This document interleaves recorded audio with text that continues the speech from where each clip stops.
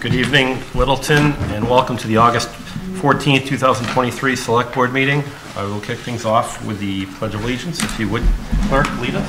I pledge allegiance to the flag of the United States of America and to the republic for which it stands, one nation, under God, indivisible, with liberty and justice for all.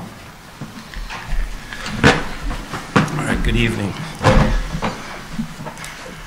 All right, so this evening's agenda, we're going to go over the mail.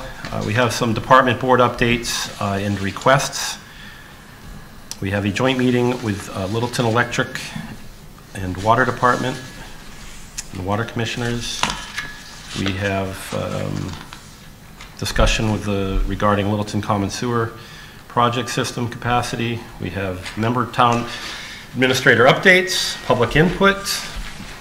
We'll go then on to a little bit of discussion on planning department status update on the presentation on bicycle and pedestrian master plan. We have town council is going to be calling in if they haven't already to help us along the way. It's in discussions regarding the HCA's, the host community agreements with Sanctuary and Littleton Apothecary. We have a review of the special town meeting schedule, and then we'll vote to open the town meeting warrant. We also will be discussing Mass DOR review of town Littleton's government structure. We'll follow-up review on some items from July, and we have a presentation or discussion with LCTV to discuss a request for LCTV regarding proposed legislation within the state to assess fees to streaming services in support of community access television. We then have to approve some minutes, and then we will adjourn, hopefully, at 9:05. All right, so without further ado, could we read the mail, please, Mr. Town Administrator? Okay, thank you, Mr. Chair. First piece is just a reminder of openings on town boards. If any of the public is interested, we've got openings in multiple committees. So please ask you to check in either with the town administrator's office or the town clerk's office. Next piece is a standard for reminder for folks that are interested in signing up for town alerts. They can do so on the town website. Should be fairly easy to do that. We now have our town website updated, so this actually provides an opportune time. We wanted to maybe come back to you and give you a highlight of a high-level review of what the new website looks like, some of the new features. So I was thinking about doing that maybe for the 5th, which is our next scheduled meeting, if you're at all interested on that. Have Nancy come in and maybe provide that if you're interested. So do that. Last item, and I'm going to read this update from our interim Fire Chief, Don Clancy. So on Saturday, August 26th at 11 a.m. at the Littleton Middle School, the Littleton Volunteer Corps, along with representatives from the Massachusetts Emergency Management Agency, will be conducting a drill to simulate the need to distribute potable water in the event of contamination to the public water supply. It is referred to as a commodity point of distribution exercise. In order for the drill to be more realistic, volunteers are needed to drive their vehicles through the distribution site and receive a case of water or a simulated case of water. The time commitment is no more than an hour. Once your vehicle is loaded with water and you're released, the water will be removed from your vehicle and you will be free to go and can go through the line again if you wish. If anyone's interested, please arrive at the middle school by 11 a.m. and park at the softball field. This is a rain or shine event. So this was just a request from the interim fire chief and our volunteer corps if anyone's interested. So just wanted to make the public aware of that, and the board, of course. So that is it regarding the mail. All right. Next on the agenda, we have department updates. The Chief of Police, Mr. Bernard, if you would come up and give your, I guess we're going to be going over a memorandum and some proposed staffing changes. Yeah. Good evening. Thank you for giving me some time on the agenda this evening. many of you have already had this conversation in regards to the June 27th memorandum that I've sent out in regards to kind of restructuring the way the department's set up now. You'll recall the first item on the restructure is to fill the lieutenant spot that has been unfilled for some time now. And the need to fill that, to have another non-union administrative level on the evenings and nights who will assist us in scheduling, filling of details, and monitoring, training, and whatnot. So that's the first step in the restructure. I think it'll be very beneficial. At this point, it won't be adding a position. We'll just be backfilling the ones that we have and move forward at that point. The second part is adding a school resource officer to the ranks. We have one school resource officer now, and that school resource officer is quite busy. And I think there's some things that are actually falling through the cracks that need to be taken care of administratively for the position. And the third and final one, I'm sure if you've driven around town, you've seen a lot of the construction sites, multiple construction sites that we've had. And what I'm looking to do is to hire 5 or 6 civilian traffic attendants. And they'll be paid less than an actual detail officer. They won't be armed. And they'll just be there for traffic enforcement with a full-time officer on these sites. They've been very useful in several of the towns around us. Acton and Air is doing it as well. Very, very productive to fill the actual road details and construction site. So I attached the policy in regards to the civilian traffic attendants. And yeah, so just wanted to give the department and the select board an update as to how we're moving forward. Right. I have just a couple of questions. So real quickly on the use of, I guess you call them flag. What are we calling it? No, that's New Hampshire. Don't say the effort. Okay. They are traffic attendants. Augmented. Okay. Yeah. This has been, you said it's been used locally or in the region? The Acton was one of the first departments in the area to do it. Yeah. I believe they have about 15. And again, they're not used as traffic attendants until after the full-time officers have refused it. So. And the police union is fully bought onto this yeah. and everything? Okay. That's correct. Wow. All right. That tells you how overworked they probably are. If they're right now, to something like right now we're doing well. It's it's a struggle. Okay. So, and we're not the only town that's in this predicament too. A lot going on. Okay. The second was the resource officer. That position, is this being requested for special, or I'm talking an extra step? I was hoping to do it for the fall town meeting. Okay. So that's great. Mark? I had a question on the lieutenant and the civilian patrols. Sure. Do they need to be put on the grid, personnel grid? Or are they? I assume the lieutenant already is, since the lieutenant is already on there. But correct. the civilian would civilian need to be traffic graded. attendants. I'd have to look and see where they would fall into the grid, but we're not going to be paying them. The only time they'll be paid is when they work in a detail, and it's an out of town another agency. So we set the detail rate, and that's what they work for hourly. So the average right now is anywhere between 35 and 45. So we're not actually hiring detail officers. We're hiring a company that's paying detail. Well, we're hiring detail officers. So the same as the police officers. If they work a traffic detail, they are paid by the town, but essentially the company's actually paying the town.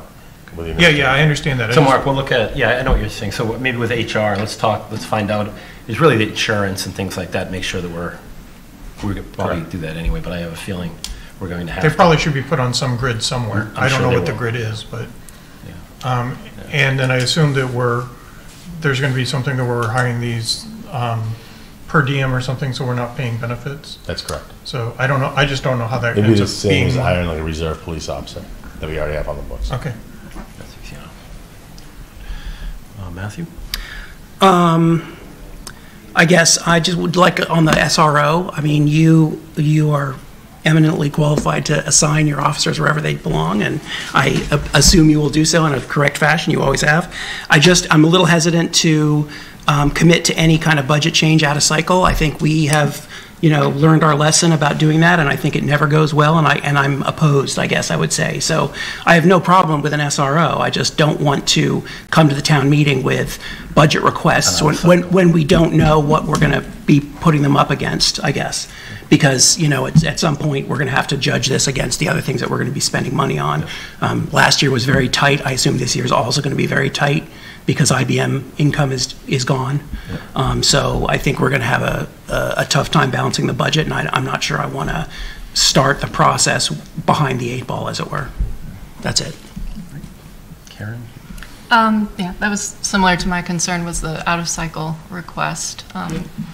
And what I will say to that, and I told many of this before, is we were going to go after this position for this FY24 budget, and we were told to hold off and come back at the fall town meeting because it would come through halfway through the year, and it wouldn't be that big push right away. So under advice of finance and town administrator, that's what I did this year. So otherwise, it would have been for a new body coming into this fiscal cycle. I'm sure we'll have a robust debate about it. That's fine. No, that's fine. I have no problems. And that's the only, out of the 3 changes that you were proposing, that's the only one that would be going to meeting? Correct. Okay, thanks. I was just going to make that point, that this is something that we did advise the chief. And every department had to trim here, there, to get the budget to work. And this was one area that Chief Bernard was willing to hold off until fall town meeting, because it would be half a year's salary savings, essentially, by hiring an SRO at fall town meeting, or halfway through the cycle. Probably wouldn't have anybody on board until, the SRO could be on board, and you'd have to backfill that, I would assume. Correct. So we'd be looking at probably December or January, in all likelihood. So it's something that I think we kind of did plan for, and was part of the budget. I think just further discussion we'll probably have on this. We'll put it on another agenda. Yeah.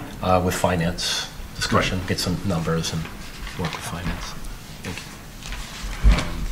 That's really all. Do I need a vote in regards to the lieutenant's position or in regards to the civilian traffic to move forward with them?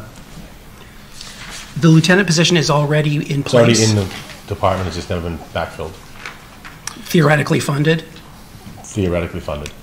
I assume that's just a personnel matter for the chief, right? I mean, if- That's what I was assuming, I just want to make sure. Well, that your we're covering the whole resources are what they are this year, and you're Correct. going to move money from obviously a sergeant position. Correct. Sergeant position, well, To a lieutenant, so there'll be- essentially, yes. Yeah. probably a zero net change. Well, no, there's be a initially. slight increase this year, there won't, but next year. Because of the grade, yeah. Certainly, the grade is increased. And I think we've all heard your full plan on the 2 lieutenants potentially later on, and then see where we go from there. Do you think we need one, Ryan?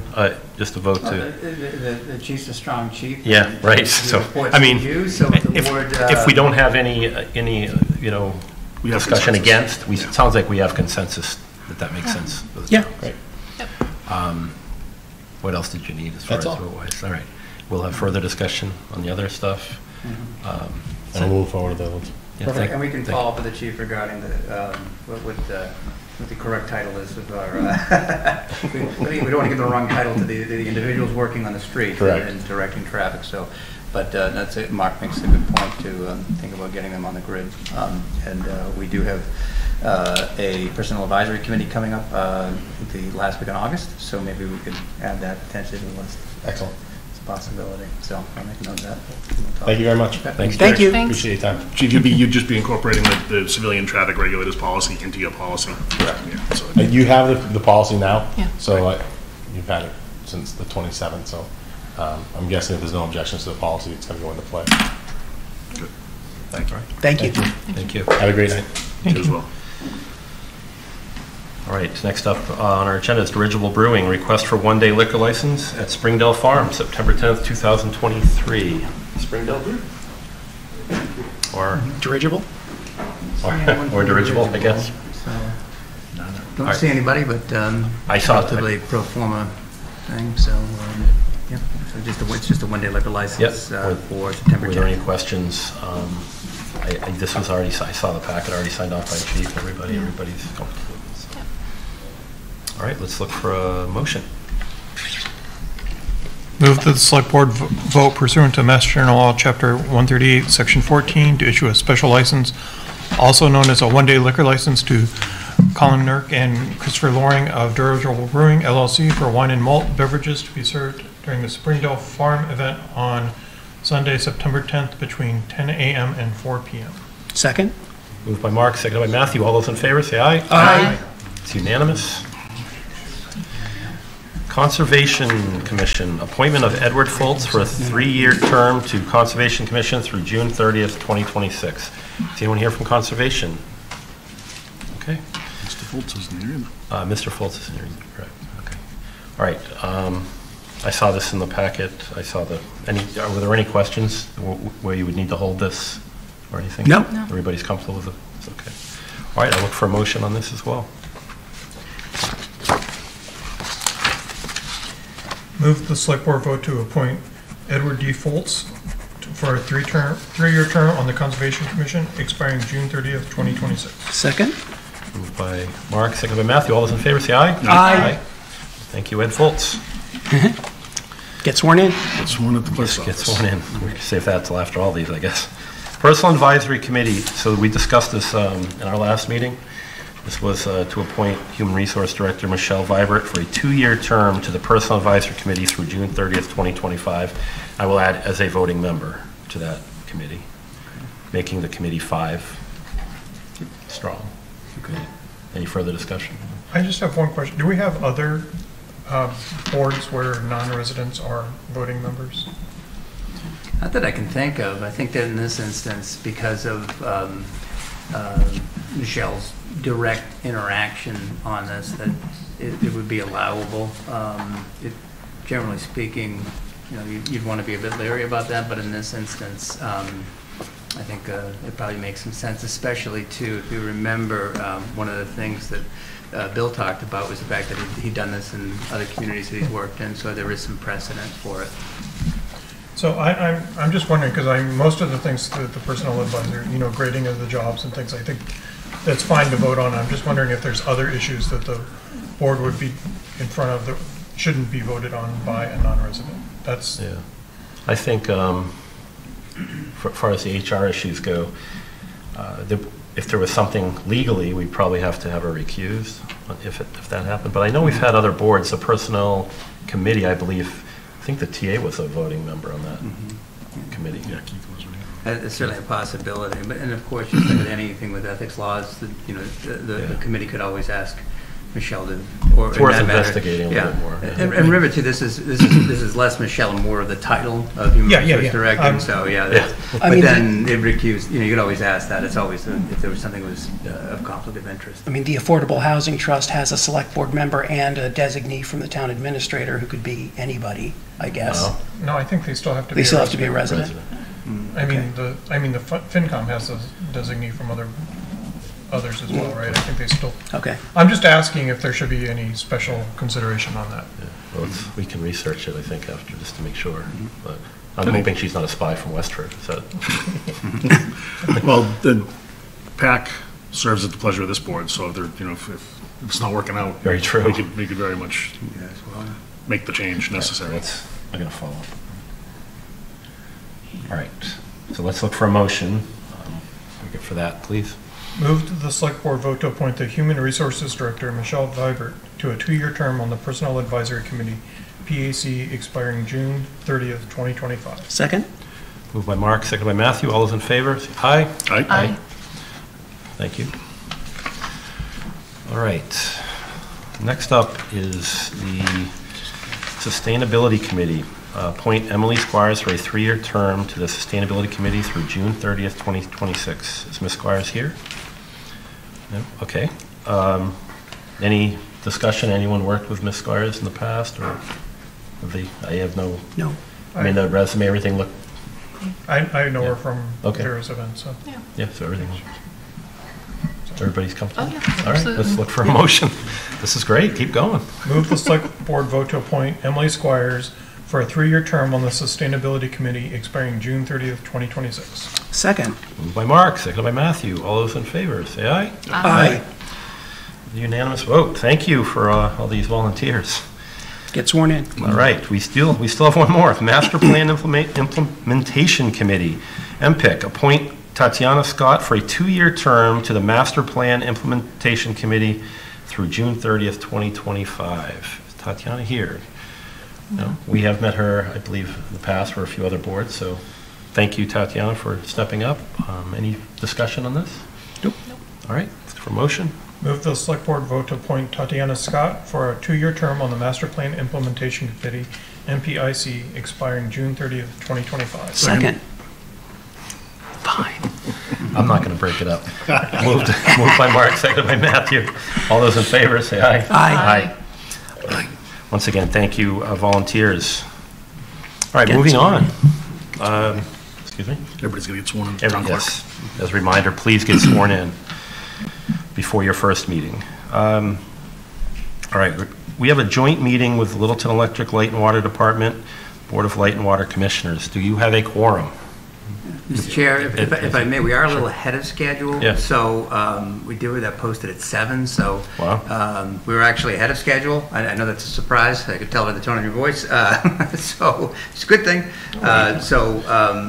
One thing we could do is if we wanted to move on to item 4 just for board updates and then open it up maybe even after the discussion for the public if you wanted to do it that way. So it's just a thought. Okay, just wait because till we are waiting on some people probably for that Correct. discussion. Should we just do- That's for A and B? Can we just do minutes and, You could do that too if you'd like. Yeah, it'll be quick. Sure, we might as well knock out the minutes. We're gonna, not a whole lot of public interest probably on those minutes, so I know you have to jump. Oh, you jumped right to it. Is there any discussion to approve the minutes for July 24th? Everybody look those over. No corrections, no changes. do you want to? Mark, yeah, I know you've got. Extend it out? I know you've got pen and ink issues usually. No, it's good. You're good? Okay. All right, look for motion. Move the select board vote to approve the meeting minutes of July 24th, 2023. Second. Moved by Mark, seconded by Matthew. All those in favor, say aye. Aye. All right, minutes have been approved. Don't worry about Okay. All right, you want to jump into the 7:30 discussion for member updates or your updates, Ryan, at If least? you don't mind, I could Yeah, start please. just to give a few things to let the board know about. So the board had asked for an update on where we are with the MOU with the Poli companies regarding the use of MassWorks funding. I believe Mark had asked about that. So we're still finalizing that and working with both attorneys, sets of attorneys. We're actually pretty close. I think there's just a few remaining details. So if you remember, the board had authorized me to sign that when I'm satisfied with it, but I'll be, of course, be in close communications with the chair about that and about anything that we proceed forward with on that front.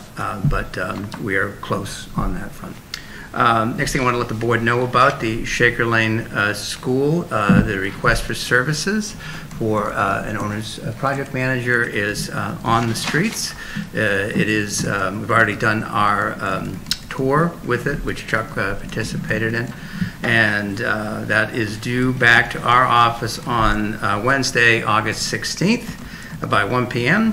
Respondents are going to be shortlisted by August 23rd. Interviews are going to take place on the 30th, and then the MSBA OPM review panel is scheduled to take place on October 2nd. So there's a lot of work that's taking place on that. It's going to be in a tight time frame. I believe we are meeting also on the evening of the 16th, the Shaker Lane School Committee, Building Committee will be meeting as well that night. So making some good progress on that, myself and Chuck put in a lot of work trying to, keep things on schedule and keep that moving. Wanted to let the board know that with the direction from the chair that I've hired a part-time interim assistant TA. Her name is Kelly Hebert. So Kelly has been former TA in a couple communities, and this is a window of time that she has as she's in between jobs. So she's basically working Tuesdays and Thursdays in our office. So just helping out on some projects and some of the things that I just haven't had time to get to. So just started. She just started last week, and this will be tomorrow morning. Will be the beginning of her second week. But just we're trying to be flexible with it.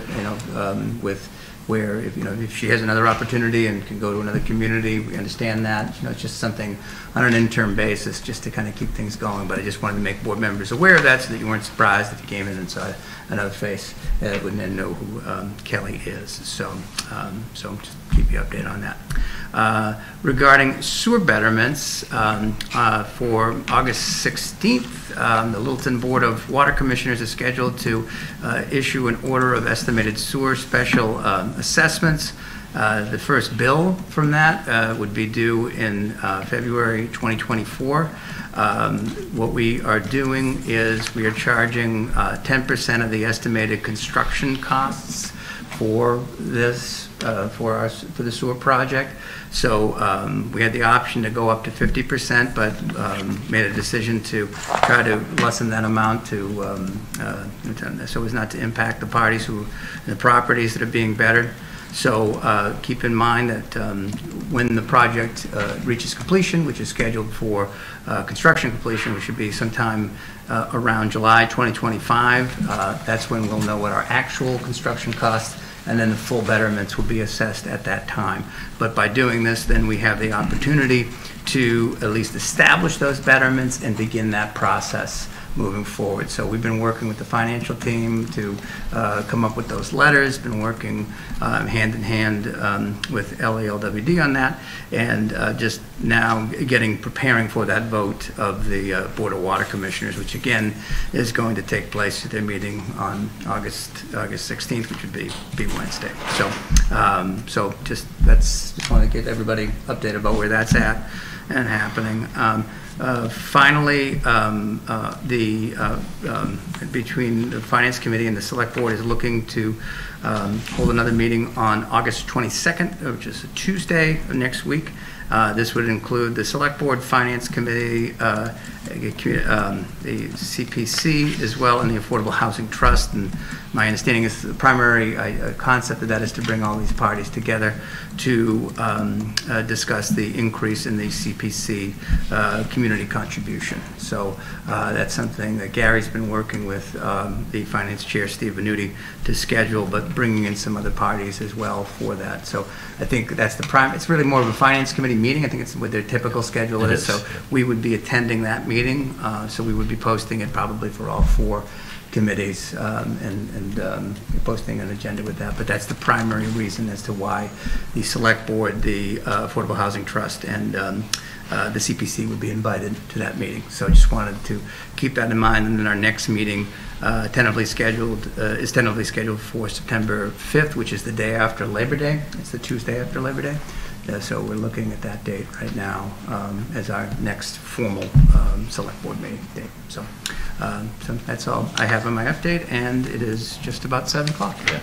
So we'll do our one update. question on your update on on the school. Who's picking the OPM? The school building committee we have, or is it MSBC? No, so it's the committee that's part of that process. I believe Chuck is one of 5 members who'll be working to shortlist that group, and so that'll all be done internally. And then once a recommended party has been identified, then that would go before the MSBA and seek permission for them to give their blessing to it. Okay, so we would nominate someone and they bless. After our review, and there'll be an interview process that we'll go through. Yeah. That's okay. Right. Yeah. All right. Thank you. So we'll actually get back on track. We'll do we'll fall back in line. Yeah, 7 o'clock now, so yeah, that's about some time. I did notice a member of Georgia was here. We already approved your license, so Ryan can help you with that, but thank you. You have anything to add before we move on? I don't believe so. Okay. Let's go. I'll send the check. I know where you are, so. so, okay. All right, we'll get back on track here with the vote pursuant to Mass General Law, Chapter 41, Section 11, to fill a vacancy on the Littleton Board in Light and Water Commissioners through May of next year, when an election would take place. This is jointly with the Light and Water Department. Come on up, gentlemen.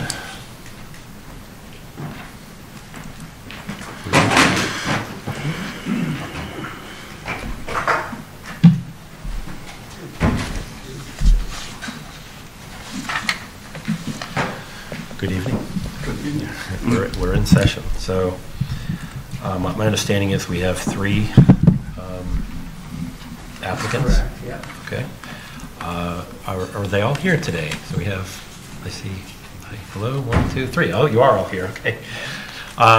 So I guess we'll go in no particular order. Have them, if you'd like to come up, then we'll have discussion with you. And I know you've already met and made it.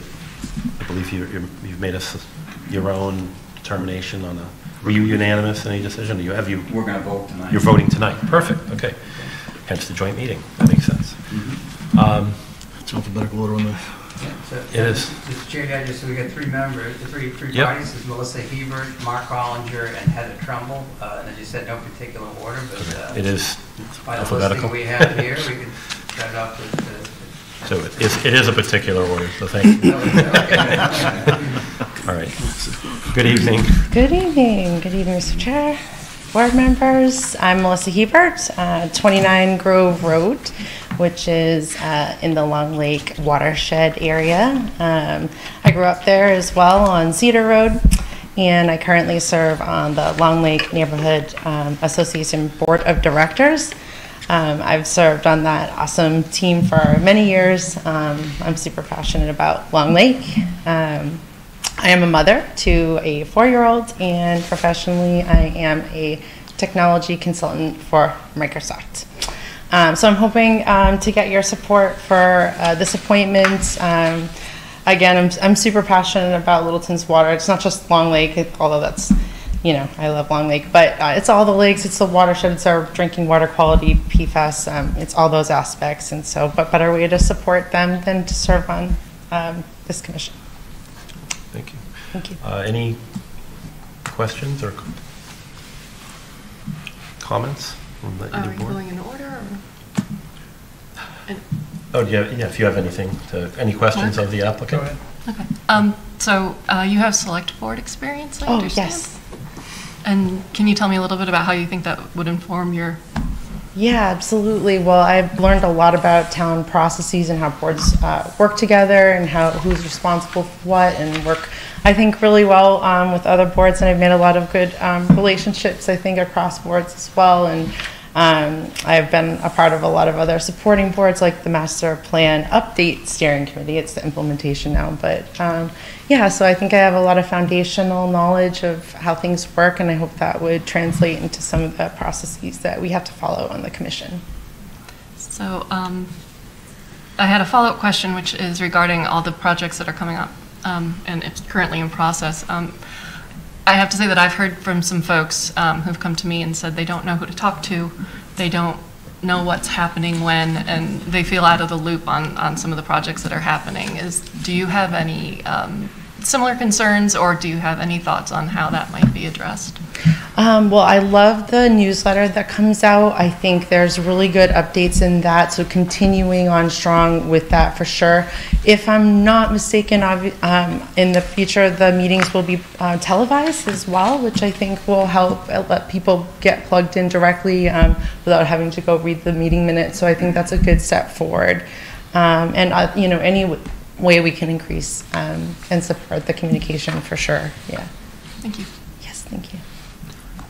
Is there any specific reason you want to serve on the Light and Water Commissioner? Yeah, I think it's a huge honor. I'm very passionate about volunteering for the town, and so just kind of growing up as a lake kid and just really, being passionate about the water, I think this is just a natural step, into just seeing how I can help, basically. Thank you. Yeah, thank you. Jump in if I may. had the pleasure of serving with Melissa when I first got onto the select board, and one of the things that I very much appreciated was her ability to collaborate and communicate. And Melissa actually used to have, she's being a little bit humble, not mentioning that she was on the select board, or the fact that she used to have an LCTV program where around the town, where she used to educate people about different things around the town and interview folks, and so I think from a communication standpoint and technology standpoint, I think she would be an asset. The other thing is she did put in for the position when Mr. Knox was appointed, and I think it was kind of our recommendation then that we knew that Mr. Carr was going to be moving out of town as soon as he sold the house, and he sure did. But we kind of said, please put in for that position when it becomes available. So I do appreciate you coming forward again. And like I said, having served with Melissa, I think should be a great asset, not only for the commission, but for the town as a whole, because the collaboration, she's a good collaborator on between boards. Thank you for that. All right, thank you. Any other questions, comments? All right. Good. All right, thank you. All right. Next up, Mr. Mark Hollinger. All right. Thank you, Mr. Chair. I have a brief statement, if I could. Thank you for considering me for appointment to fill the vacancy as a Littleton Light and Water Commissioner. When I ran for this position last year, I went through the process of collecting signatures and campaigning, including answering questions at candidates night. I attended a meeting of the current commissioners at the time, and I've been following their agendas and minutes since then, intending to run again next year. I did get nearly 500 votes. It would have taken nearly 700 to win. I was close, and I'd still like to serve if the opportunity arises. I think I know what I'd be getting into, and I still want to proceed. I do have a technical background that would help me evaluate proposed alternatives for future projects, as well as a strong interest in efficiency and energy management. I value the strength and reliability and low utility rates of Littleton's electric and water utility. I hope to find ways to contribute and extend that tradition, making use of new technology whenever it makes sense, but still relying on proven procedures and equipment. As I said in my campaign speech, we all need clean, safe drinking water, and we all need electricity. I thank you for your support. I didn't want to reread my whole campaign speech, but I did bring copies if you don't mind. You could just circulate those down if you don't mind. Thanks, Mark. But I'd be glad to take any questions in lieu of my long-winded speech. I just want to thank you for not reading your long-winded speech first, and then clearly you're invested in serving. So I really appreciate that. So thank you. Thanks. That's all. I'd ask the same question that I asked Melissa regarding any plans you might have or thoughts you might have on communication with town residents in light of the major projects that we have going on and coming up. Yeah, I think the bill inserts are certainly a good start. I would like to see more communication on the website. I'm a tech guy, so I'm big on communication. I think currently the Light and Water Organization has been very good at one-way broadcast communication. We're all used to getting the recordings and the text messages and so forth. That's great. I guess my emphasis would be on community involvement and input. As a resident and ratepayer, it feels very one-sided to me, and I would like that to be more, more inclusive. I'd like to get the sense that what Littleton's utility is doing is more driven, again, by the community, and that's not necessarily a sense that I've gotten. So I want two-way communication. Thank you. Can you expand on that? Because I'm a little surprised by that statement that you think it's one way. I mean, So one of the problems with polished newsletters, they have their place, but they can sometimes come across feeling preachy. particularly since, so, again, speaking frankly as somebody that receives these communications, most months there's nothing in there. I think the last 3 months, the bills have been changing. I've personally gotten 2 threatening overdue notices, even though I'm very good about paying my bills. I usually pay them within a few days, but I've gotten 2 disconnect notices with big red ink telling me that basically that I'm evil and I'm behind in my bills, which I don't think so. Oh, I don't think of course, characterized. Of course, I pay. But and then there's the insert is again it's polished. It tells me what Light and Water has been up to, but I don't see a lot of invitation to please send us your comments, or here's a survey, or let us know your priorities. Or when I've read the articles, they're not sprinkled with statements like, as a result of input from our community about smart metering, or about distributed generation, or about clean water, or the PFAS plant, we've decided as a result of community input. I never see that. So I suspect it's true and you're just not saying it. So I think this is a communication problem more so than an actual problem. But I'm just trying to respond to the question.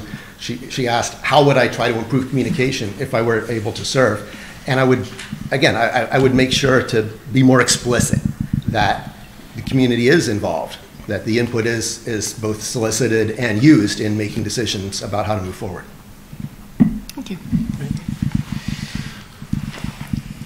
Matthew, Jeff? I'm all set. So I will say I've served with Mark on other boards with soccer and things, and he's been a huge asset on those boards and kept taking on more and more responsibilities even when no one really asked him. As people stepped back, Mark stepped up. So thank you. Thank you. Anything else? All right, thank you. Thank you. All right, next up, Ms. Heather Trumbull.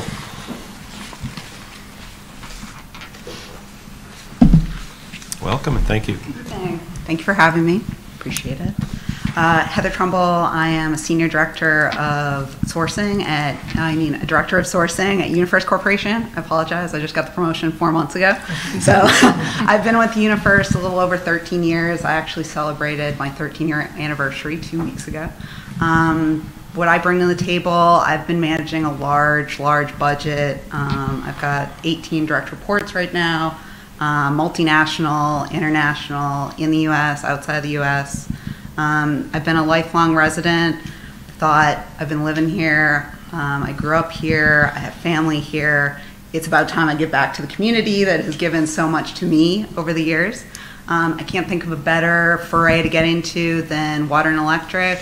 Water is the most important limited natural resource that we have. If it isn't today, it is about to be over the next couple decades. Additionally, I've always been very impressed with the service and especially the competitive rates that Littleton Electric is able to provide the constituents. I think that's a great benefit to the town, and I'd like to see that continue. I think there's a lot of smart people working here. What I bring to the table, I apply logic and practical solutions to things that are very complicated by simply sitting, focusing, pulling things apart and understanding them, taking into account legacy views on things and really understanding that's how we got here today, and just piecing it back together after I really learn and have an understanding of the situation, and again, applying a really simple practical plan that can be communicated clearly back to the constituents and gain support that way. Great, thank you. Questions? Karen, I know you probably have the same. I do. I'm going to shock you all. I've got another question. For the uninitiated, can you tell me a little bit more about what sourcing entails and how that might apply? Yeah, so UniFirst is a $2 billion publicly traded company headquartered in Wilmington, Massachusetts. They do uniform and laundry rental. So we do a deep dive on the wastewater side of our operations. We've got 200 plus laundry locations. Of course, washing those garments, bringing them back in and making sure we're delivering that water back to the communities in which we operate is extremely important. I don't have direct oversight of the engineering group at UniFirst, but I've certainly done cross-functional projects with them where we've had to participate. Something in particular would be polyester clothing tends to shed particulate. There's new legislation that has gone into effect. I've certainly participated in the projects as it related to testing our wastewater and the garments that go into service. So UniFirst, big business, uniform and laundry rental. It's not, so it's not the Nikes of the world. It's not, it's not sexy, but it's the garments that go onto the backs of the working people that serve day in and day out. So I'm really proud to come from UniFirst. I've been there 13 years. I think if you talk to kind of anyone else in my peer group, maybe that's not the norm. I've really enjoyed working there. I started all the way at the bottom. I was a summer intern, and I've kind of worked every single position throughout the operations side of the business. Thank you. Sure. In terms of the major projects and communication with the residents, do you have any thoughts on how that might, to your point, without saying improved, expanded on, or do you have any thoughts on communication with residents? I'm particularly impressed by what the police department's been able to do in town. I think that's a wonderful example of community outreach and really being proactive in terms of communication out there. I know, a couple years back, maybe there's some concern about police departments in general. I mean, there's still concerns about police departments general. I think the Littleton Police Department has taken a really proactive stance and has really gotten in front of people. I see the Facebook posts, they're really interactive. They really make you appreciate what's going on and understand what's important to the department. I think they really, really take into account public opinion and then really try to take it and run with it. So I think that's a great example. Maybe follow in those footsteps and not try to do anything too different and crazy, but I think they've been really successful. Thank you. Sure. Any other questions? Nope. Everybody's good? I think we all would say thank you to each of you for putting your hat in the ring and willing to serve the community. Absolutely. So this, you have three very well-qualified candidates.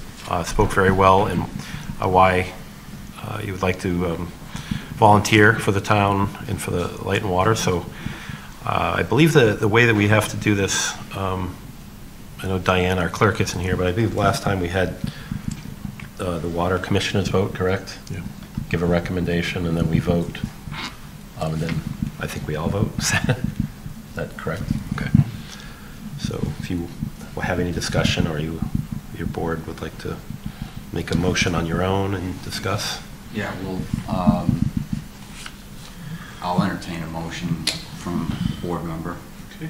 I'd like to make a motion to nominate Melissa Hebert to the Light and Water Commission for the vacancy of Jimmy Carr. I'll second that. Okay, motion has been made and seconded. Any more discussion? Okay, I'm going to do a roll call vote. Dick? Aye. Joe? Aye. Scotty? Aye. I'm an aye. All right. So you have That's your recommendation. unanimous vote for Ms. Hebert. And so that obviously is your recommendation That's to our our recommendation. Great. All right, I'll look to our board for nomination or a I'll jump in. Based upon the commissioners voting, I think it's kind of been tradition, if you will, or kind of protocol that we've taken the recommendation of whatever board it is and followed with that. So I'd make a motion to follow their recommendation and appoint Melissa Hebert to both the Light and Water Commissions. Okay. We have a motion on the table. Do we have a second for Ms. Hebert? All right. I'd like to debate further. Sure. Oh, I'm sorry. Oh, Yeah, no, I mean, yeah, please. that's why I'm not seconding. Oh, you know. please. Yeah. I think Mr. Hollinger has shown a great deal of,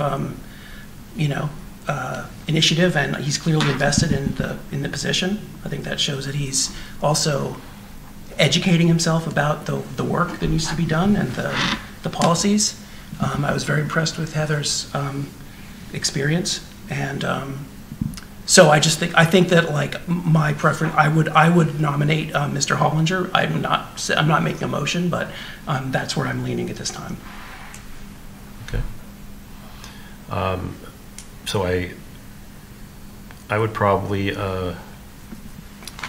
table this for that motion. We don't have a second on your motion, so. Well, I think you can do it like a straw poll, and then we jointly. Yeah, so let's do our motion. our straw poll, I guess. Do we have another nomination from our group? We didn't. I'm curious if any of the other board members want to say anything. Yeah. If not, then we can go forward with a motion for. So I agree. I mean, Mark has shown interest in this position in the past. He's the only one that's actually run for the position in the past. So, and I know he's been actively involved in things on the electric side with getting car chargers, trying to get car chargers installed and things too. So he's the one in my opinion, that's shown the most initiative and involvement with the department over the period of time, or at least the involvement that I'm aware of. So. The only, and I don't know if Mr. Hall, I didn't ask this question when he was up there, but if I may ask a question. Sure. Mark, was there a reason that you didn't put in for this last time? Because there was a vacancy and you didn't put in for because yeah, there was a Mark's vacancy. Yeah, frankly, I didn't think I could defeat Scott, and there was only one vacancy, and frankly, I didn't really want to. I think he brings a lot to the table, and it was Joe. So, Joe, right? Oh, you're talking about he's talking about the appointment. With Joe. I was not aware that there was a vacancy. No one told me. So had I known, I certainly would have put in for it. I just didn't know. So I think that's a fair thing, because I know people that would have also put in for this one, but didn't even know about it, because the only thing it was put on the website, but it's not actually published anywhere.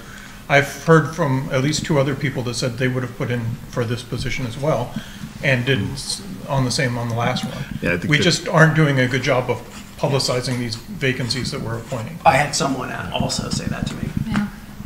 That they wish they'd known before it closed. Yeah, we have 3 great candidates that did know about it, and you know, Well, Mark, your point was that Mark was following what's going on with this department, and he would have known that there was. No, he would have known if he was vacancy. following our update, because it's not on theirs the first time. Yeah, there was a vacancy, so he would have known that. I don't think we need to get too far into the discussion. It's obvious that, I mean, issues with communication on this, I would look for recommendations probably after this, when we're talking about elected boards where an individual steps down and we need to appoint. If you have a better communication strategy of how we can get it out, I think we need to talk about it and come up with some ideas. Like that makes perfect sense. Obviously, we want to saturate it as much as we can. Without a paper, it's not that easy. I think if you're interested in serving the town, you're constantly looking for those things, but I understand that means looking at the internet, looking at sites which everybody doesn't have time for in their busy life. So I don't know what other mechanism we have besides LCTV. So, Mr. Chairman, I will interject too. Ms. Hebert has been attending our meetings on a regular basis. So she's been engaged with the department. She's had meetings with individuals. She's gone to meetings, our public meetings. Yep. I'll just add that. Well, that's fair. Which I'm sure weighed on the commission's recommendation. All right. So I'm going to, without a nomination. So we don't have a consensus, so I think we just have to put it to a vote with the commission, right? Correct. So we're going to do a 9-person vote as all of us together. Obviously, you'll have to vote again to get a consensus vote. So I will look for a nomination as a whole group of 9 for this position, or this appointment, which is through May of next year, when this individual will have to run again. And hopefully it's this competitive next year as well. So. I'll make the motion that Select Board and Littleton Light and Water Department vote pursuant to Master General Law, Chapter 41, Section 11, to vote to appoint Melissa Hebert to fill the vacancy on the Littleton Board of Light and Water Commissioners through the May 24th, 2024 annual town elections. It's been moved by Chuck. I'll look for a second. Second. Seconded by Mr. Taylor. All those in favor signify by raising your hand. Actually, it's roll call probably. Roll call. Yeah. Aye. Mr. Taylor, aye. Mr. Knox? Aye. Aye. Aye. I'm a nay. Aye. Sorry, you said nay? I said nay, I'm sorry. I could have gone last, but that's Aye. I'm a nay. Nay. great. So by my count, that is 6-3 for the nomination of Ms. Selbrd. So that Ms. Selbrd would be appointed for this committee, this vacancy. Now, I would like to go back. I wanted to thank the two individuals. Absolutely. They truly appreciate your willingness to step up, and please run for these boards. We need you. You know, as a point, Can I Oh, please. interject something where we don't have unanimous? I'd like to ask the select board to possibly change and be unanimous to support Ms. Hebert and the Light and Water Department. That's fair. We've done that in the past. Or not, I don't know if this board, since I've been on, but I've seen that your board do this in the past. Is that correct? With certain nominations, where you try to get. I mean, it doesn't cleanse the record, but I think that makes sense. You did it with the fire department. Right. I did it when I was on select board as well. What's the feel of the board? No, I'm going to stand by my vote. I mean, I think I voted for a reason, and, you know, no shade thrown to anybody here. I think Okay. they're all qualified candidates. I just felt like I disagreed, and it's that simple. It's democracy. So, no, I'm gonna maintain my negative vote. Okay. Mark? I don't see why we would vote again. So Just we have in the past, just to show consensus and So it's- support of the board and Support of the board and, the candidate. yeah. Understood. Well, my support will come in a real fashion. Anytime that you ask me for anything, I will volunteer my support as a select board member and a resident of the town, I will back. like 100%. I will I back just Ms. asked you Ebert. for your support. I know. Well, symbolically, I'm sticking to my guns. Okay. But practically All right. speaking, That's fine. I That's always fine. support you guys, like, 100%. Okay, I Thank you. will support Ms. Ebert. I think it is important to know that you have our backing, however a vote goes. So I understand the logic and why some boards have done this in the past. So you Chair, have my I would support. say we do have a motion here, and that would, for the final vote, we'd recommend that it, again, be a roll call. Sure. For the final vote. Wasn't that the final vote? Well, no, I think well, it was, but Ivan had asked you to reconsider. Oh, if you this did is it the- again? Yeah, right, so. Okay. Just for the record. I don't think it's necessary because. Well, Gary said he would change. Okay. Gary said he was going to change. I would Yeah. change, but that's right. the appointment's made regardless. I think Okay. the discussion was enough for us to understand where everybody's Okay. coming from. I think, is I that, think it would be an update on that front. All right. So if you could, just with the motion before you, just to, again, do one more roll call vote. you want to do one? I do, town council would recommend that. too, Certainly. as All right, advised, please. so. I'm going to look for a motion. This can be anyone on the board. I'll make the same motion as read before. Aye. I'll second it. Second it. It's been moved by Chuck, seconded by Dick. Please, we're going to do a roll call vote. Mr. Taylor? Aye. Mr. Knox? Aye. Aye. Aye. Nay. nay. So noted. 7-2. 7-2 is the final vote. Thank you. Okay, thank you. And thank you all once again. And just, Mr. Chairman, not to interject one more time, but I just wanted to thank Jim Carr for his years of service. He was an integral member on the sewer working committee that got us to the point of construction of the new sewer. So I want to thank him for his years to the town and the community. Thank you. Thank you. Thank you, Jim. This board and Right. the select. And the select board too. All right, thank you. All right, we can move on to more business with the two boards. Our next point of discussion is regarding the Littleton Common Sewer Project system capacity. I do recognize that we have received some emails. I think most of us are aware of some of the other meetings that have taken place with other boards regarding the sewer capacity and how we got here and some of the concerns brought forth by the residents and some of the businesses in our community. I'm going to open up with a statement that I put together. I had let the board know I was going to put a statement together, and I will let each board member speak, both boards on the topic, and I will obviously open it up to members of the community that would like to discuss or have further comment or concerns. This will take a couple minutes, but I do want to get this information out. I wanted to take this opportunity to express our continued commitment to provide increased volume to the sewage capacity of our businesses and residents on the Common and the Sewer District. You are a vital part to the revitalization of our Common, the master plan, our town roadmap, and the overall future of Littleton's growth. We are excited to provide opportunity for all properties by allowing future commercial and residential options that never before were available throughout the district. It is an exciting time in Littleton as the expanded possibilities on the Common will become reality over the next several years. Over the past few decades, Littleton has tried to create a plan that could sewer the Common District. Many studies, plans, and boards created a vision, but due to the cost-prohibitive nature of the construction, had to table the process. A new possibility presented itself with the sale and purchase of the IBM property to the Lipoli companies. Without the commitment of the Lipoli companies and their willingness to partner with the town and share their vision for the 550 King Street property, Littleton would be stuck with the same financial restrictions of the past. The reality is, for every REU, and this is a term you'll hear throughout the document, for every REU, the cost would have been nearly $210,000 to sewer the district. And that would be, what does an REU equal? A typical house uses 1 REU, and small businesses anywhere from 1 to 4 and up, depending on the size of that business, obviously. And I believe an REU equals 330 gallons. Thank you. Measures flow.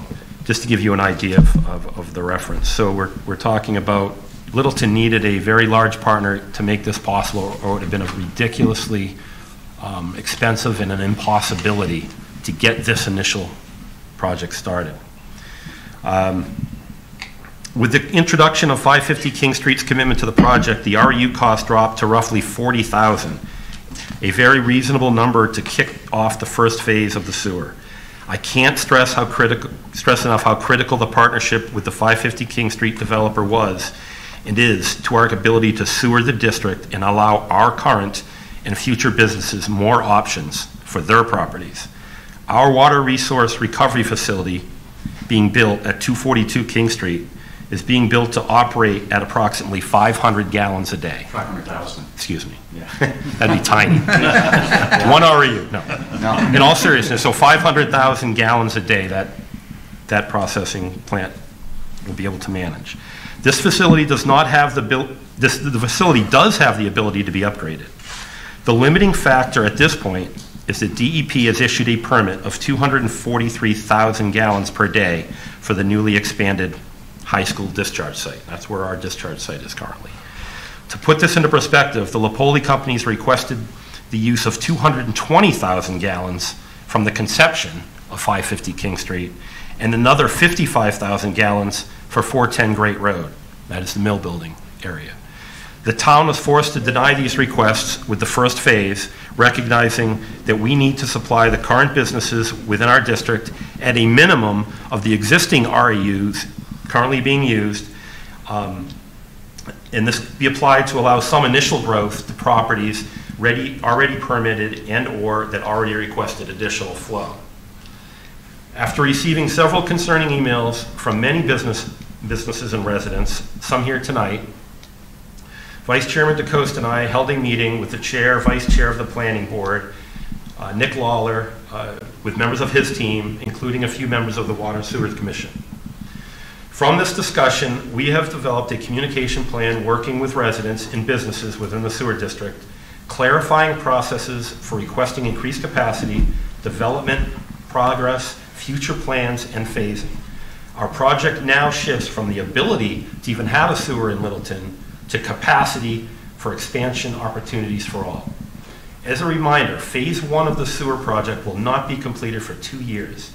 Littleton Electric Water Department has already begun the re-engineering of the current discharge site to hopefully increase immediate capacity from the 243,000 gallons up at the high school to hopefully over 300 gallons. 300,000. 300.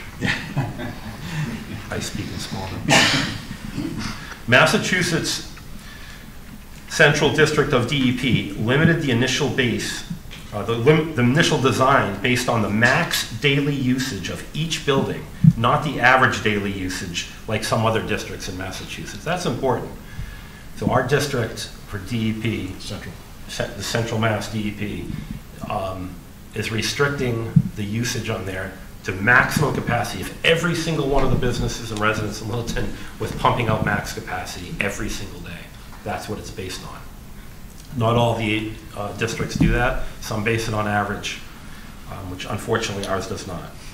There is an expected increase to the capacity once the true known flow, the sewage starts moving, and the site shows that it is managing capacity properly and efficiently. At that time, a new request for increased flow would be presented to DEP with the expectation of more capacity, obviously, once the system shows itself that it can handle it. That obviously would not happen for 2 years, plus some time pumping to see how this system can handle it. The longer answer to our future sewering in Littleton is as complex as it is simple. We need more space for discharge sites. Discussions are already taking place to reach our full capacity of the current facility's ability to manage 500,000 gallons. We will also need to expand our water resource recovery facility to further expand our need as a town, as the end goal should be to maximize sewer for the town to allow the most flexibility to our residents and businesses.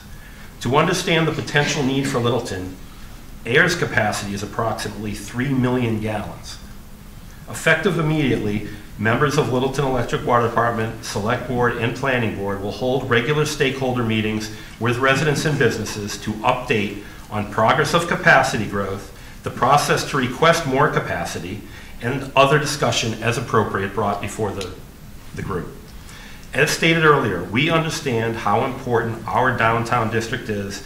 We value and look forward to partnering with all of you in the district to make sure we have a clear understanding of your vision for each property as it ties into the town's master plan and roadmap. We are excited at what lies ahead and look forward to working with all of you. So that was a long statement, but I think it needed to be made. I didn't want to speak too much to the roadmap on how we got here, mistakes perhaps that are perceived to have been made.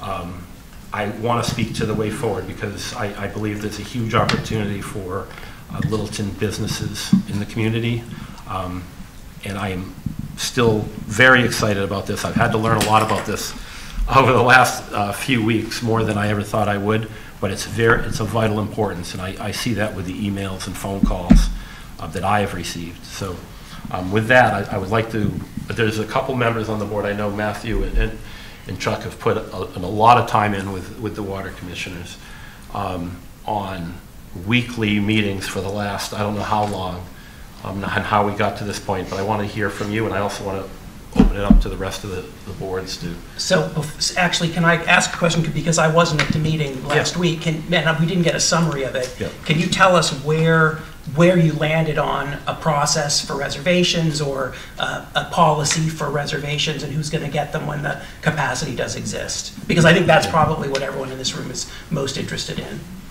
Certainly. So, and I want to reiterate that, you know, our department staff, our GM, has received lots of feedback from residents and business owners. And we met last week. We instructed staff that they're going to continue with, we did a lot of forums during the design process, a lot of outreach. And we've instructed staff now to continue those forums on a regular basis so the community, the businesses, residents in the district can get updates as to not only the construction, but where are we with DEP and the engineering, et cetera, for potential other sites. With respect to policies going forward, we're working with town council on that. And we don't have anything defined per se right now. We have to develop that, and we have to work with town council to make sure that whatever policy we come up with is legal.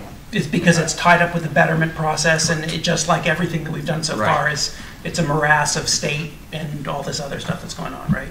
All that stuff. Okay. Yeah, but it's a process, and you know, I think I used the terminology, we're crawling before we walk, and we have to get there. And I think we heard loud and clear from the residents, we need to have better outreach and continue what we were doing during the design phase. So that's going to happen, and it's going to happen with the planning board and the select board, all of us together, communicating outwards. Yeah, I think the biggest concern, and you know, we're going to have we'll allow some public comment for sure on this, would be relation to, okay, how do I get capacity? So I guess that has to be developed as soon as possible. But the process, obviously, when we're talking about legal pitfalls and things, would require businesses that, obviously, if you have a business in town, some businesses want to just go to the max, whatever I can get. Right. Well, that's going to hold up someone else if you really don't have plans in place. So obviously, permits in hand, a lot of projects they're well underway and already been approved by the planning board. That's why they need to be part of this. Not necessarily an in is the first one to come out, but more so how far along the projects are and what the need is. So. And I want to stress that our department has always been about community, and it's important that the businesses, in the downtown area, we're not going to forget those businesses. We as board members take this very seriously, and it's the whole community, and we need to make sure that you're heard, and we can plan accordingly. Yeah, we discussed that in depth on the small board committee that met, the group, and it's of vital importance when the conception years ago, even when I was on the finance committee, the discussion, obviously the Lopoli companies weren't even a thing. We tried different ways to get to sewering the common. Some just didn't work, and I expressed that in my statement.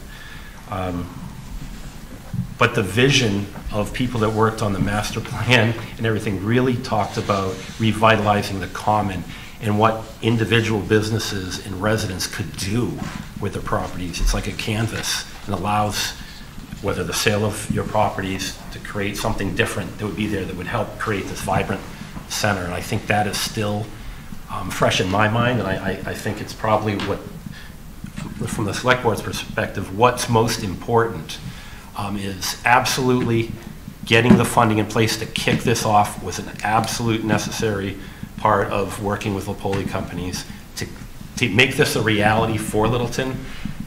This now shifts to how we get capacity for our businesses in town and grow that capacity so people can access it and create that vibrancy we're after. If I can, we've even had many discussions about form-based code, and the planning board brought together with a lot of consultants and a lot of work, form-based code. So that, we did that with the sewer in mind, because if in form-based code, it involves a lot, but I'm just going to use the Bank of America building because I don't think the owner's here.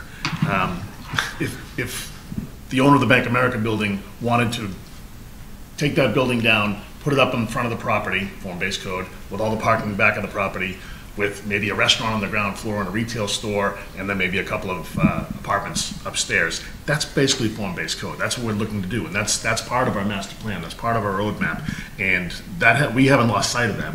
We're still working toward that end. We've gone to multiple town meetings and asked for money in order to do the spine, and we were using that term, the spine, just to get pipes in the ground so that we could service the entire common area and beyond. Because certainly if I lived a block down Goldsmith Street and I knew that the sewer was going right down the street, not too far away from me, I'd want to make sure that that was on the radar as well. So this is a phased approach.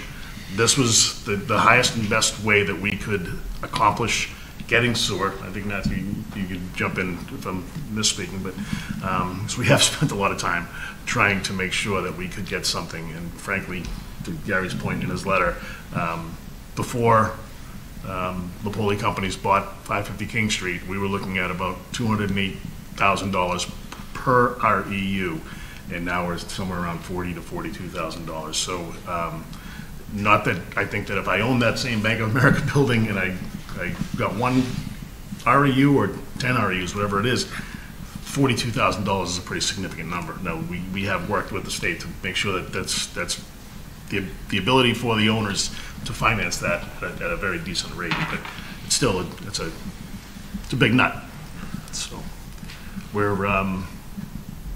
haven't lost sight of what our initial plan and goal was, and this is just the first step in the process. Is get the pipes in the ground, get the treatment facility in the built. And expand the effluent. And we are currently looking for additional opportunities for additional effluent. If anybody knows anybody at the State House that would allow us to use the median strip, I think that'd be a great use.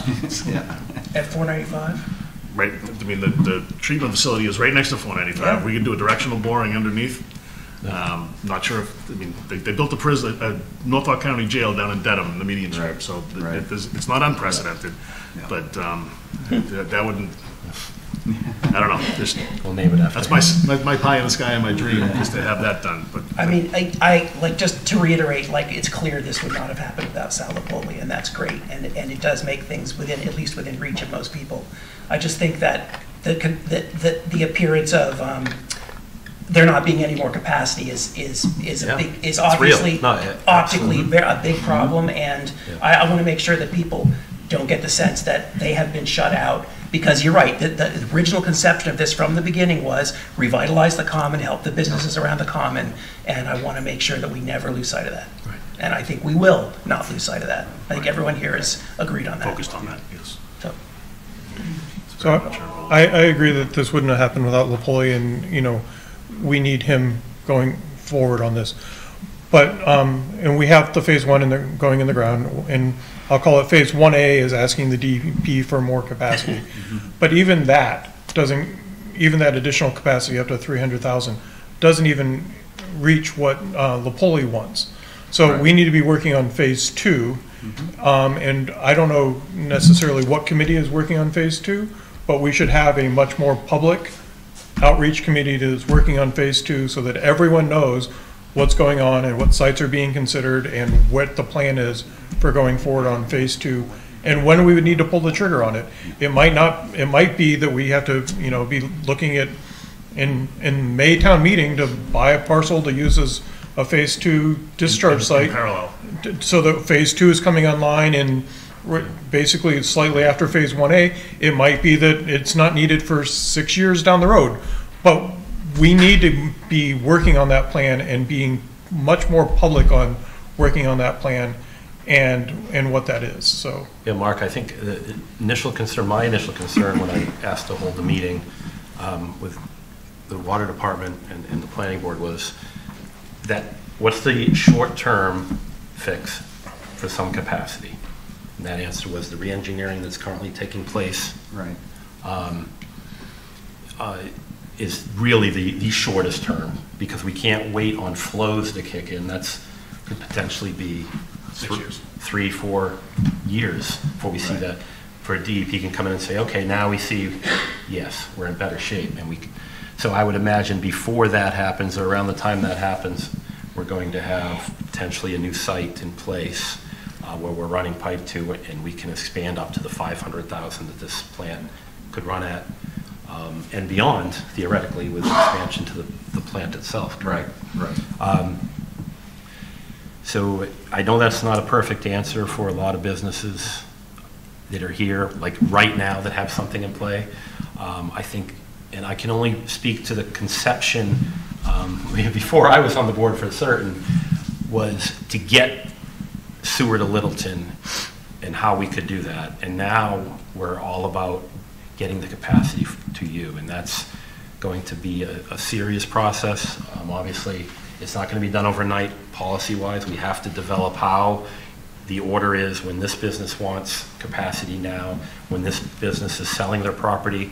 Obviously, when you're selling a property, and I know there's some for sale on the common right now, being able to say that you're going to have expanded capacity within X amount of time could hugely affect the value of that property. So I understand that, and I think these boards understand that. So this part of the process is going to be more expedited than what we've been looking at for the last 10 years, I guess. We're committed to it. I'm committed to it. This is, and I know the commissioners are, and all I can tell you is we're going to hold continued meetings with you, the interested parties, on a regular basis to get your feedback on where you are, what your thoughts are, and what we're trying to do to create that capacity for you. Or even just I'm going to open it up to in a minute. I just want to make sure that I hear from everybody on the board. So can I ask who is the we? Because I don't know that we necessarily need, I mean, we as a select board need to be informed and would like, but I don't know that we're going to end up having these joint meetings of the 10 of us up here to move forward on this. This, like I said, this is the kind of like the sewer working group for certain, but also the type of meetings I spoke to in the past, meeting with different departments, chair, vice chair.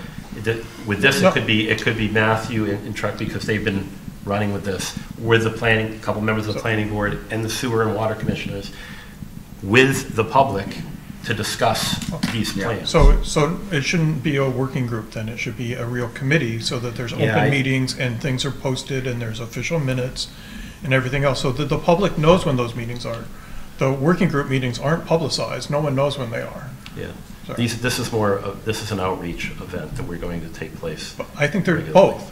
There is an outreach to the public that tells them when things are when they have capacity, but there's also the working group that needs to go through and say, we're going to look for another discharge site, and these are what the possibilities are, and what do people think of putting it down the median strip or using some other place. So, if I may, Mr. Chair, I mean, so really, I think we can't lose sight about that decision or what phase 2 might look like. That's an engineering decision. So really the choices that Dave and his team from LALWD are looking at are there are determinations on that front. So I think that we have to keep in mind that there would be an engineering study and report off of that as to what those alternatives would look like. So they would have to start there and look at the engineering solution to the problem before we start looking at that broader question about what potential, from those options. So I just don't want to get ahead of that, because that really has to happen first. Right. We have to look on the engineering side of this as to,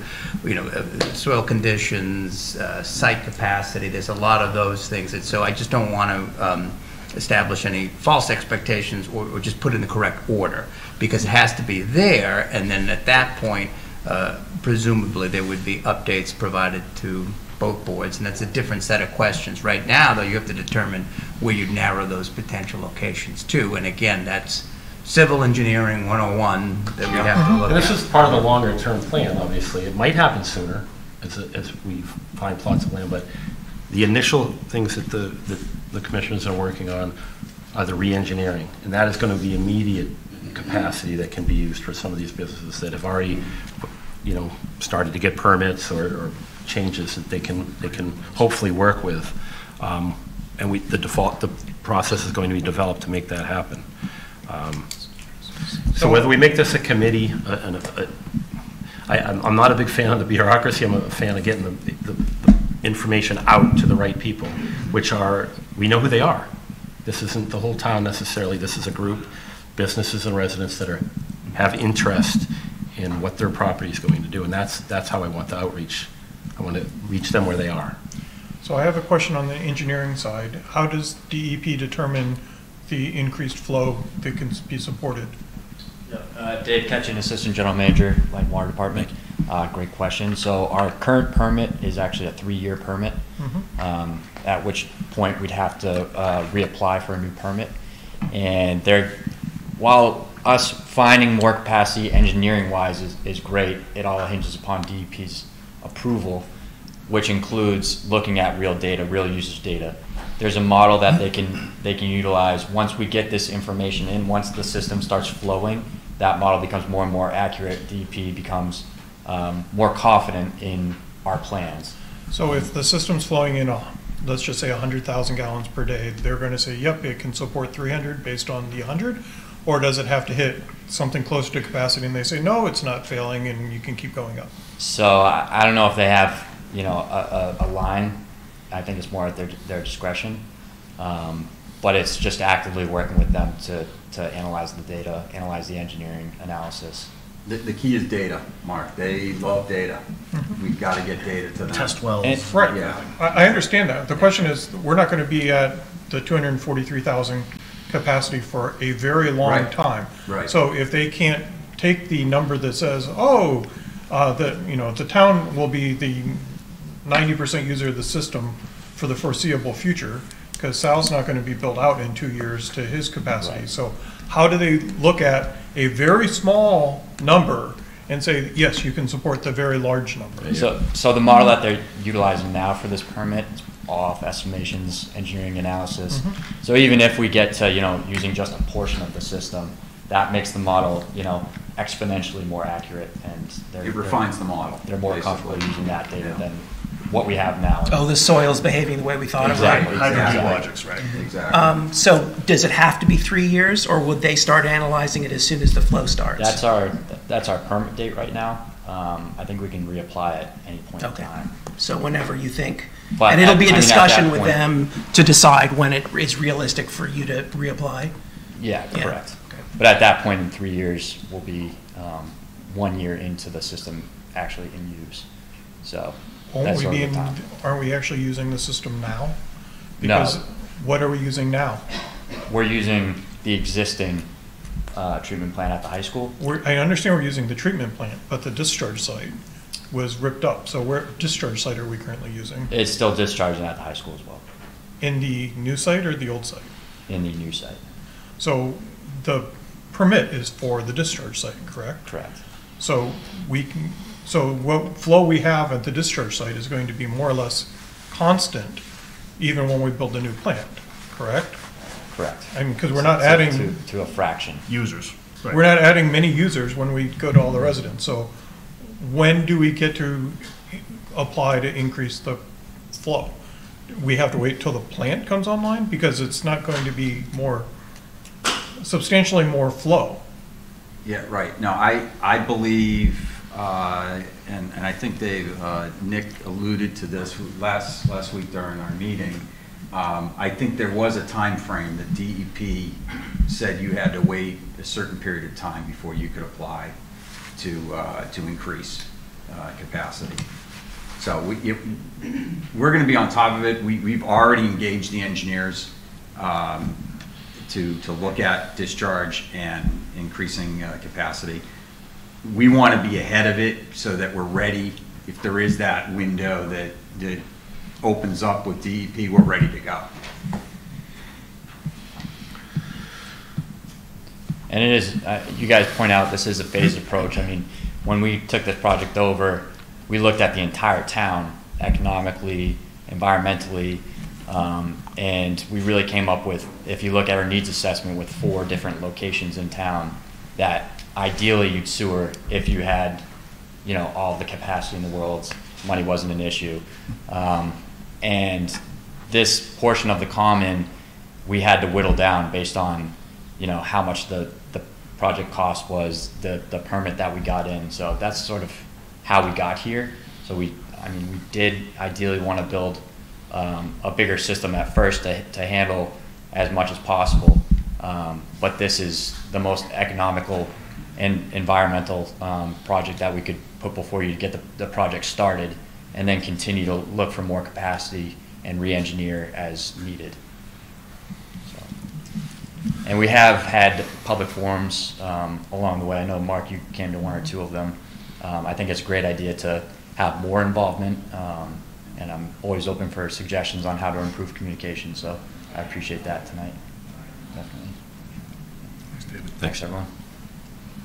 Any other comments from the boards? All right. All right, please come to the microphone. And identify yourself. Oh, okay. I pointed right through you, Cheryl. That's okay. Come on up. I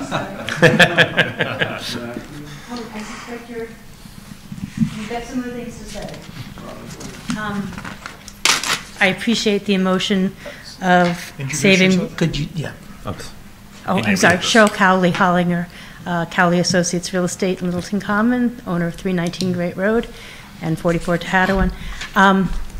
So I appreciate the expressed desire to save room for the little guys, of which I would be certainly one. I mean, my dreams are very small. My dreams are to adding a washer and dryer to my upstairs apartment, maybe a third bedroom, and, you know, being able to increase my real estate business. But it's important. I just wanted to repeat the importance of, I understand this is a party we could not have without the big guy bringing the big resources. But nonetheless, the reason we're having the party is for the little guys to be able to, and in the common, be able to do the kind of things we need to do. I mean, right at the moment, I am scared to death of my little septic system and have been waiting anxiously for this to happen. But please remember to save us room. And so, I mean, I called the Light and Water Department in concern of when I read the letter. I mean, communication, it should have been communicated better to me that you weren't looking for me to say, okay, I want to have a washing machine and dryer in my upstairs apartment, and I want to have another bedroom and maybe be able to hire a couple more people. And when I finally got through to someone at the Light and Water Department, they reassured me that that was small potatoes and wouldn't be a problem. I didn't need to try to reserve space for that. But that could have been communicated better. Because I spent a week trying to get through and get my question answered. But thank you. Thank you, Cheryl. Please, sir.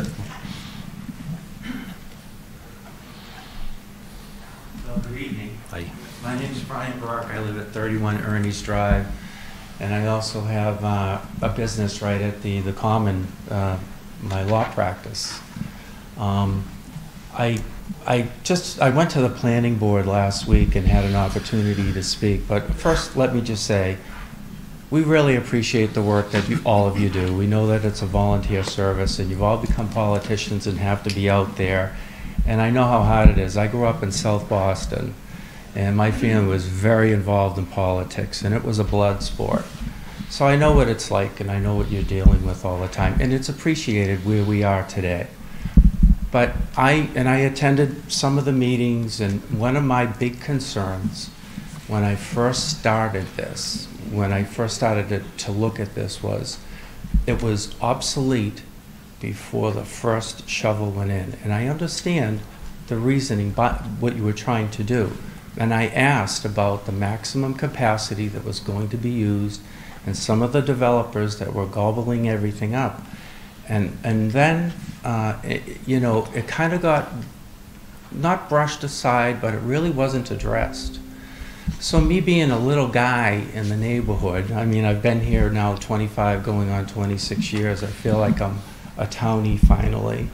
And I just want to give you some observations and some sentiment that I experienced with this is going on, because I know that when I was speaking at the planning board last week, just to talk to the planning board, I think I was echoing a lot of sentiment for the little guy.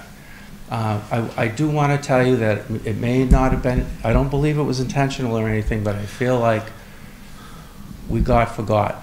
That's just me. I know that I'm very encouraged at what I'm hearing tonight, but I got to tell you, when I see a development go on that's going to have 700 units and then maybe another 300 units, and they've already dedicated 150,000 gallons per day and you're doing another 50,000, if that goes through, that's 82% of the capacity that we're going on. And you're charging the gentleman, the developer, 62%. So you might want to rethink that. And the reason for that is because although you're putting in residential, you know, close to 1,000 apartments, and when I say you, I mean all of us. I don't mean you individually. I'm not pointing my fingers at you, because I'm just as much to blame as everybody else, because I voted for the sewer too, because I thought it was a great thing. And I thought having a half acre of land in the center of town that's prime for developing, something that I'll tell you what I wanted to do. But I will tell you, when you're bringing in 700 to 1,000 units, what you're doing is, you may think it's residential, and we all know it will be, but what it really is, it's one big business to one developer, who every month, if you just do $2,000 in rent, which is kind of like the average or whatever it is, that's $2 million a month just on the residential component. Month in, month out, that's not the commercial, that's nothing else. I'm a little guy. I can't do that. I can't compete with somebody like that. But you know what? I'm going to be paying $80,000 over the next 80 years. And to tell you the truth, right now, my property is being devalued, because if I wanted to sell it, I'm going to have to pay $80,000 out of what my sale is. And I will tell you that my understanding of how all of this works is we won't know what the capacity is until most of the development is done that's consuming the usage. So we're looking at a developer who is saying he may take 10 years to develop the property. So all of a sudden, all of us with our properties, we won't know what it is for almost 10 years. Because I know that DEP is conservative, I know how they work, and I'll tell you right now, you think you've hit a conservative table, wait till you start using it. They're gonna get even tighter. And the reason is, they don't want any pollution, they don't want to ruin what you got already, because it can happen. So they're going to be very conservative, and they're going to weed it out. If you can find the space, they're going to weed it out, very stingily. I had hoped, when I moved to this town and I bought this piece of property from Mary Cowley's mother, Mary, I felt like I was part of the town. And I was like, and people were saying, there's a sewer coming in sometime. And I was like, this is wonderful if a sewer comes in, and I think it's going to be great. But all of a sudden, I got a letter a week and a half ago telling me that I had, by the time I got my certified letter, telling me that I had 5 days to ask for additional REUs and have my plans ready to the planning board. And I'm like, I'm out. And I look at it now as, I'm out for the next 10 years. So what happens to me is I'm going to be spending my money to pay for a betterment for 10 years that there is no guarantee. And I know that you're happy that there's an opportunity, that we're looking to re-engineer it, to look for expansion. But those aren't the reality right now. And that is what we have to live with. The reality right now. So for me, right, the little guy, when I got a great spot, right, center of town, half acre of land, I could develop. I've had people come to me and say, you could put 3 or 4 small little businesses here, like shopkeepers and people that want to have a house right in the area, they don't want to walk anywhere. Or I could, someone said to me, well, the idea that I had was, I had a legally blind tenant one time who loved where he was because he could walk everywhere. And I was just like, I could have done something like that. And to me, I wanted to do something that fit the character and nature of the town. When I moved in here and I brought my business here, I could have put up just a regular stingy little sign. I went out and spent over $4,000 on a sign that I thought would fit the nature of the town. Something in wood, something that looked nice, something that people would drive by and say, that, it doesn't hit you in the face, but it kind of fits the town. And that's what I thought the sewer was going to do. I thought it was going to take care of me. I thought it was going to take care of other people so that we can continue to I guess, proliferate the character of the town as we do small developments. And then all of a sudden, we have the, you know, the golden egg, if you will, the developer who comes in, and he's the business.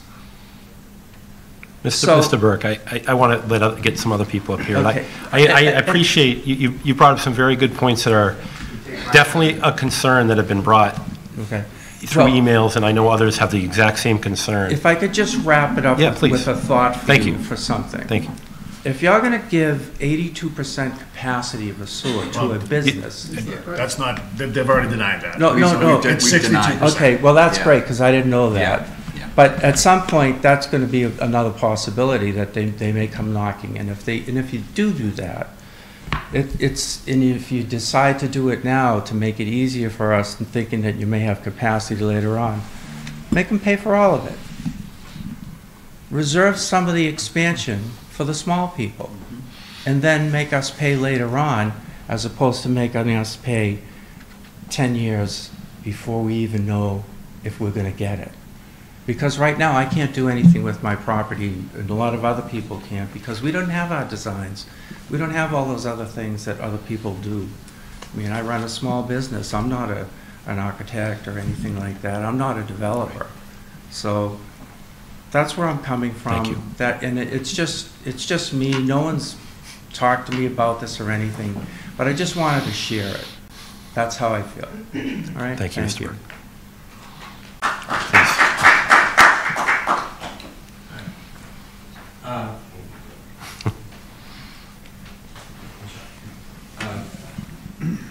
Michael de Blasio, 409 King Street. The way I hear this is I'm probably not going to see sewers for at least 10 or 12 years. What kind of fiduciary responsibility does the developer have to the sewer commission that the plant isn't going to come online for 2 years, at least, right? Things change in 2 years in the real estate market. So what if he backs out, housing market goes bust, he doesn't want to build the 700 units, he changes his mind, what happens then? He still has to pay. Still has to pay. Pardon me? He still has to pay. He still has to pay? Right, we signed these. Oh, he has a letter of intent? It's attached to the property. Okay, Yes. The second beef I have is I live directly across from that beautiful war memorial that was restored. They did a nice job cleaning the granite. They cleaned up the entablature and buffed it all out. They're killing the trees. They're killing the lawn. Who gave the contractor permission to dump all that pipe, the manhole structures? And they brought in another load of pipe today, and they're driving that loader over the trees. They've already dinged up one tree, and I can think of 8 other paved areas that the town owns, right? Parking lot here, back of the fire station, wherever you want to go. But why put it there? Who gave them permission to turn that into a contractor's yard? And they leave their trash there. There's metal banding there. There's one tree that's already dinged up, got a whole, I don't know, maybe 2 square feet already taken out of it. So I'd like to see the stuff gone. I'd like to see the grass restored at the contractor's expense and out of there. You have any?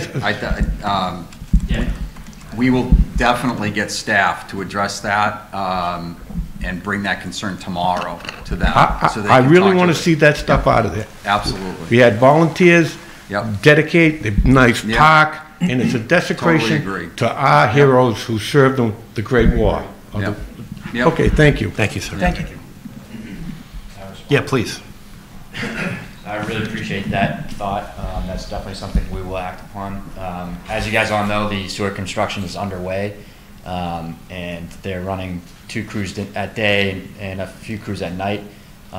We've had a few issues at night with their road cleanup, so I'd like to apologize for that. We're really trying to stay on them on that, paving their trenches weekly, just keeping the roads in working order. And the same thing with dropping material all over town. We've been fighting them on that as well. So it's something that we are trying to stay on top of, and I hear that, and that's something we will address with them. And I'd just like to say something. I'm a contractor, okay?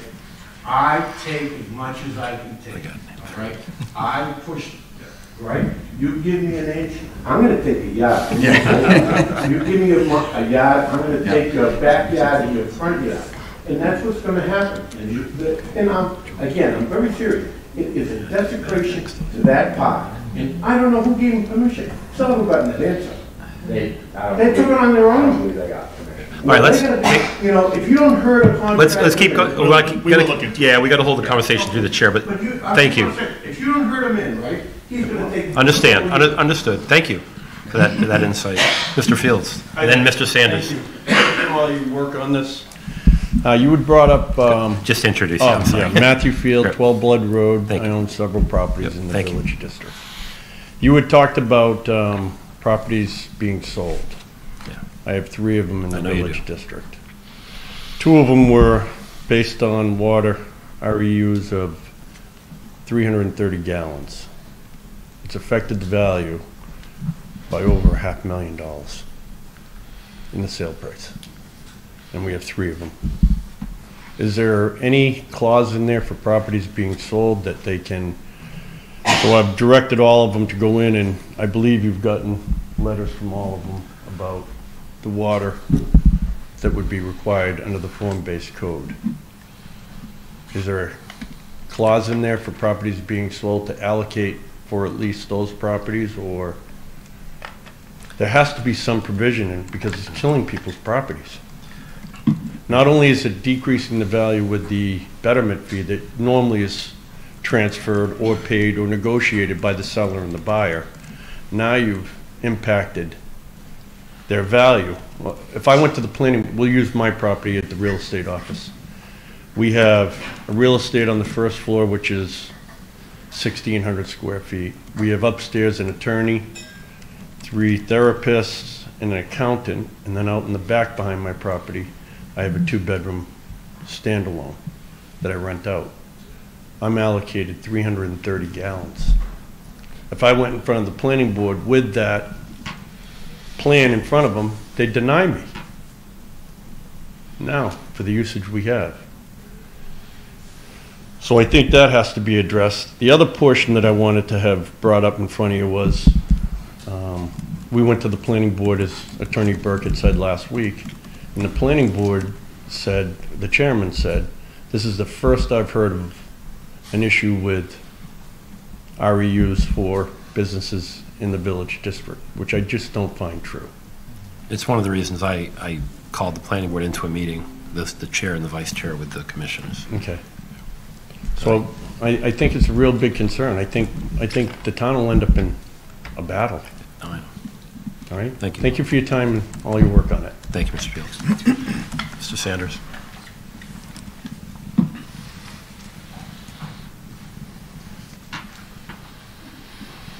George Sanders, 672 Great Road. Mr. Chairman, ladies and gentlemen, I think, first of all, the sewer system is not a simple project, for number one. If we go back to the town meeting, it was the business that asked to put the sewer system through for them. We, the resident at that time, said, okay, we'll do it for you, but the resident was not interested in a sewer system because of the business wanted to be able to expand, and they said they could not expand with the septic system that they had. I'm going to take you back a little bit and give you a little knowledge here. In 1973, EPA with Fitchburg was the first major city in central Massachusetts that put in a sewer system under EPA guidance. One of the things you have to remember, on the discharge of the water has to be discharged to the cleanness that you could put a cup there and catch the water and drink it. It has to be to that quality. When Fitchburg put their system in, EPA thought that Fitchburg was going to be the lead in the community. They was to put in the system in South Fitchburg, which was to take in septic from Westminster, Leominster, and Lunenburg. And when it came time to build the plant, all three of them reneged. Fitchburg had to put the system in by itself. One of the things you have to understand is on the discharge. We chose here in Littleton to put the discharge water back into the ground in Littleton instead of sending it somewhere else for it to be discharged. That's a key factor. And when you do that, you have to have a place the EPA said that you can discharge the water to. Where in Fitchburg, the Nashua River came by. They discharged the water in the Nashua River. Leominster, they discharged the water in the Nashua River. So they don't have to worry about it. They can take on however much they want to because they got a place to discharge. They don't have to worry about it. They're not limited. Right. Here, you're limited here as to what you can discharge. And then during the discharge, you're going to have to find facility because EPA, well, you talk about DEP, Department of Environmental for the state, they have to conform with what EPA, which is Regional 1 here, says you can do and you can't do. So when we talk about Littleton, we're at 243, that's 1,000. The capacity, which I talked to Nick, he said, yeah, we can probably do 300 up there. And I said, well, you know, the state is wanting to put in housing down there, at least 150 at the MBTA. Then, you know, if you're going to build that, you're going to need, if they go septic, who the developers are, you're going to try to say, listen, DEP, the state wanted to put this in. What about you, you know, helping us to bring that pipe for that back over to the plant over here, but you still need a place to discharge. So we're going to have to increase areas in the town of Littleton if you're going to increase it, even though they had the phases of like 4 or 5 phases, which I served on the sewer committee when this thing was getting off the ground. So what we have to do now is find locations that are suitable that we can put discharge sites in place.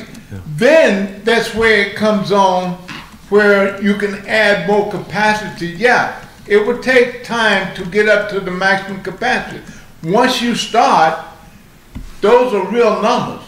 So those are the numbers, and it may not even get up to 200 or 150. But the fact is, you got to renew that permit. Right. And it has to be in accordance with what DEP says, okay, you can do. You can ask, that doesn't mean you're going to get. So my thing here tonight is that we need to understand, people may want to get on the system. The betterment fee is very high. I can remember at the time the betterment fee was $25,000 like in Lunenburg. But today, the cost is risen. So it's going to go up. So the thing that we have to do right here now is, one, is to find discharge site. Right. That is the key to this system. It will prevail if we can provide the discharge site to increase the number of the discharge. That's the only way that it's going to happen, Mr. Chairman. Thank you. Thank you. Thank you, sir.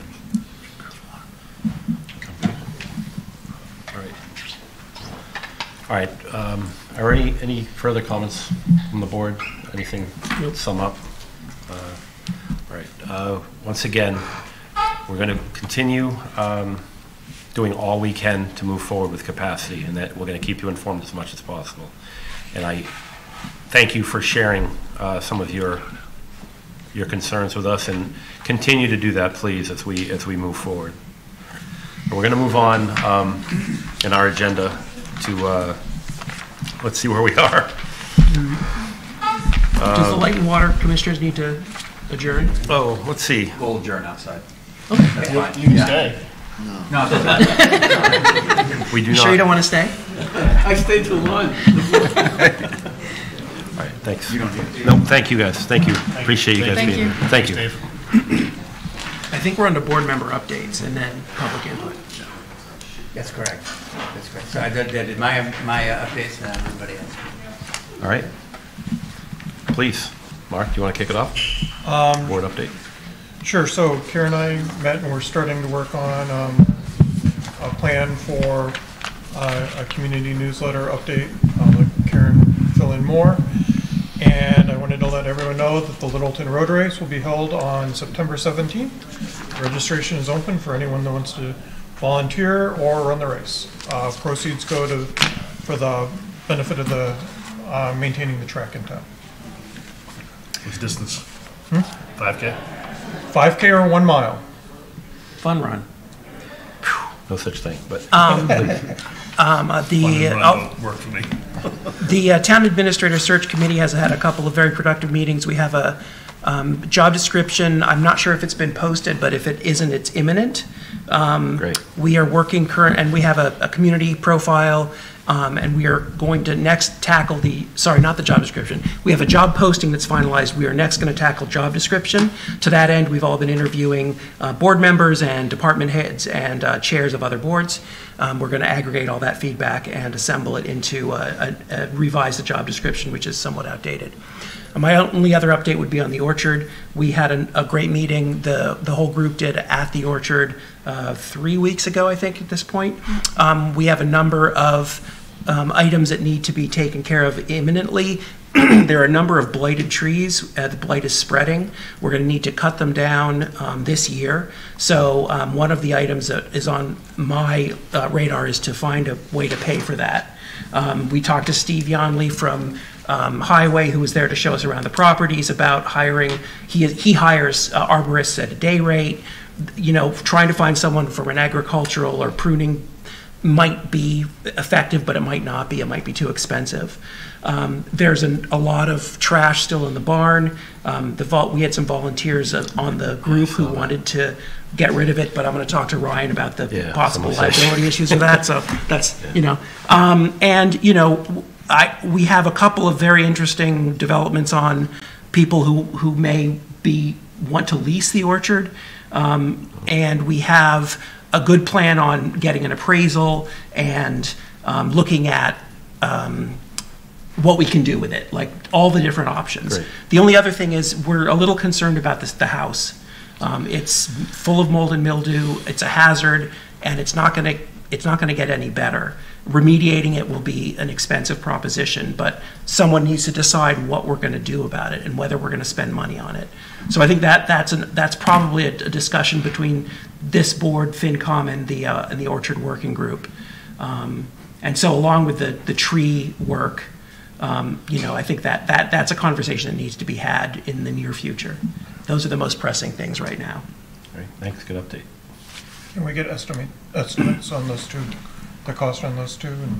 Yeah, I mean, we haven't even done that because we're, you know, if it's over 10,000, we need 3 bids, right? So I need to find out where we can get the money before we decide. I have resources, so Okay. contact me. Okay, thank you. Okay. Okay, Karen. To me, yeah, echoing Matthew, the tour of the orchard was enlightening and helpful. And a little depressing. I do think that finding or deciding at least financially on what commitments we can make immediately is going to be critical in terms of, we can't write an RFP, for example, if we don't know whether there's going to be blighted trees on the property or not, or whether we can say, you know, this is mitigated already.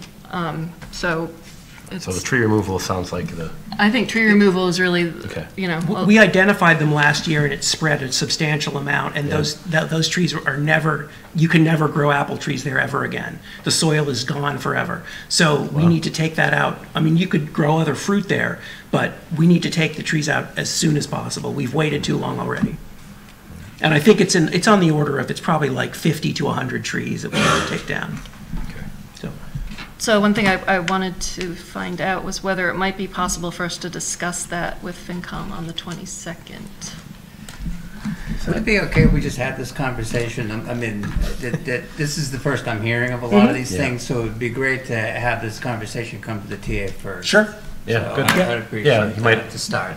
give some ideas. Thank you. Okay. But thank you for the update on that. Sure. Additionally,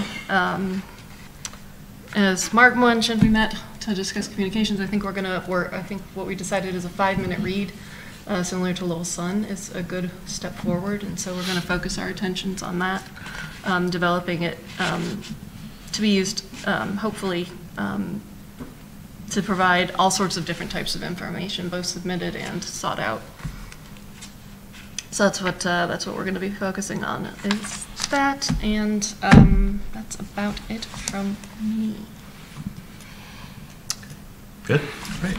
As Ryan mentioned, we did have 10 OPMs, owner project managers, show up at Shaker Lane for a walkthrough last week. 10 pulled papers of interest, and all 10 of them showed up, so that was good to see. Then the skies opened up. They got to go outside and look at the property. It's crazy. Speaking of the amount of rain that we've gotten, I'd like to take my hat off to the highway department.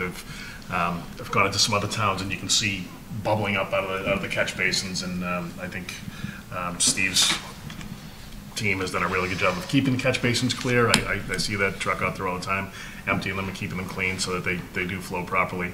And they've been out rebuilding a lot of the catch basins. I know that because they did one right between my house and my neighbor's house, and it was in dire need. It was like a sinkhole in it, but they've been doing that at least up in the Tehadawon, Newtown Road area, and I think they're doing all over town as well. A couple of just kudos. Yesterday there was a huge fundraising event called Kristen's Ride, which was set up. This is the 13th annual Kristen's Ride, and Liz Hohenschel and Frank Hohenschel set this up 13 years ago, and there was over 100 riders, and it was just a really successful and just a great event. And I say it all the time, Littleton always shows up for Littleton, and you know we take care of our own, and it was great to see. And I'm not sure, did we give a shout out to the Eagle Scouts? We did. All right, I couldn't remember if we'd done that or not. I think you were late, I think. Yeah, like you just did, so. Yeah. Brian Beltrami, Neil Kopp, Drew Gray, and Dexter Crory. So give him another one. Okay. I don't have a lot. I mean, a lot of this takes up a lot of my time, but outside of that, we're still working on MOU with Park and Rec. We do have back and forth. We were able to dig. Brian was able to dig out his team what the origins of our MOUs with these boards, the elected positions that are managed, hired by elected boards is, and how that relates, and how when the personnel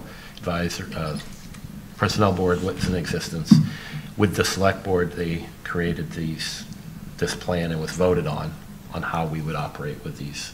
So I shared that with Park and Recreation, so they have it now, so they'll hopefully review and get back to me with hopefully either willing to sign an MOU or edits to something maybe that they want to add. Yeah, you had something to add to that? Yeah, just the purpose of the MOU is day-to-day. Correct. Management would be by the town administrator, and although they report and are hired by an elected board, their day-to-day management would be with the town administrator, and as far as performance evaluation, that would involve the town administrator as well. Which is the most efficient form of business that we can run. So hopefully this all plays out. That was back in 2014, I think. Yes, 2014 when we made that decision. I do have some information on cannabis as it relates to Littleton Apothecary. I'll save that for further in the agenda. MOU with Lapoli Companies, you already spoke to that, so just keep looking at the code of conduct. When I see something that's not quite right when we're working through things in our communication during our weeks off, just revisit the code of conduct, because I'm not responding all. If you've received an email from me, it's because, hey, just remember, we have this. I know a few of you had questions, and if we need to modify this document, we do that as a group. We can talk about it that way. And I'll meet with you guys individually to see if that's something. Yeah, I screwed up. I'm just gonna say it you don't right have now. to. I'm owning it. It's not Like, just look, you. I was good for a long time, and then I screwed up, and I apologize to Ryan for going behind his back. I didn't mean to do it, but like, I'm not calling. I want to anybody come out, back. Matthew. I want to come back to it and say No, it's a good code, and we should all live by it. Thank you. You're welcome. Yeah, no single one of us should be interacting directly with the department head or Yeah. without. We'll maybe put this on a quieter agenda. Let's see. Shattuck Street, meeting with residents. I did ran into a resident out in the hallway on the way in, reminding me that we do need to meet with them. I'm trying to set up an informal meeting with residents on Shattuck Street. I'll be working with Ryan through his office to figure out, is it matter just put maybe a few signs up on doors saying, hey, I'd like to meet a couple of select board members at 6, like we do office hours. 2 members meet with them at 6 p.m. on X date to talk about some of the discussion, start the discussion on traffic. Granted, the senior center projects, we've kind of managed what we're going to do during construction. We're not going to let construction vehicles through there. They're going to come in the other way. But the long term, what we're going to do with Shattuck Street, once that senior center is fully in, parking plan on the front side, we're going to allow anyone to park out on Shattuck, things like that, one-way, two-way on that end, gated, all these discussions, we want to get input from them, and I think that's the best forum. It's kind of brainstorming the first ideas from them. I believe that there's a lot more to it, obviously. Police, fire, DPW, there's going to be a lot more, but that's definitely an important piece of the puzzle to reach out. So I'll probably be reaching out to you guys with maybe times if people are available just to meet and absorb the information and share it. So,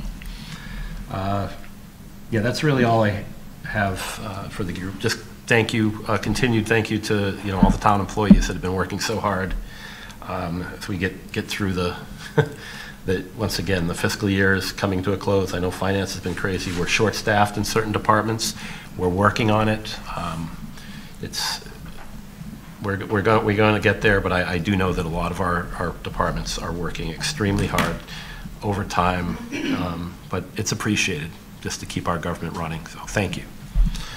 All right, done with me babbling on that stuff, but I appreciate listening to me. Too much tonight, I guess.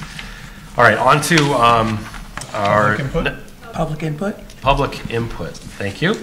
I turned the page, please. How are you? I brought visual aids.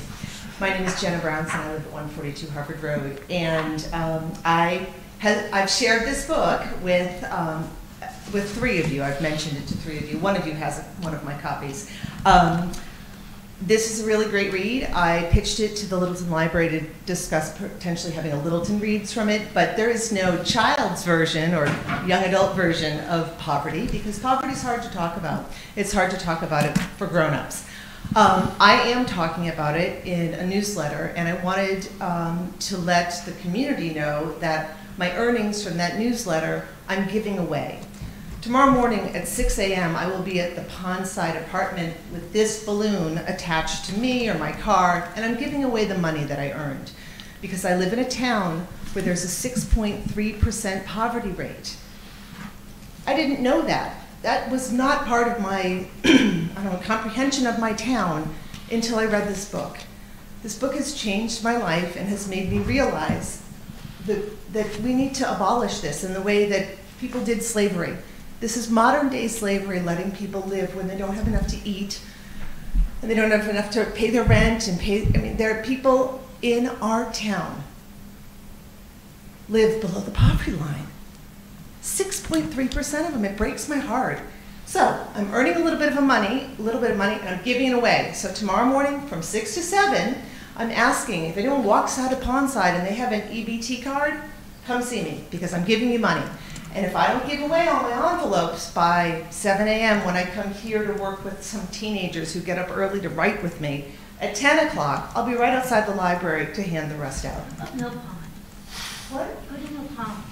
Most of the people at Mill Pond. That's what she said, Pondside. No, I'm gonna go to Pondside. Yeah. I'll go to Mill Pond next time around. I'll go there next All right, time. well, stay- Because thank you. every single dollar that anyone wants to give me for the newsletter is going to those 6.3% of the people in our town who don't have enough.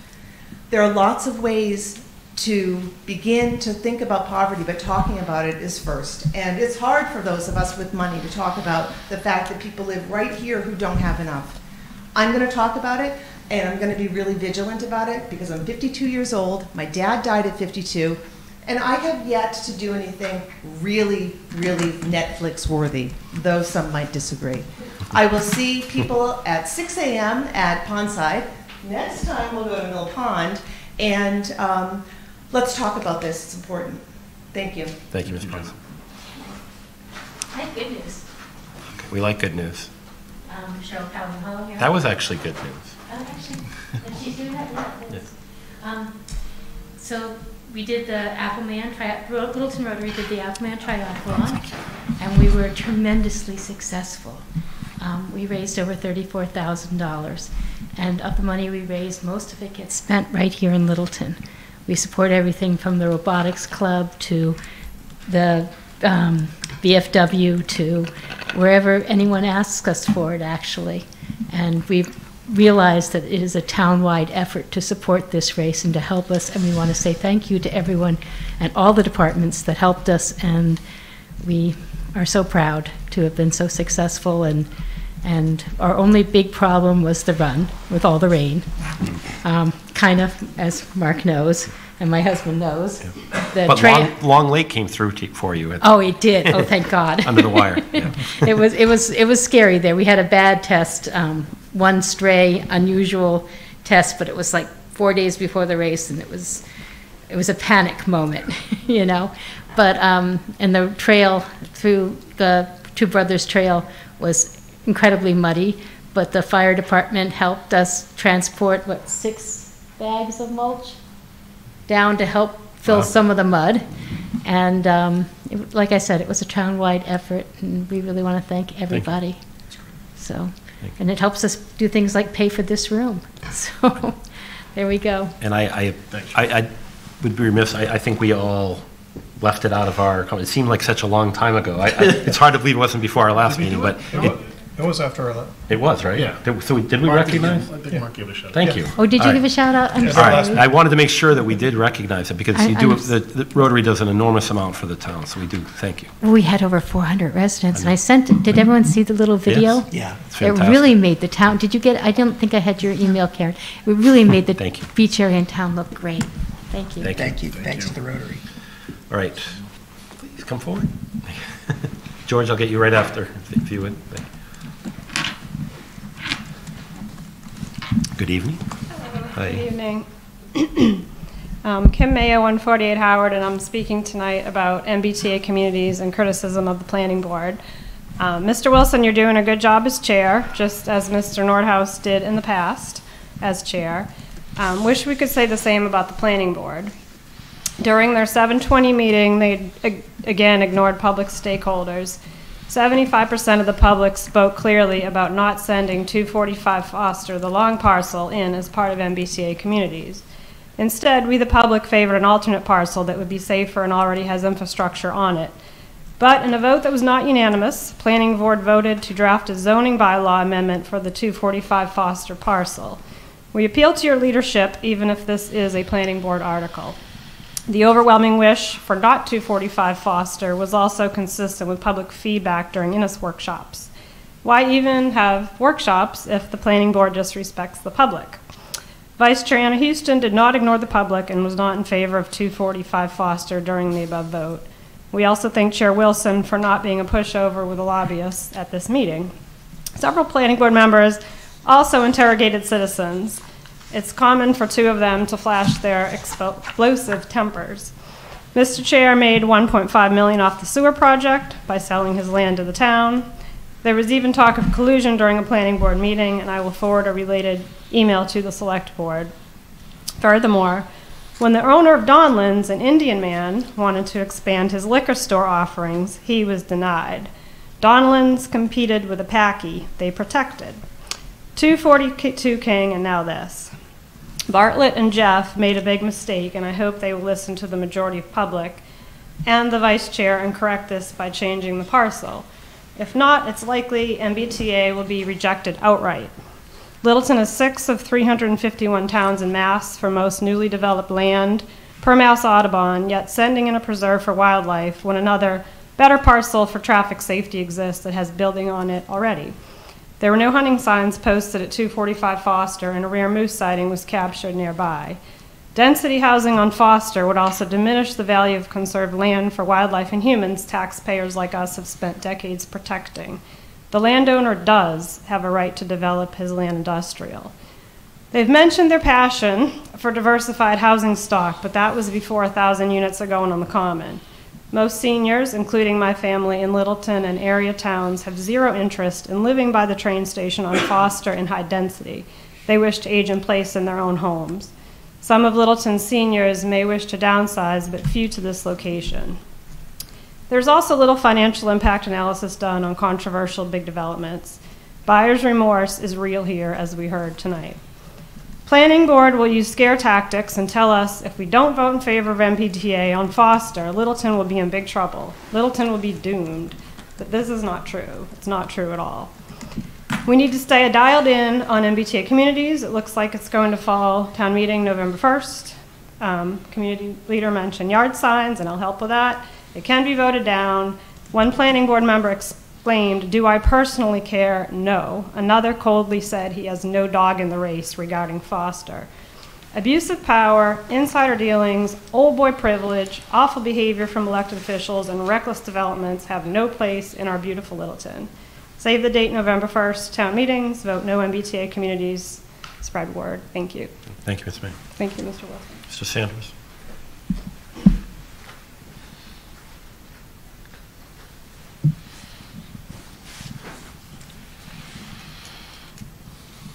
George Sanders, 672 Great Road. Mr. Chairman, a couple things. One, I know you got the letter that I sent to you, but more important than that, the letter previous to that was sent to you with regards to asking you to send a letter to Department of Transportation requesting that they either modify this bridge over 495 on 119 here or either replace it. And I think it's important. I mean, I can do a lot by asking and writing letters, which I have no problem sending letters to the state officials telling them what I think that they could do in helping the community. I think it would be good for you to do that because at the Transportation Advisory Committee that they're trying to better the town of Littleton by putting in bike lanes and having sidewalks, and it would be to our advantage if we could let them know how interested town officials are in terms of, you know, getting this bridge up to date where that is safe for people to travel on it, and also that it will help eliminate in the future congestion in the congested area with smooth traffic flow. The other thing is that you passed at the town meeting on the budget, and you had X dollars in there to help fund for incentive program for the employees here in the town of Littleton. We're now almost a month and a half within the new year here, and I had sent a letter to the town administrator selecting a individual and encouraged to acknowledge him for the job that he was doing here in the city, and in the town rather. And I think that there's other people that is in that category as well. I know we're short with some employees, but I think that you wanted to do this, so I think that you need to act. I think you need to move. I think you need to do something. I think you need to show the people. And by not doing that, you know, it's status quo. Thank you. Thank you very much, sir. Oh, sir, please, come on. Brewer, 64 Beaver Brook Road. This is just following up on an email from July, which I printed out, if that's okay. Sure, please. Thank you. Thank you.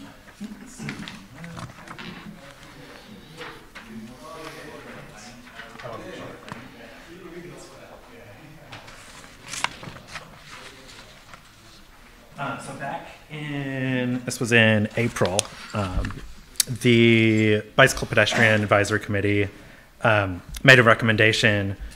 Well, sorry, let me back up, give some context. So April 1st, I think it was, of this year, the state legislature passed the vulnerable users law. Among other things, there's a bunch of different things that included, but one of the things was now vulnerable users, which includes pedestrians, people on bikes, that sort of thing. You have to be at least 4 feet away when you pass them. There's a couple different things in there, but one of the things that we noticed is there's a provision for requesting that speed limits be lowered on state roads in town.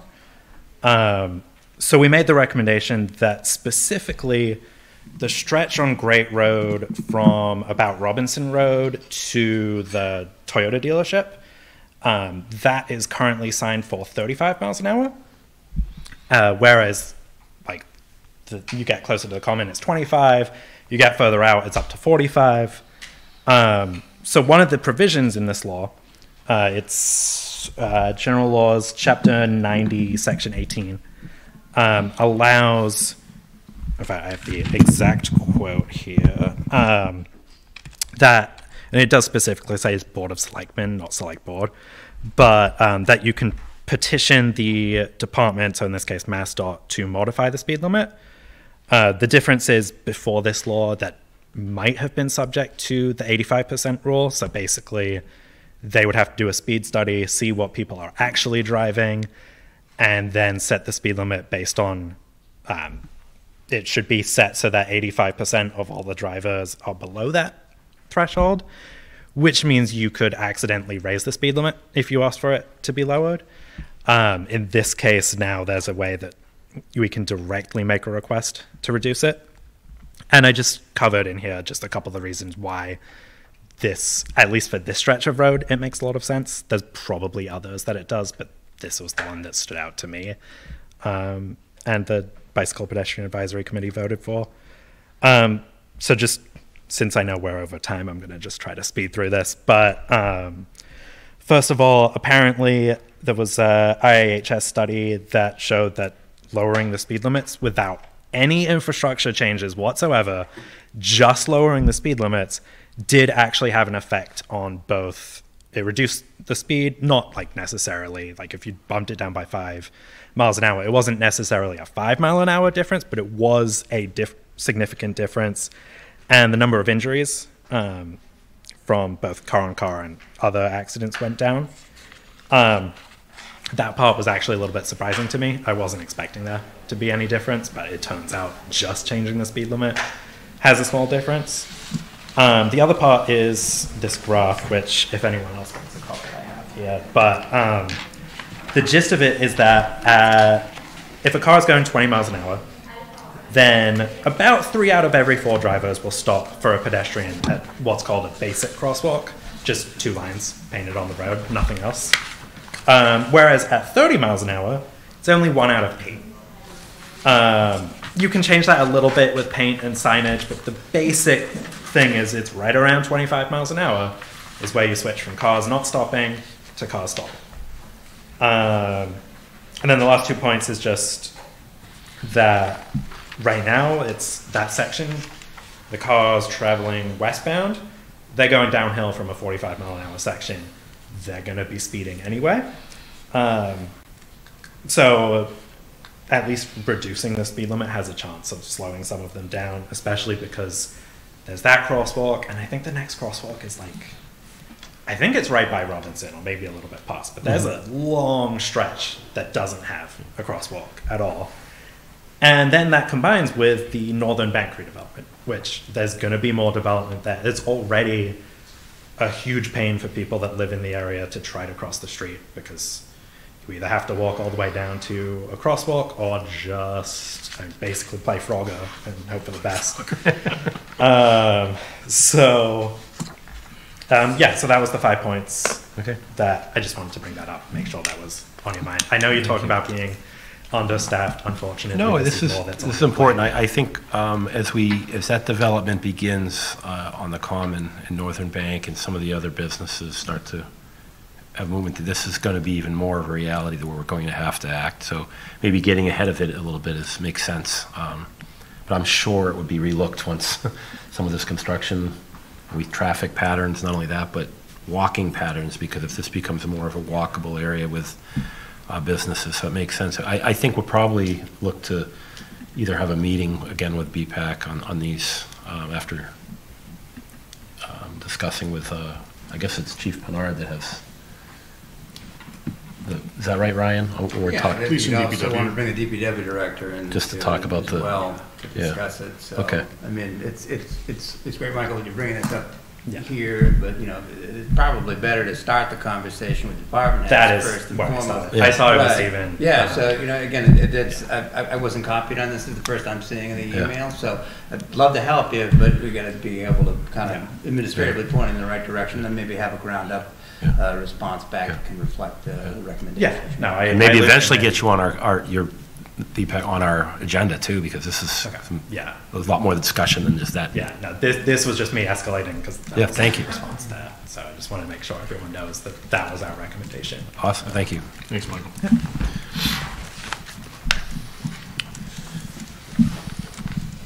All right, we do have another, Mr. Hollinger, welcome back. Thank you, Mark Collier, 44 Tehadawin.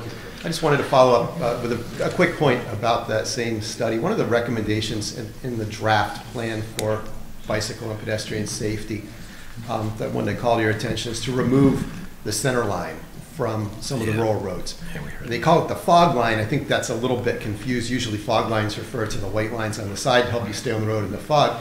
But even though I do bicycle in town, as well as spending a lot of time jogging on the roads, and I certainly value bicycle safety, I'd like to call your attention. The reason why motorists tend to slow down a little bit when you take out the lines is because it feels unsafe. And the reason why the roads feel unsafe when you take out the lines is it's harder to follow the road, especially on a dark and stormy night. So we have a number of older drivers in my family that have difficulty seeing the road and staying on the road at night. And I just wanted to speak against removing the lines for bicycle safety. Yeah, that's great when it's a nice sunny day and you slow down. That's not so good when it's a dark and stormy night, perhaps with fog. It makes it hard to see the road. We're not putting the bicycles at risk, we're putting the motorists at risk. So please don't remove the lines. Thanks.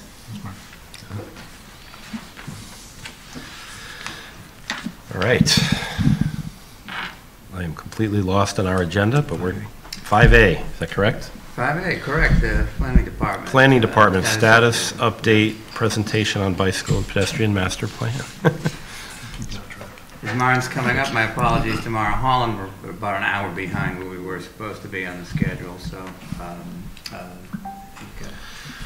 turn it over to Mara to introduce Mara. Not the way I like to do business, by the way. Good evening, Mara Tuchel, Town Planner. My pleasure to introduce Mara Holland from MAPC, Metropolitan Area Planning Council, our regional planning agency. Mara has a presentation this evening, and I know there are quite a few members of BPAC and TAC available as well. Thank you. And thank you for your patience. Thank you all. I'll just note that some of the audio from your end has cut out a little bit for me, so hopefully my audio will be okay for you tonight. My name is Mara Holland. I'm a senior transportation planner at the Metropolitan Area Planning Council, and I have been leading the bike and pedestrian plan for the town of Littleton. My colleague David Lutzenheiser has also been working on the Littleton bike and ped plan, and he is not able to be here tonight. So I'm going to give you a quick presentation. I'm going to modify it a little bit, knowing that we're a little bit over time. So I'm going to speed through a little bit, and then I'll just take some questions and comments afterwards. that's helpful.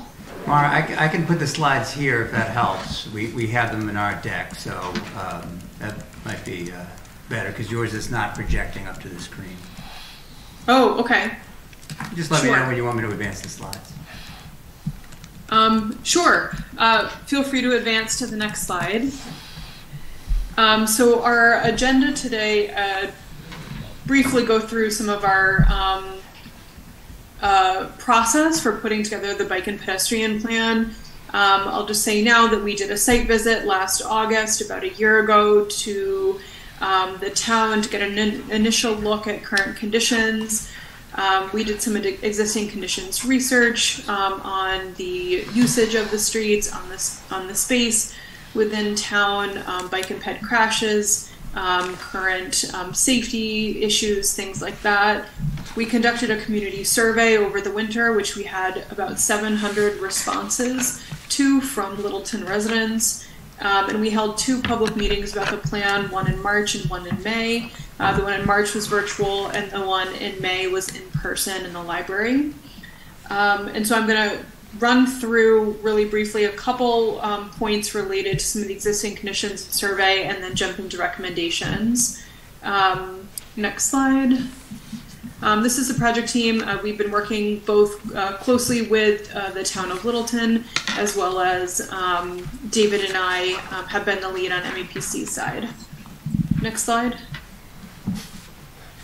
So I only wanted to show you one existing conditions slide tonight, and I picked this one because I think this really speaks to the current safety challenges that are existing on the streets in Littleton.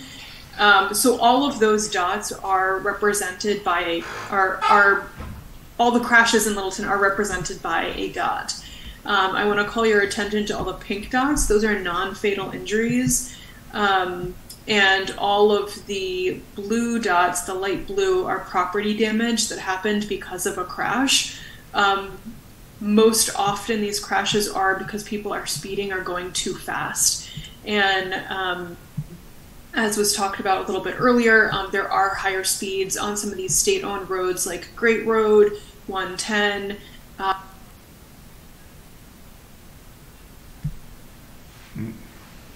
Hold on, Mara, we lost your audio. Can you hear us?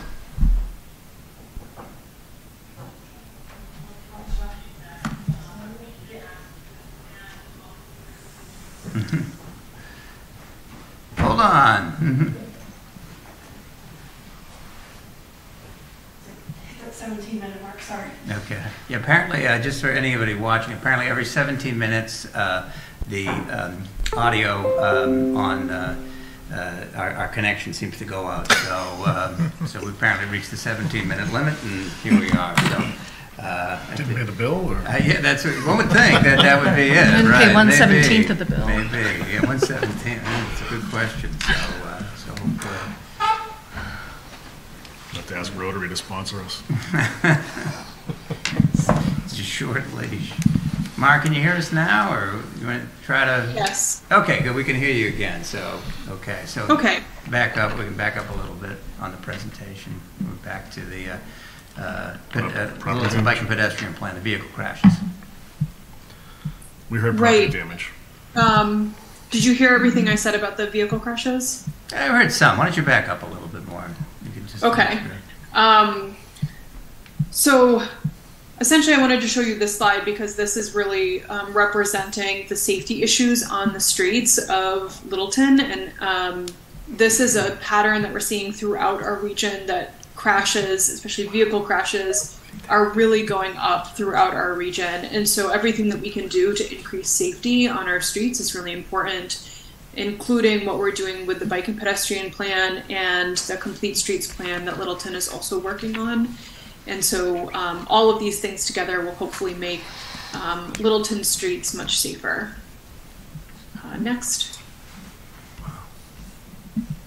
So I'll briefly touch on some of the public survey results. As I mentioned, we had about 700 responses from Littleton residents. The top request by far from everyone who responded to the survey was more sidewalks. There's a lot of interest in walking safely within town. There were a lot of parents that participated in our process and want a better space for people to walk, for their children to walk and bike to school, to friends' houses, to after-school activities, things like that. There was a big request for off-street paths, for trail running, biking, walking, connecting some of the current and existing resources and trails and natural spaces within town, maintenance of current roads and facilities, as well as supporting amenities such as lighting, signage, benches, things like that that would really help increase the experience for folks using these spaces. Some of the top concerns include safety, traffic speed, as we just talked about, lack of connected routes so that people can really get fully where they need to go from origin and destination, road and sidewalk maintenance, creating barriers to use of the full network, and then the experience for children, seniors, people with disabilities, anyone with any type of a mobility challenge finds it rather challenging to move about within Littleton. Next, these are just some quotes. I won't read all of them. I'll just say, again, we had, a number of parents of children who want more access for their kids to be able to walk and bike safely to the schools within town. There was a lot of interest in connecting to the MBTA station, connecting to Littleton Common, especially where a lot of the businesses are, more sidewalks on some of the busier, more major connector roads, and then in general, some safety features added into some of the crosswalks, like flashing signs, painted crosswalks, things like that. So now we're going to jump into the plan recommendations. We have a number of recommendations that I'll summarize in each slide. So one of the, one really important recommendation that I think is great for a lot of towns especially is thinking about how to incorporate a lot of these recommendations within a repaving plan. If the town is already paying to repave a street, it's very inexpensive to just think about, if you're going to restripe the road anyway, to just change where those stripes are and think about any additional infrastructure that might be added, such as flex posts or things like that that can really make the streets safer. So if that's already in the budget, that's already in the plans, it's a great way to make your street safer while you're doing maintenance. There's also, we know, a lot of new development coming to Littleton, as was talked about earlier, especially around the town common and MBTA community sites. And so thinking about how to incorporate bike parking on site, as well as connections to and from these sites to major spaces within town, like the schools, like the MBTA station and other recreation sites as well, all really important to think about as these new developments are taking place. Next slide. One really important option for the town of Littleton is Massachusetts Department of Transportation Safe Routes to School program. They have a number of free resources that schools can take advantage of. They recently added high schools, so now elementary school, middle schools, and high schools can all utilize the services from this program.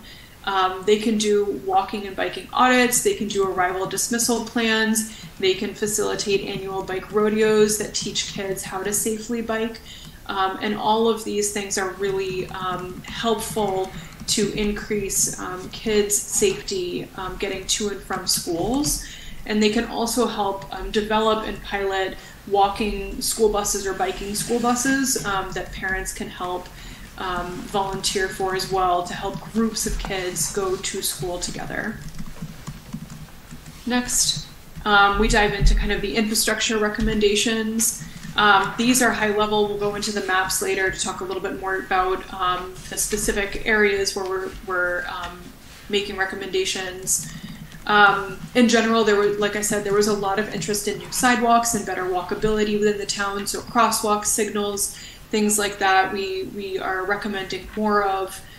Connecting existing trails within Littleton. There's a number of really fantastic natural spaces within town. And so connecting some of those spaces so people can walk between those spaces is important.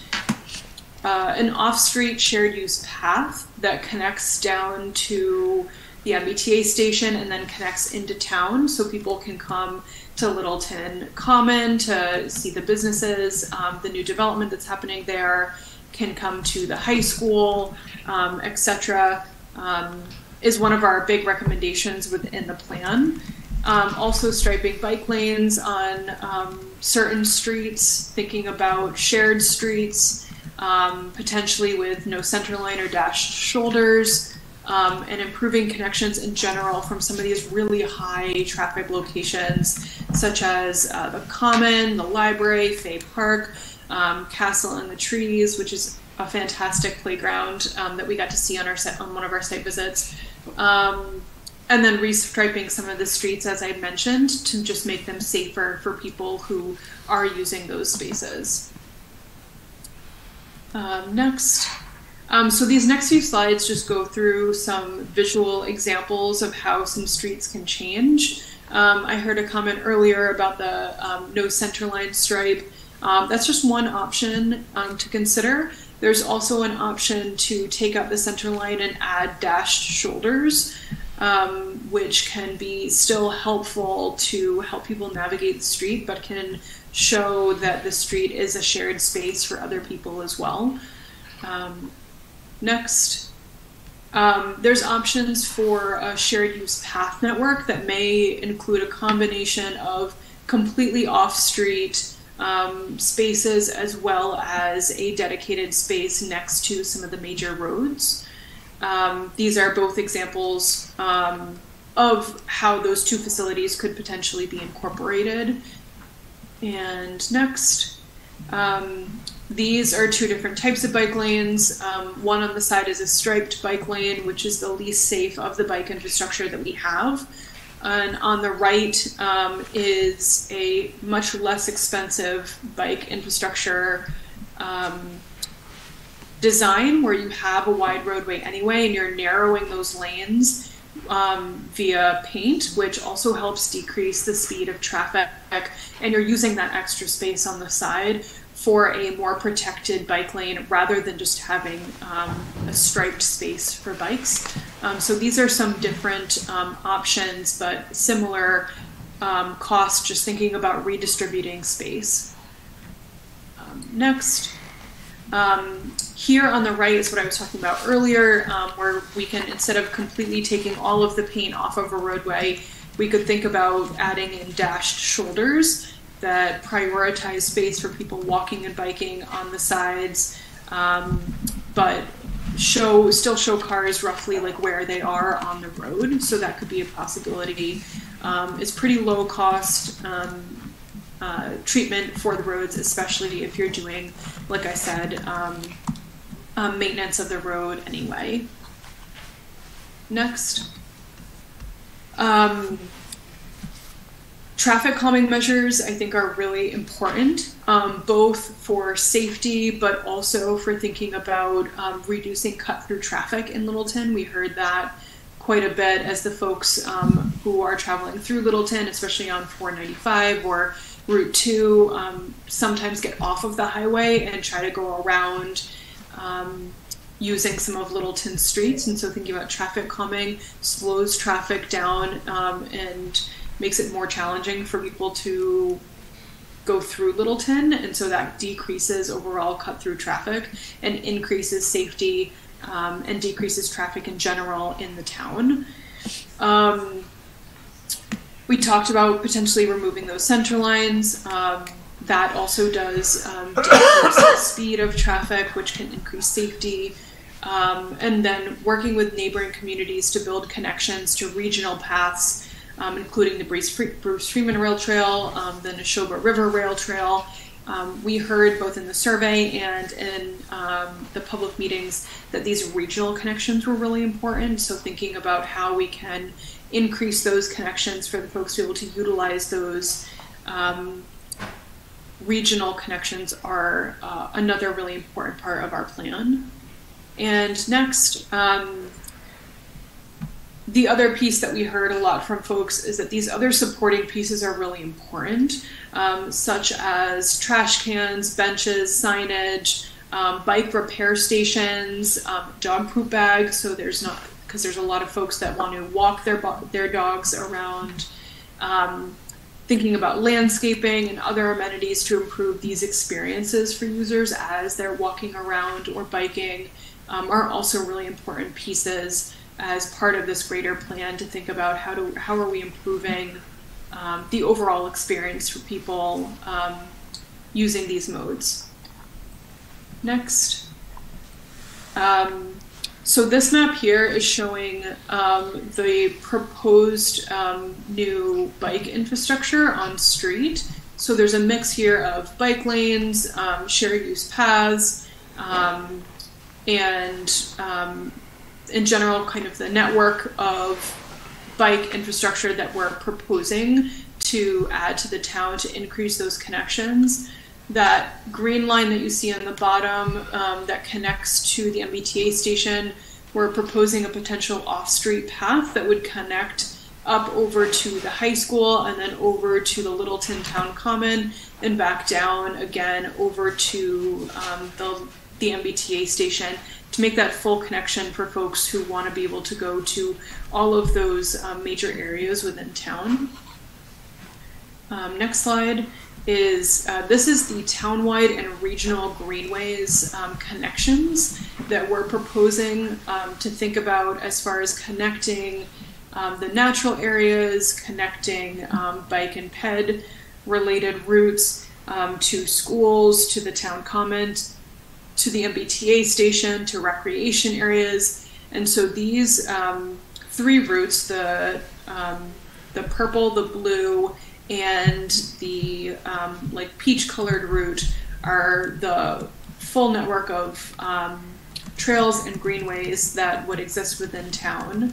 And then if you go to the next one, that is the composite recommendation. So all of those recommendations together showing the full spectrum of potential bike and walk and roll connections that would exist in town based on the recommendations that we're proposing.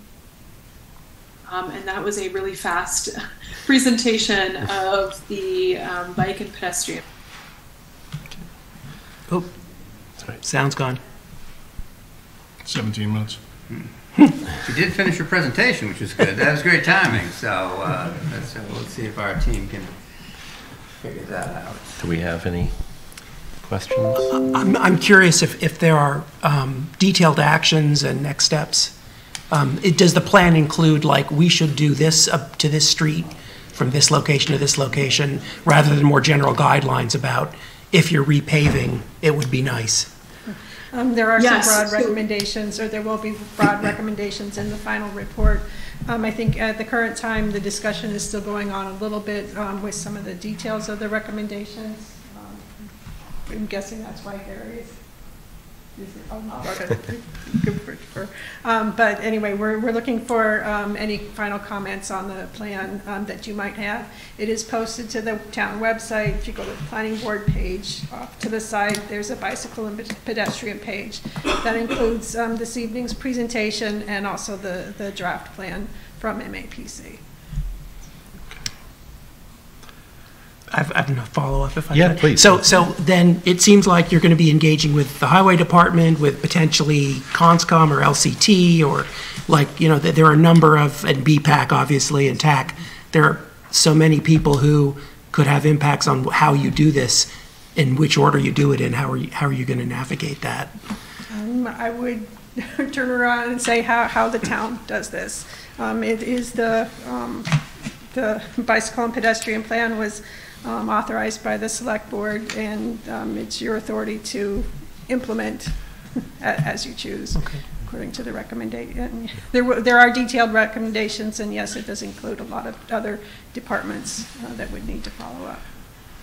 I guess my question is there a town that we can look to as the standard that's already really well on their way to a perfect utopia of bike paths. And Have you been to the Netherlands? yeah, the Netherlands, besides leaving the country. And actually, that's In a Massachusetts. great question for MAPC. They Yeah. cover the entire 101 cities and towns. Yeah, I think there's a lot of work happening around our region. I'd say that the town of Wakefield is in the process of finishing their bike and ped plan, and they haven't even finished it yet, and they're already starting with implementing their recommendations, which is really fantastic. The city of Cambridge is doing a fantastic job with implementing a lot of their bike infrastructure. They have a mandate to consider their bike and ped related improvements in all street reconstruction projects, which it has been really helpful to advance their recommendations. And I'd say there's a number of other municipalities too that are working towards this and making progress. I think during the pandemic, there was a lot more people that started walking and biking, and we got a lot more requests for bike and ped plans. And so there's a movement now to increase a lot of bike and pedestrian infrastructure. I will also say that this is a pretty incredible time in the transportation planning world, as there is a lot of funding available, both from our state administration and the federal administration. So it's a really good time to think about implementing any type of changes to the transportation infrastructure and system. Thank you. I've got a question relative to the gas line that runs right by the train station and goes up all the way to Newtown Road, as a potential to connect to the Bruce Freeman Trail in Acton, because I know it does run along adjacent to Route 2. Is that, it's not on the roads, it's off the roads, but was that looked at all? The gas lines? I'm sorry, I had a little trouble hearing you. You asked if we looked at the gas lines along the near the MBTA station and sort Route of 2, up basically. All the way parallel to Route 2, which could potentially be a route for us to connect to the Bruce Freeman Trail. Yes, and I think we looked in general at that area and kind of up along 495 as well. I think there's a lot of potential for building out rail trails with utility corridors. I think more research has to be done on it locally, because it hasn't been a strong partnership in New England. However, in the Midwest and the West Coast, there's been extensive partnerships with utility companies to expand rail trails alongside utility corridors, and it's been really successful. I think in Wisconsin, they've built a couple 100 miles of bike and ped trails alongside electric corridors. So there's a huge precedent and a lot of examples outside of New England for it. And we did look at the gas corridor. I think we'd have to have a more deliberate conversation with the utility company, but I think there's definitely possibility for it. From my understanding, it's used informally now by mountain bikers and hikers and things like that. And so I think the question would be whether or not we could formalize that that corridor. Great. Could you help us facilitate some of those conversations with the utilities? Do you have those contacts in order for us to get a hold of them, or? Potentially. We could definitely talk about how we could do that. I think the scope of our work for the bike and ped plan has ended as far as, once we finish this plan. But if there's additional work that we can do with utility corridors, and if there's a strong interest, I think that would be a really interesting regional project for us to think about working with you all further. Thank you. Karen. Yeah, so you mentioned greenways, and I'm wondering, is that an actual designation for usage, or is that just a term of art? So I think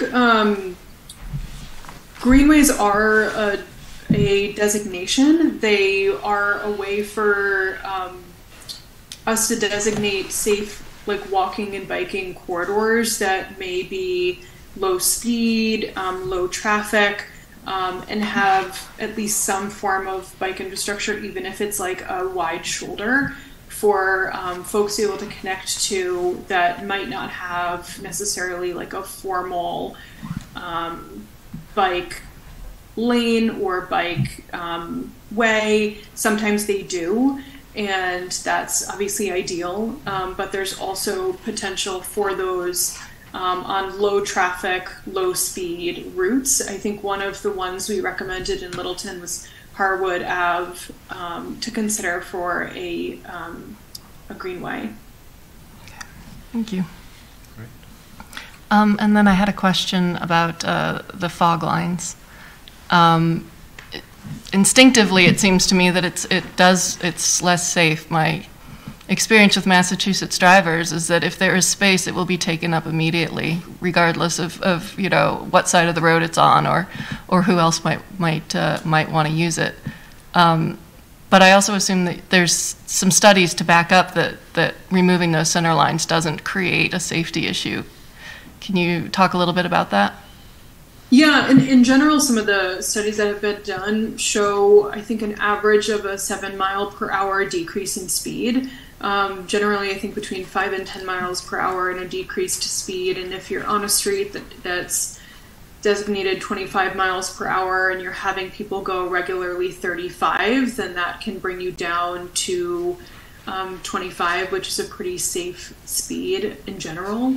The higher speeds that we see people go, the more crashes and the more injury that we see from crashes that happen at higher speeds.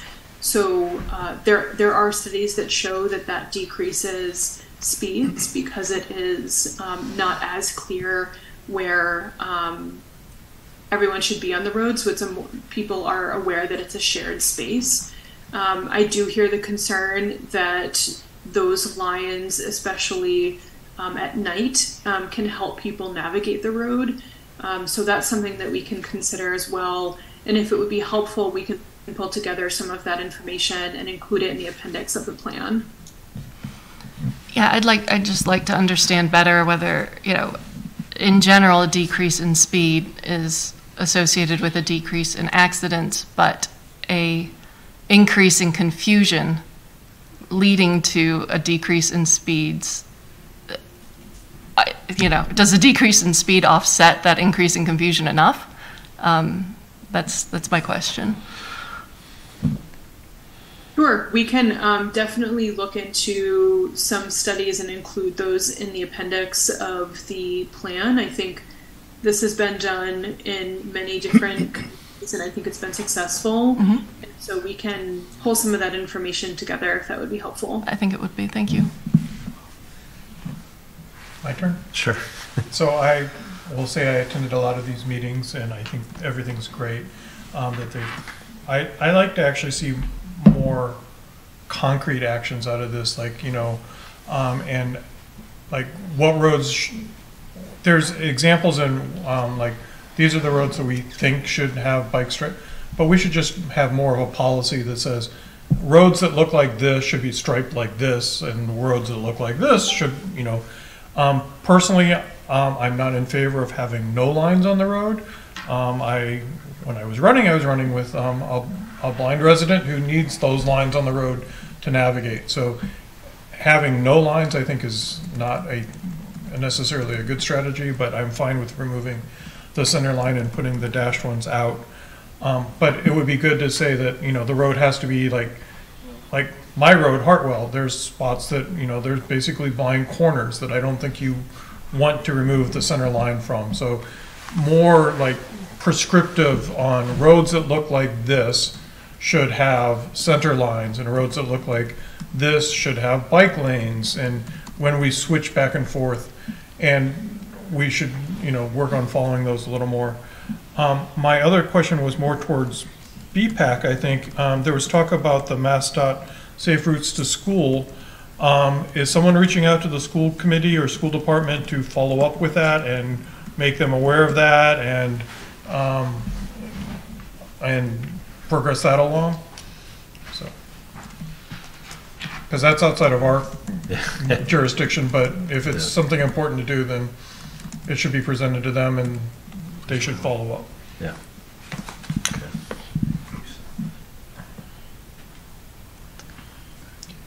When we, my final is, we're currently repaving part of Tohotawan and part of Harwood, and are we following any of these recommendations as we're going along, or? Yeah, this is kind of surprising to me that the two aren't linked up with DPW, that this committee is not more integrated at the table on these discussions when we're about to pave. Well, not pave, not necessarily, but line. Or, Gary, you can speak to this? I can pick on a few of the issues that are brought up. Oh, can you come to the mic? Good evening. Gary LaCroix, 15 Mill Road, member of the TAC, and also an advocate within the Neshoba Regional Greenways, trying to build these connections in these different towns. I briefed this group a couple of months ago. So, a couple of points I've heard, I will see if I can answer because I've been party to some of these discussions with the master plan. There is a table with some very specific recommendations. So, Mr. Nordhaus, you were talking about, I want a plan, There is some elements that someone could cobble together a plan with, there's like a high level, like high priority, low priority, medium priority, and more difficult, less difficult, type of matrix. So it's not so much a nice numbered 1, 2, 3, 4, 5 shopping list. It's more of you can pick from these different categories. And it is pretty specific as to what they recommend to do for each of these roads. Some of us who have been active, myself, Mr. Gruar in the BPAC, Amy Green from the Conservation Commission, we've been part of crafting some of the recommendations with the MAPC as a collaborative group. I'm pretty sure that Stephen Yowie has been in all the communications and emails, et cetera. I don't know to what extent he's commented, but I know there was comments regarding the Complete Streets plan that was done 5 months ago, and there was a lot of synergy between what's in that plan versus this plan, because there is obviously a lot of place for synergy between the two plans. So stuff from that Complete Streets plan was also being commented around the same time as this plan was developed, and so there's stuff that's in both. So I don't think it's fair to say that the highway's been out of it completely. As to specific recommendations on the Neshoba Regional Greenways route, I sat with Mr. Yanley and went through every single one of those roads that was recommended, and he agreed with the plan as to what we were proposed to do as to center lines and not doing center lines, et cetera. As to Tohotawan, we discussed that one, and there's no plan to restriping on that road, for example, because that road really lends itself to not doing that, in my opinion. Excuse me. There's a number of points. A clarification, I think there's a typo in the plan. It talks about removing center fog lines. That should not be the fog lines are on the sides. So that should be center and fog lines. Okay. And I hear the points about concerns about the roads. One of the things that we have to understand is for the last 100 years, the roads have been totally car focused. This town was one of the leaders in developing the complete streets and signing on to complete streets. That's something to be very proud of. But we trying to get that off. So the idea here is to extend the idea that these roads are not just for cars. It is for everybody. And so we have to balance everything. We have to balance the needs of all parties. And the mindset seems to be in this town over the years that they put center lines and just put everything. Not every road requires center lines. I think we have to recognize that. And what center lines do is that they try to keep a driver within a lane, and drivers tend to not want to pass or not want to give safe distances to other people because they have to go over this yellow line, and they're taught from 16 on not to go over the yellow line, a double yellow line, like it's a highway. So that's a remedy. That's the simplest remedy. That and speed limits is the simplest remedy to promote a shared space for bicycles, pedestrians, and cars. We'd like to widen the roads and put bike lanes everywhere, but that's not realistic and feasible. So this is one of those things you could do at a relatively simple means and at almost no cost if you're just doing it part of the repaving plan. So I think it's fair to say, let's get out of the mindset of just we pave, we restripe, and we don't think about it. Let's do it where we think about what it is we're going to do in this road, and is this road conducive to having no striping, some mixture of things. You know, can we narrow the lanes and add a bike lane? That'd be another option too. So there's all kinds of possibilities here. We got to change the mindset. The key piece that came out of the master plan, it was the survey to me. The survey, we had a very high rate. 700 people responded to that survey, which is very high for a town like this. And the number 1 and 2 items that came out of that, which 90% of the people were recommending, was that I want to have improved connectivity and I want to have improved safety. These are both relatively synergistic elements, and this plan, I think, does address a number of those pieces. And I really recommend that the recommendations be adopted. Is it perfect? No, no plan is perfect. But I think we want to do is capture what the hard work that's been done by MAPC and those parties who've been advocating for a lot of these things as to a plan going forward. And if I didn't answer some questions that were brought up, I'd be happy to answer other questions.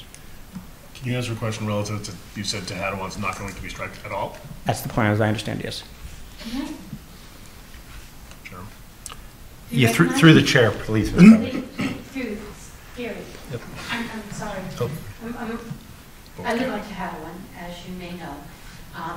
Parts, especially the part above the Brown property, up to the top of Harwood, are incredibly narrow. I mean, ridiculously so. If there's a pedestrian walking on the road, I drive that road constantly. If there's a pedestrian walking on the road, and a car coming the other way, I stop. I wait for the other car to go by so I can go around the pedestrian. Same thing with bicycles. You have to stop because there's not enough room. In fact, if there's no pedestrian, no bicycle, and there's a school bus coming, you get over as far as you can and you stop.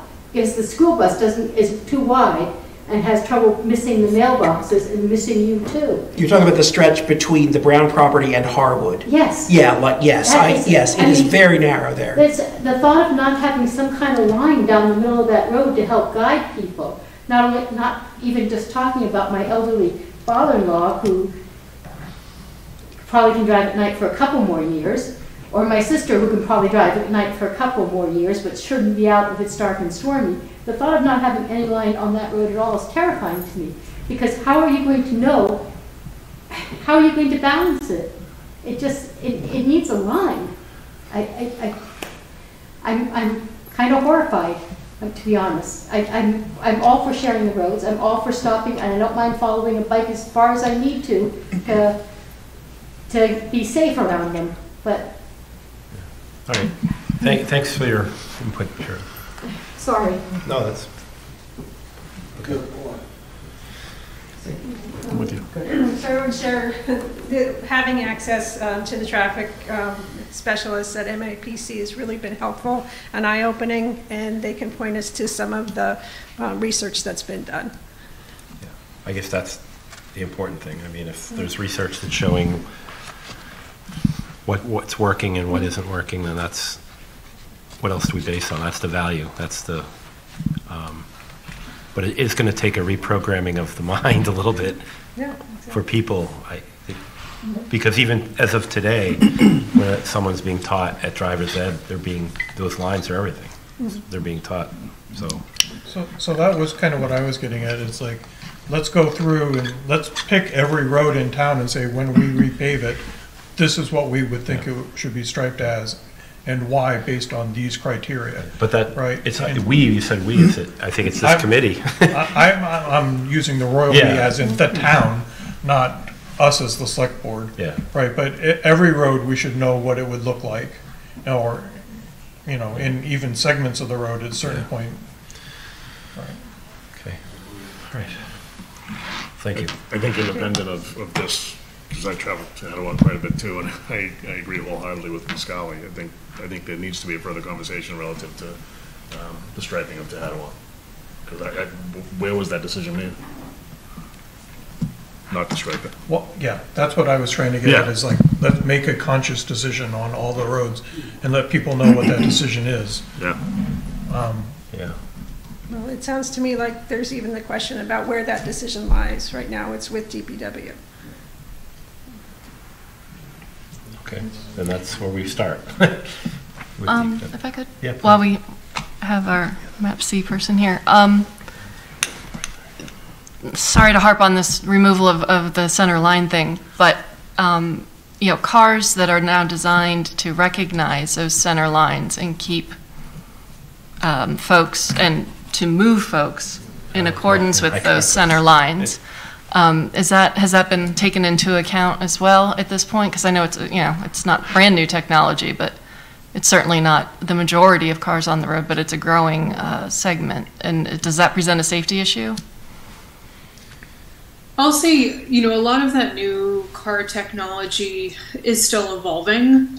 Some of it is based on lines, and some of it is based on a variety of factors. Some of it has just like object recognition, if it's at the corner or the sides.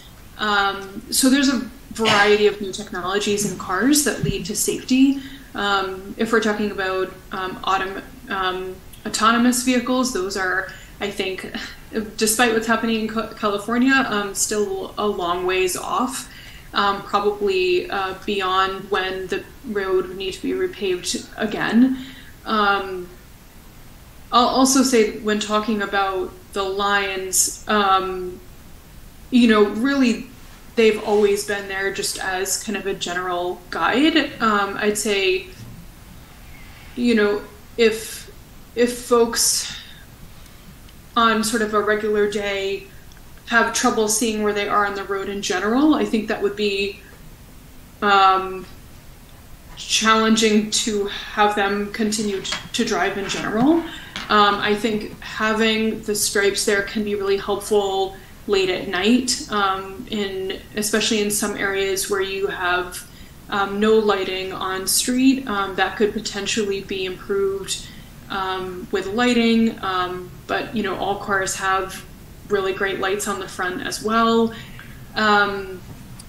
So I think the concern that there would be a lot of confusion on the road if the center line was removed, I think would be something we could definitely discuss. I mean, the roads that these are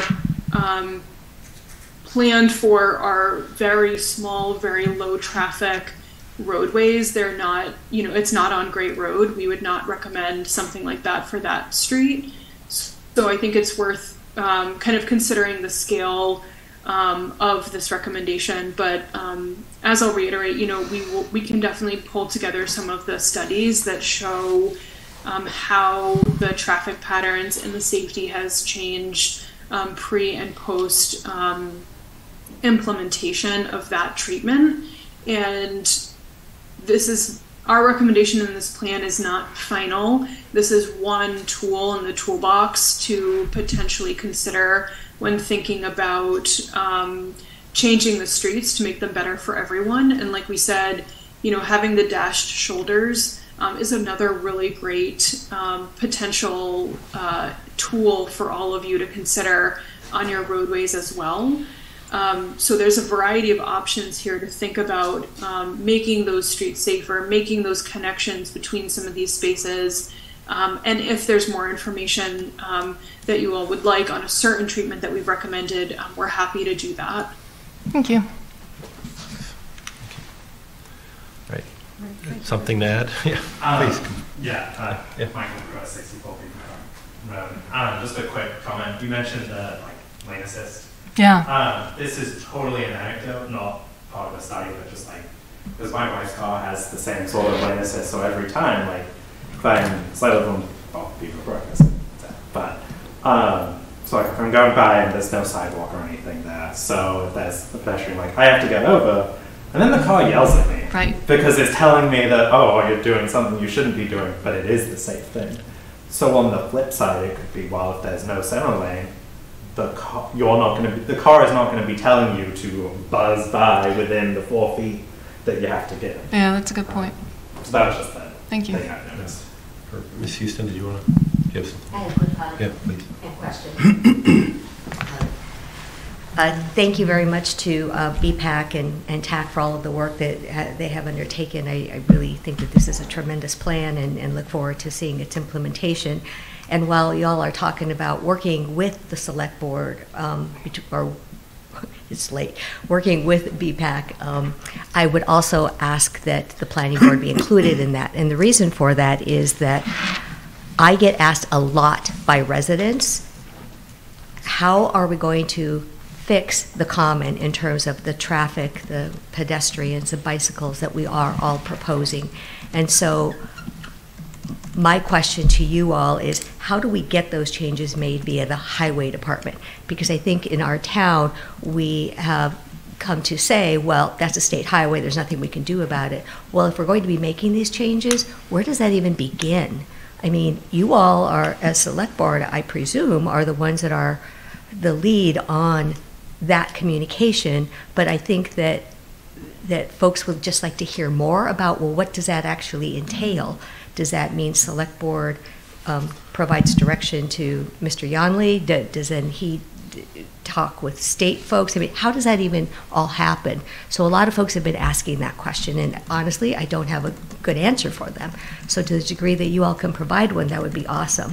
I think to answer a little bit of that, some of that goes through the town administrator's office, obviously, when you're dealing with, you know, Mr. Yonley or his department. You would start there, that discussion, and then, you know, Brian's office, if he couldn't manage something like this, we were trying to do something legislatively to talk to, you know, one of our constituents in state government, then that's a different story. Then we would get more involved. But okay. I mean, I think this board typically is going to rely on the experts of these committees. Why do we have these committees if we're not going to, you know, depend on what we're going to stripe, what we're not going to stripe?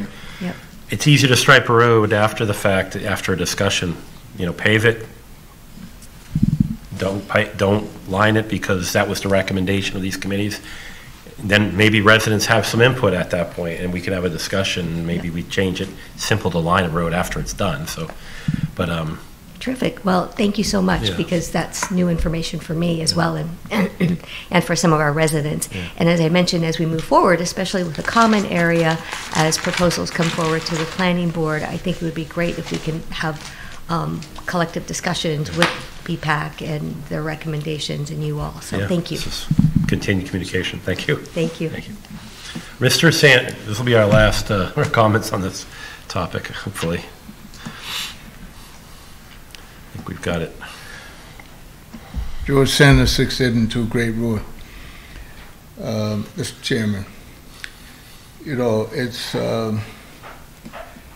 hard for me to try to understand anyone that wants to remove the stripes on the highway.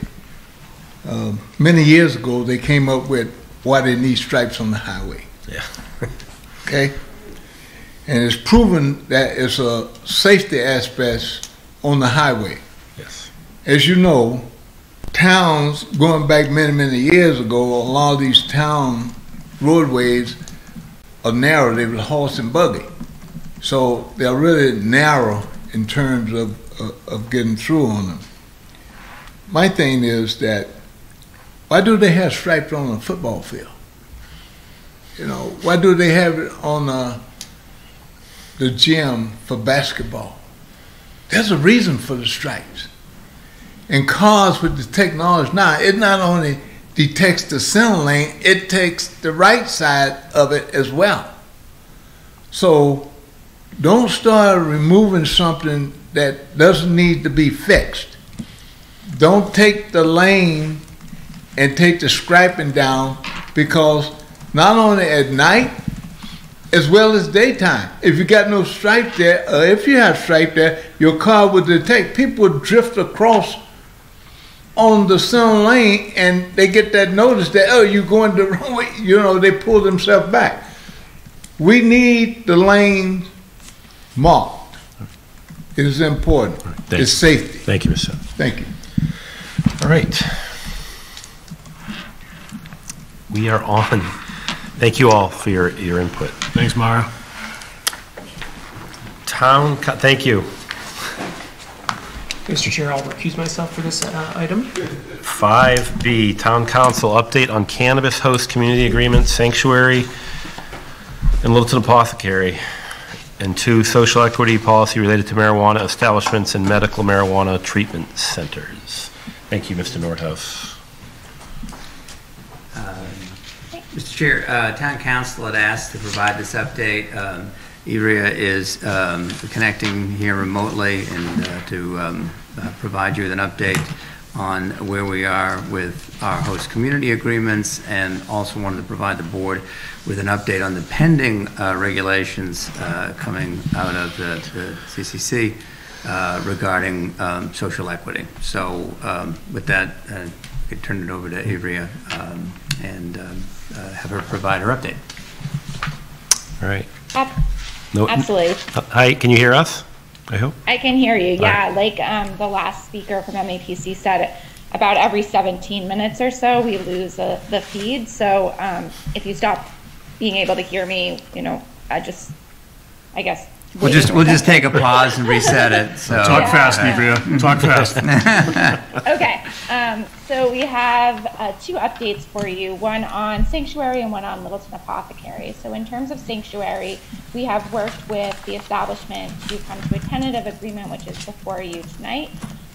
It mirrors the prior agreements that this board approved in March relative to MRM and Community Care Collaborative in terms of the community impact fee. The one addition is the odor provision. There was some comments from members of the public, and the board asked for our office to work with the owner to kind of propose some type of opportunity for Sanctuary to come in front of this body and discuss odor. So what we have is added a provision that says, upon the request of the select board, Sanctuary shall come in, and there's a commitment to work collaboratively to address odor issues. So I think I'll pause there. I'm happy to take any comments on that HCA, but where we basically stand is we're ready to put it before this body to see if it's acceptable and we can move forward with execution. Just to clarify, so this has already been vetted by Sanctuary. They're comfortable with the language we put in? They are, and I guess Ryan can speak more to this, but the idea was that we would present it tonight. If you didn't feel comfortable or wanted more time to consider it, we would come back at your next meeting, you know, for another vote. So if you want to, you know, change any provision or have more discussion on it, you know, we have that opportunity baked in. And just, Mr. Chair, this is not set up for a vote tonight, so I think we just wanted to review everything, have you make the presentation tonight, and then come back at the next meeting if you're comfortable or make any recommendations from that. So I had several questions on the HCA's. Do you want to discuss them here? Do you want me to talk them with Ivrea offline, or? With what's in the HCA's? I had questions of which within Sanctuary's HCA. I mean, so. I mean, it's a lot of bullet by bullet, or I mean, there's just some sections I don't understand, and so. And if we're not voting it tonight, I'm just asking, do you want me to raise them now? It's getting late, or do you want me to raise them offline? I'll take this opportunity to add that I also have several questions. Okay. I'll leave it up to Town Council. How would you like them to discuss some of these things now, or put this all in a format after? I mean, obviously we read this over the last few days. Board members do have questions. Is it something that we should formulate into one consolidated group and send it back to you? You could answer these questions, or what's the best way? Yeah, so if you'd rather, what you could do is you could send all of your questions to Ryan in writing, and I can respond to them directly. Okay. I'm happy to stay on tonight and talk about it as long as the board wishes. It's really up to the chair and the board how you want to proceed. I do want to reiterate that all of these provisions mirror the provisions that were in MRM and CCC, so we may have already discussed this. It's just been in March, so it was so long ago. So I don't know how what specific questions you're asking, but I'm Right. happy to address. Right, well, Karen wasn't here in March, so I get, for That's sure. right. So I know That's her true. questions would be a little different. Mark, could you, go ahead, we might as well get some of this out of the way now. Well, I mean, well, one question is, it's 7B, it says the facility will not be expanded in size beyond the space within the building as currently constructed, located at 234 Taylor Street. So as they're expanding, they're going to come back and negotiate a new HCA when they get a permit? It'll be amended. It will be amended. And what exactly does the facility mean in this case? Because they're parking in another facility. So wouldn't that mean they've already expanded beyond their facility? So I would sort of defer to Marin. I'm not as up to date on the special permit process, but I would consider the facility to be where the bounds of the Taylor Street. I wasn't aware they're parking somewhere else. We can have that conversation with Sanctuary. And we talk about a community outreach meeting, but I don't know how those are scheduled or who schedules them and things like that. So they just need more information. There was also talk of the Board of Health and the Planning Board about doing a dashboard for odor and things, and that should be somehow encapsulated in here. That would be in a special permit. It wouldn't be, that wouldn't be under the HCA. Well, it specifically refers to we can discuss odor-related concerns.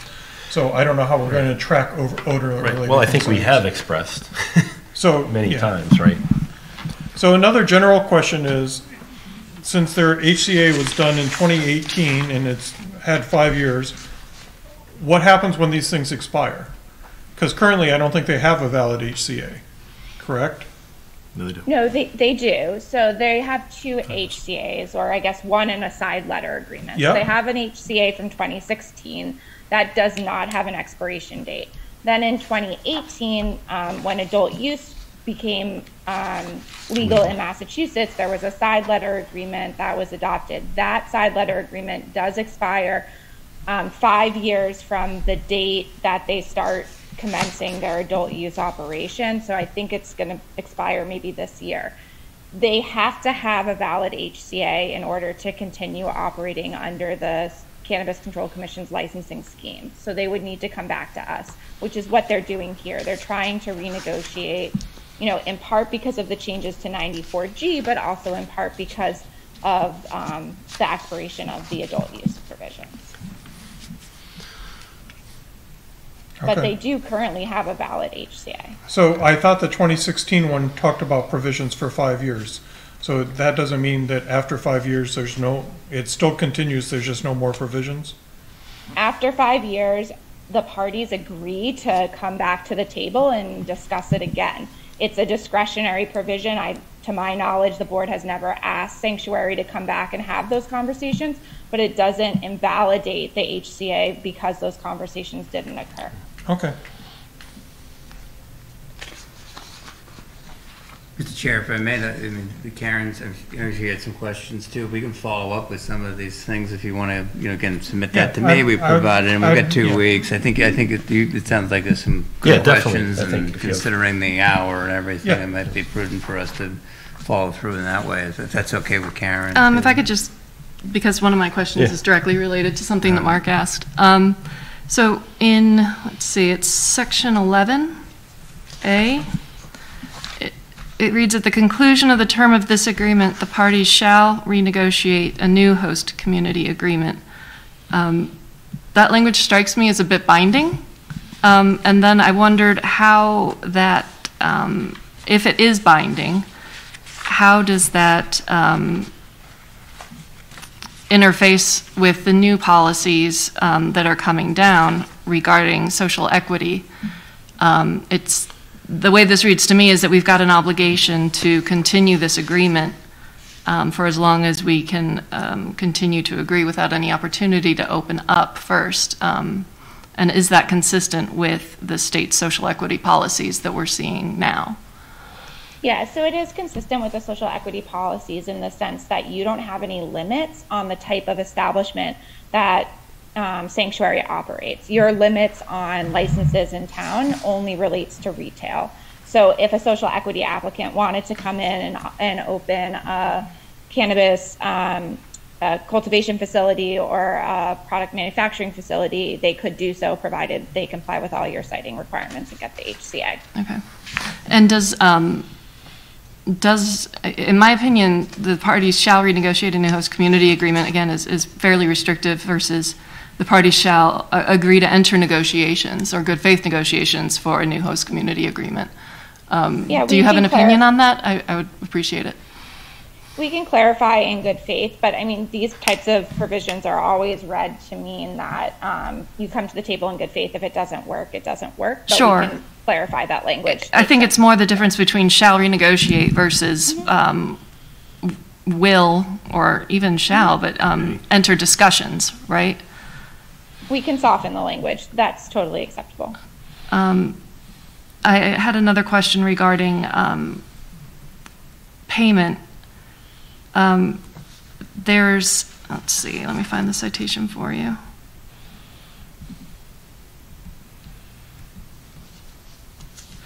So regarding payment, there's the clause reads that the vendor is only required to pay the undisputed portion of any invoice.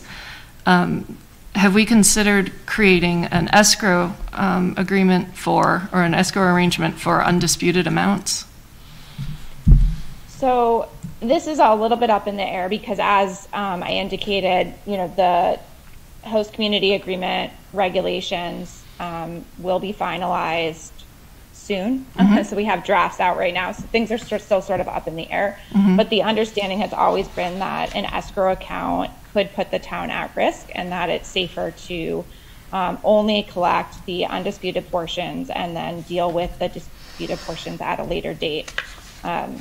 We can discuss an escrow account with Sanctuary. My understanding is that they may not be amenable to that, but that's what we're seeing across the board. Across the Commonwealth with these establishments, that they don't want escrow accounts, and the Cannabis Control Commission seems to be supporting that. But we can definitely have those conversations if it feels like it's a critical factor for Littleton. It's not critical. It's just a practical safety measure in terms of making sure that businesses who have cash flow issues don't dispute. Understood. And use that as a way to solve their cash flow problems. If it's a problem, if it's not approved by the state, then there's our hands are tied. I just wanted the clarification as to why. Question in 23, contingency.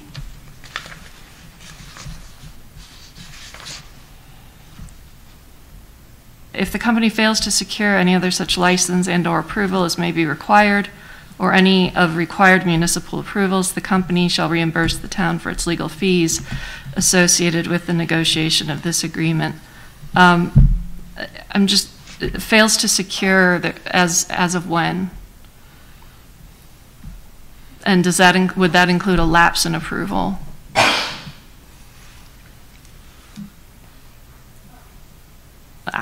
I'm not being heard. Yes, yeah. The audio dropped. Yeah, we 17 minutes is pretty accurate, though. It seems just about that. I think one of our requirements for the next town administrator should be sign language. Do charades, Ivrea. Sounds like. How about now? We can't hear you. Okay, you can hear us, we can't hear you. Yep.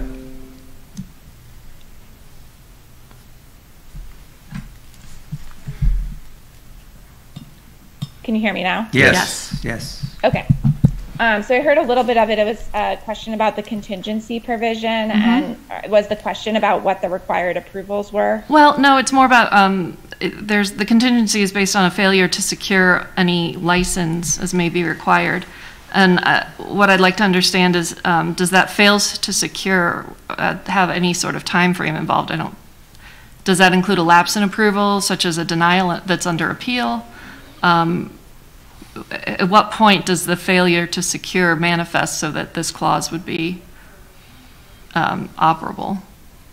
Yeah, so I would read this provision as applicable. So the way that the special permit for sanctuary works is that it sunsets every certain period of time. So if they fail to resecure a new license and we had to negotiate a new HCA during that period, then they would get they would have to cover the legal fees. So right now, that's sort of what is happening, right? They're in front of the planning board to obtain their new, their renewed license. And if they fail to get that special permit, they would have to cover the legal fees.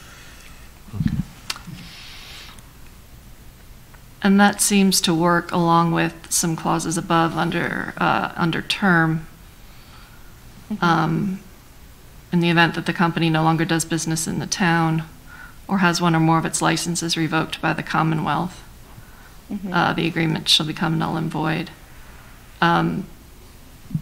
Again, it's no longer does business in the town as of when? When they decide to leave. I'm sorry, I guess I'm not following. I guess what it doesn't, I'm concerned that there's no allowance for termination due to a prolonged but impermanent cessation of business. So, for example, if there's a health code violation that goes without remediation for months and months and months, I don't read us as the town as having a right to terminate. Would you?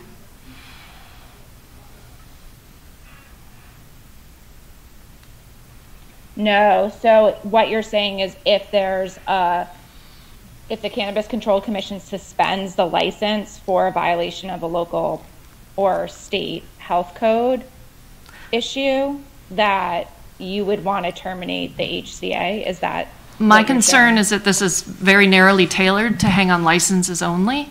Yes. And then it expands to no longer does business in the town. But there's a lot of reasons that a company might not, or the sanctuary might not do business in the town, including, for example, being shut down by Board of Health. So it doesn't seem to address those types of situations. So the way that we read no longer does business in the town is like ends business, is not operating, it has no intention to reopen in town. If you're asking whether a provision could be incorporated into the HCA to allow for termination of the HCA in the case that the license is suspended by the Cannabis Control Commission, we can have that conversation. It hasn't been something that has historically been requested by this board. I can definitely broach it with Sanctuaries Council if that's the direction and will of this body. I would suggest that we consider some sort of provision that gives us some room for movement if there's a prolonged but impermanent cessation of business. Otherwise, the HCA sits dormant. Well, it sits dormant. It doesn't sit dormant in the sense that this license will become operational again once it's sort of like a liquor license, right? You can suspend a liquor license for a period of time for a violation. Eventually, the establishment will reopen and continue to serve alcohol. It's the same with the cannabis license. If it's suspended, it will eventually become operational again. Terminating the HCA in that interim period would result in a state revocation of their license because they need to have a valid HCA in order to have a license. So, we can ask Sanctuary and see if they're willing to do that.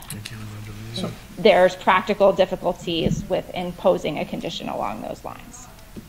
So I have what happens on March 22nd of 2028 if we don't negotiate a new agreement? This says this agreement shall be effective until March 21st, 2028. If we don't negotiate a new one, what happens to Sanctuary? They have to cease operations? Exactly. Their state license would be invalid at that point because you need to have a valid host community agreement with the locality in order to have a license with the state to operate a marijuana establishment. Now, there is draft regulations right now where if a community and an establishment are unable to come to a agreement on a host community agreement, there is a waiver provision that the establishment can seek from the Cannabis Control Commission. these are still draft regulations, so we still don't know what exactly this is going to look like, but there's some thought that the CCC should have more of a say in host community agreements, especially those that are not issued by localities. And remember, you can only collect community impact fees for the first 8 years of operation of an operation. So the question, many communities are currently grappling with is, what is the point of an HCA? What are we accomplishing by issuing an HCA, especially when we have a robust licensing or zoning process to regulate the operation of these establishments within our communities. So it's a good question for the board to be asking itself is, what is the purpose of this? What are my goals and what am I trying to get out of it? And make sure that the host community agreement reflects that to the best that you can. Yeah, I mean, if there's no teeth in it for anything, and Right. I guess for a new business to come into town, it makes a lot more sense to me. The established going, okay, but then Especially before the Supreme Court made the changes that it made, because it ensured that we were going to get whatever. it changed all of the HCA's by Yes. virtue of doing it. So the cart came before the horse, I think, on the HCA's, and the state seems to be catching up. Yeah, I mean, to give like a second of background, I mean, what happened was medical marijuana came around, communities started asking for host community agreements. It was sort of novel at the time, and then it was codified when adult use came around, but it wasn't really fully vetted or thought through at the time by the legislature, because it was a citizen's petition, right, to move forward the adult use. And now the Cannabis Control Commission and the cannabis establishments are really talking about how they feel they're unfairly targeted by communities in these community impact fees. And so we're seeing kind of the rebound of that now with the 94G being revised and the draft regulations. Under term, just a question regarding the difference between the clause for term under sanctuary versus under Littleton Apothecary. There was a change to hang the term on a special permit for Littleton Apothecary, and I don't see a special permit provision in the term for sanctuary. Can you help me? Can you walk me through that?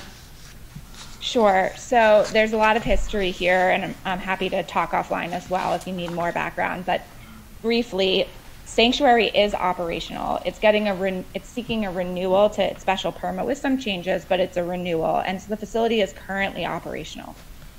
Littleton Apothecary is not operational, and it has not pulled a building permit, to my knowledge, as of this date.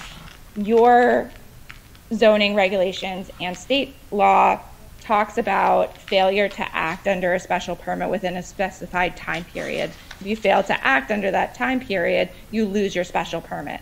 And so there was a request made by this body that we have the ability to terminate the HCA with Littleton Apothecary if they don't make substantial progress to building out and becoming operational, because they're holding one of our few retail licenses. So this provision was inserted. While there seemed to be at least an appearance of an agreement, that seems to have changed after the March meeting, and Littleton Apothecary is unwilling to now agree to this. It's 11A2 in their host community agreement. They don't want the host community agreement to be tied to a valid special permit.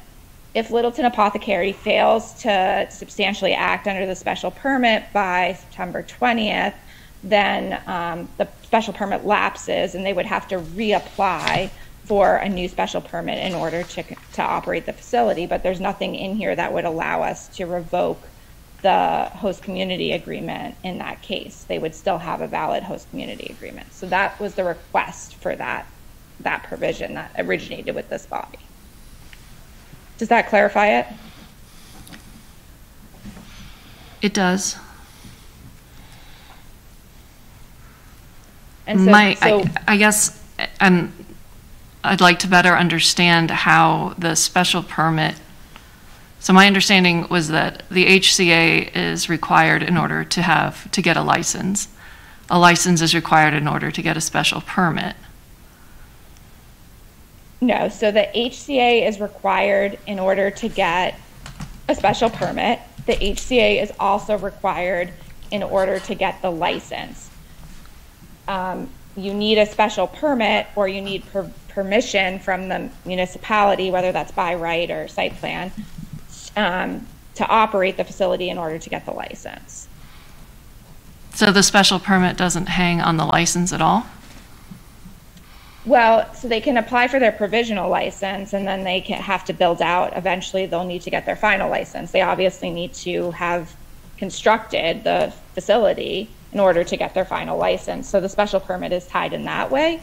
But I think the question here with this provision is, if they fail to get a special permit, let's say, if their special permit lapses, so they haven't pulled the building permit by September 20th, so their special permit lapses. Littleton Apothecary would have to reapply for a special permit with the Littleton Planning Board in order to become operational in town. And they would still hold a valid host community agreement during that time period. And so this body felt like, we don't want to have this go on forever. We want a establishment to come in that's actually going to become operational. So if Littleton Apothecary doesn't pull their building permit by September 20th, we want the ability to issue another HCA to another establishment that may be able to obtain that other special permit. Mm-hmm. Yeah, I mean, and that rationale makes sense. It's unusual to introduce a substantive change, though, in an amendment that was drafted strictly to create conformance with state law, right? I mean, that's us changing the game. Yeah. And I think that's the argument, in part, that Littleton Apothecary is making, and they're not willing to agree to this provision. And the reason that argument wouldn't apply in the other cases that we have renegotiated the entire agreement, and so that gives us more room, for example, to introduce an odor clause, right?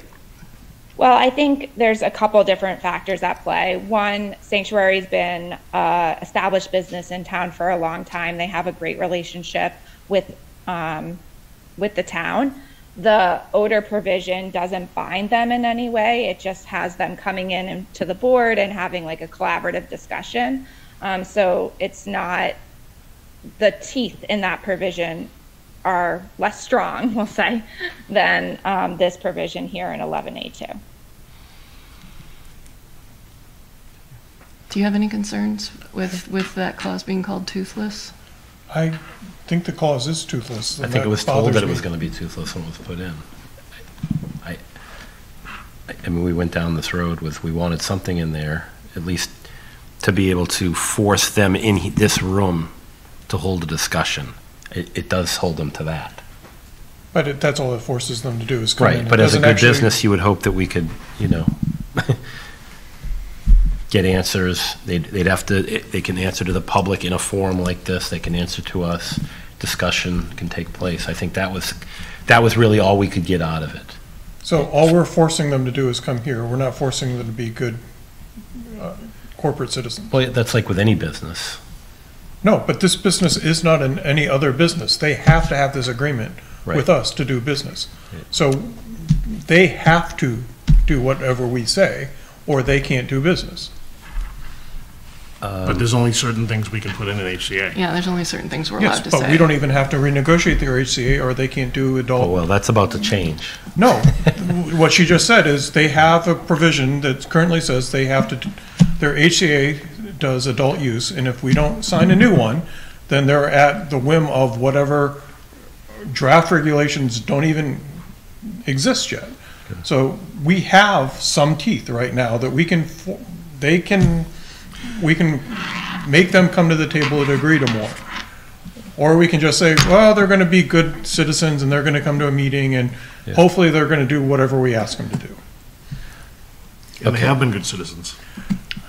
Well, the residents that complain of the smell would disagree.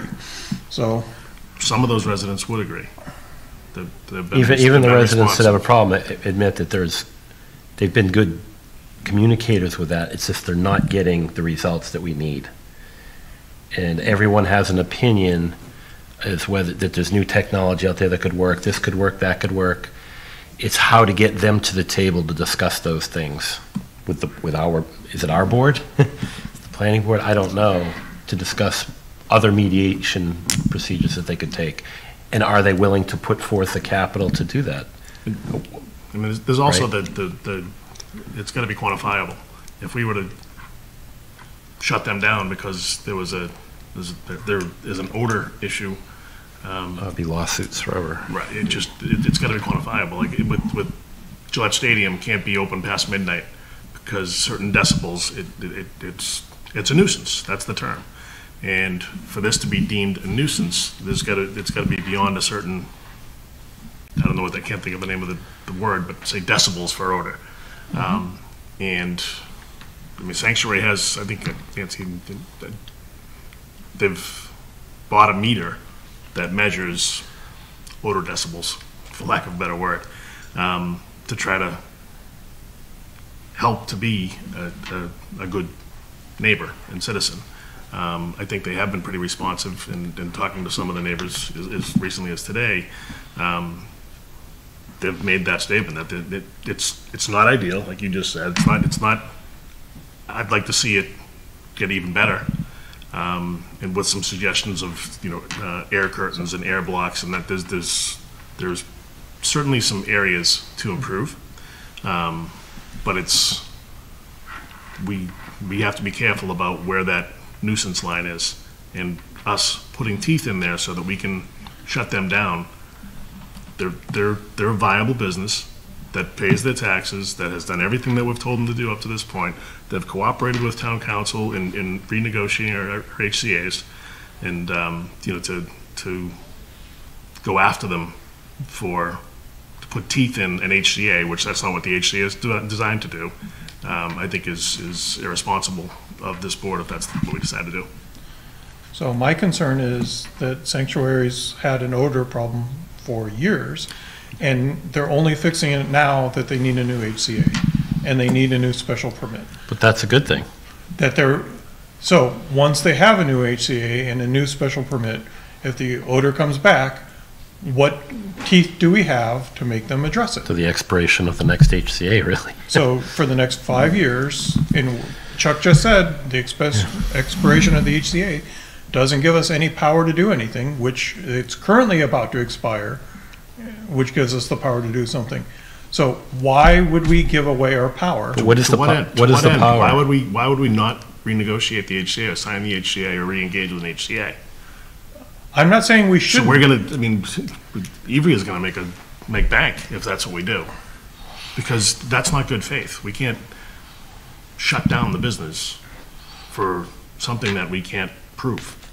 It's a. I can understand that neighbors can smell it on certain days, and Nancy's very good about communicating and letting us know when those days are. And I drive up to Liberty Square very regularly, especially when you text and let us know that there's a smell that day. But it's not reaching a point of nuisance. And Jim Gareffi's made that point, and that's really the only place that we could do that. That would be the arbiter of whether or not it's a nuisance. And Such an arbitrary word. I agree that there's more things that we should be calling them in here and having conversations, saying, hey, what about this? What about this? There are more things that you can do. But they have made investments in their HVAC system, and they put in an air curtain, which they probably could use a better one. It could be like an air lock. So there are other things that they can do to try to minimize as much as possible. I don't necessarily think it's from the doors being opened. I think it's in the atmosphere. It's getting out through the ventilation system. That's what I believe to be true. So that's where I would focus my efforts, more so than people opening the doors and having the odor just kind of leak out, because I think it gets dissipated pretty quickly when you close the door.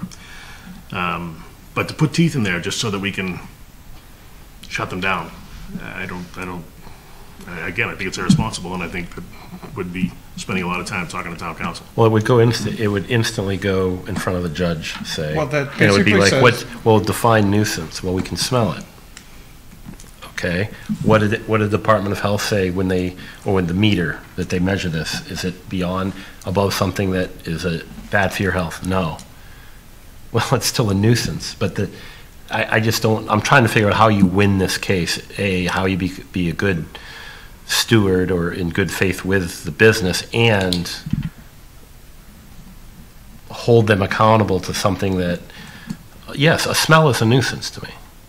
If the planning board, if the planning board were to, for example, change zoning or we were to change requirements, not within the HCA, but in terms of the structure, in terms of operating facility of this nature and requiring a beefier HVAC system, for example, and they fall out of compliance with that, where is our mechanism within the HCA to do anything?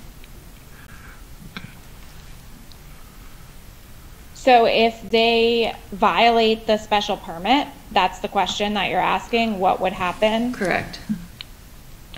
So if they're in violation of the special permit, the process that would typically happen is that we would go to court to get them to shut down and stop operating unless they do so voluntarily in compliance with some type of order from the zoning enforcement officer.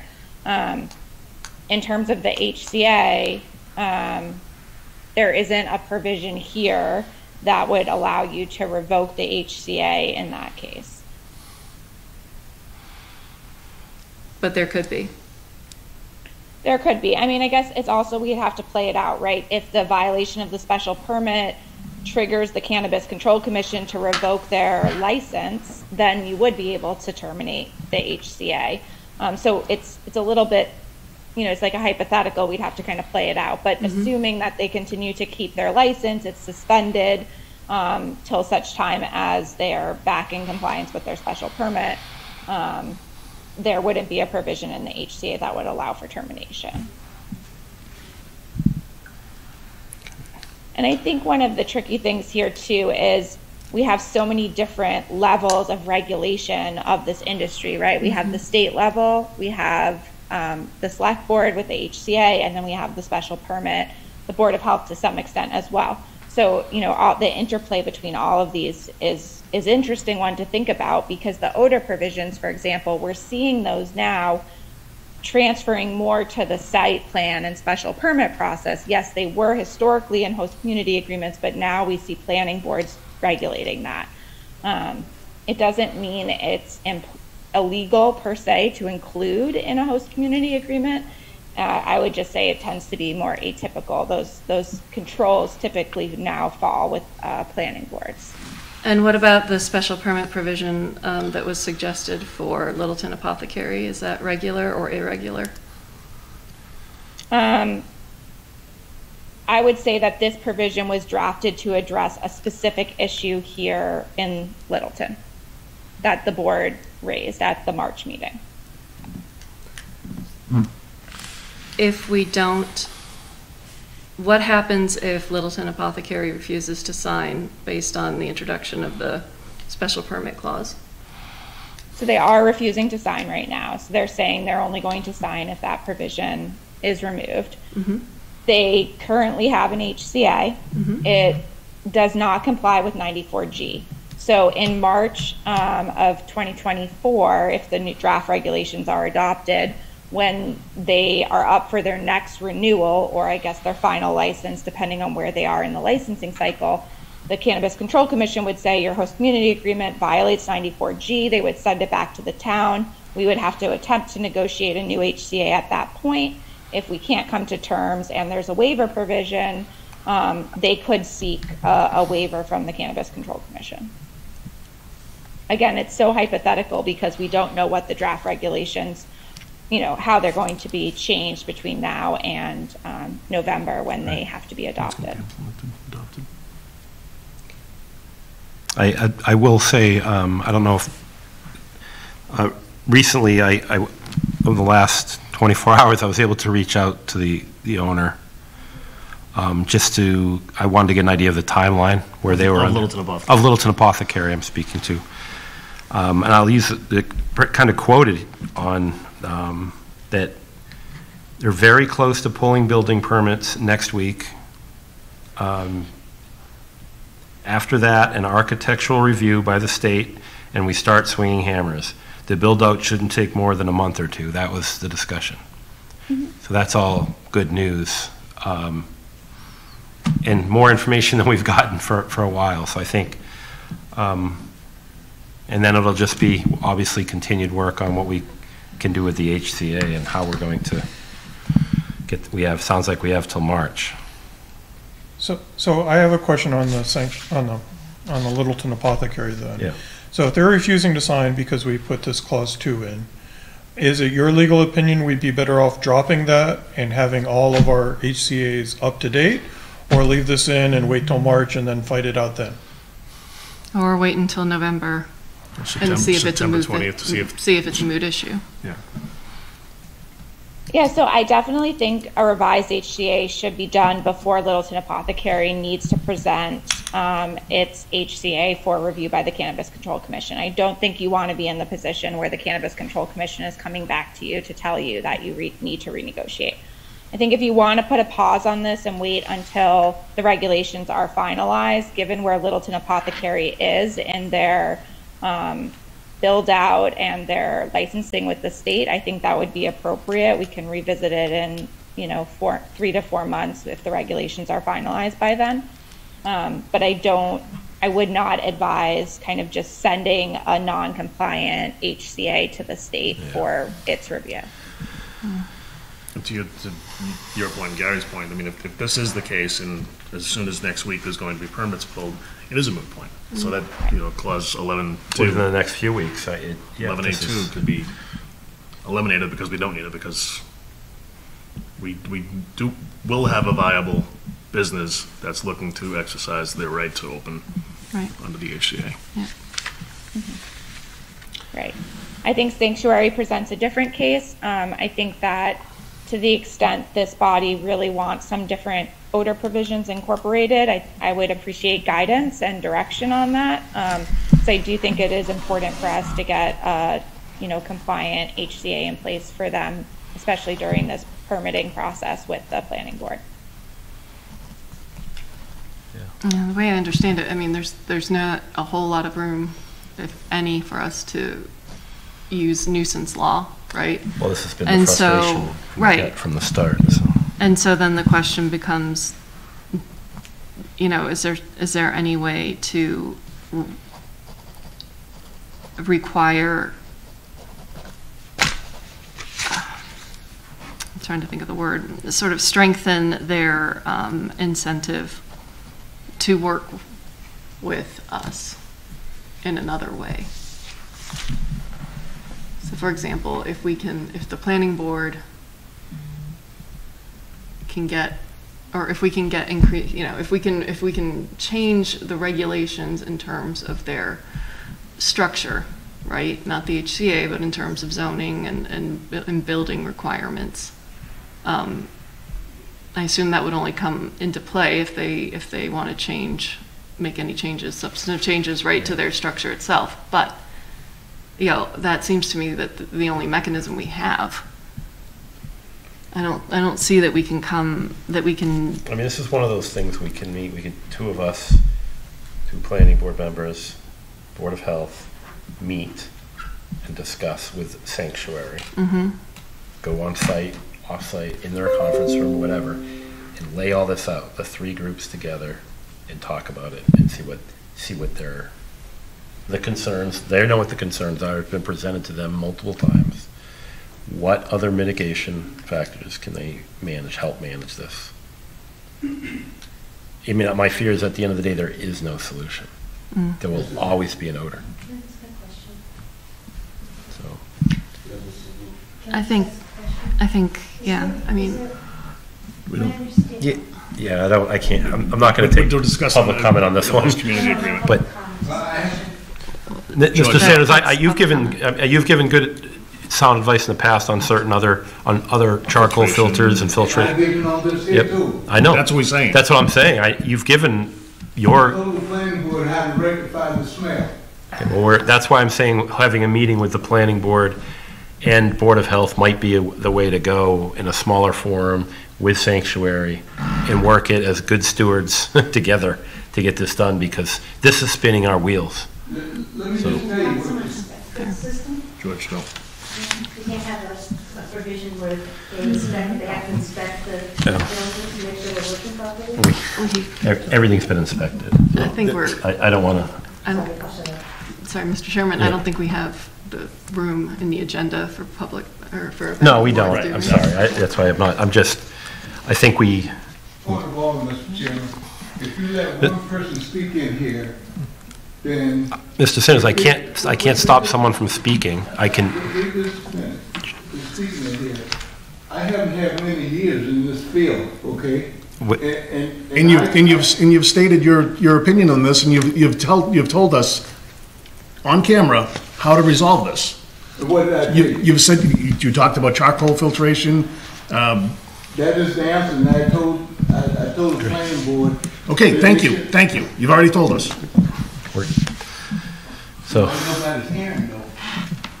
It's not up to us to do it. no, we don't get in the back and forth. We're not, let's just try to focus on, I think, the HCA is, I don't personally feel it's the way to resolve what we're trying to resolve. I don't think it can resolve it.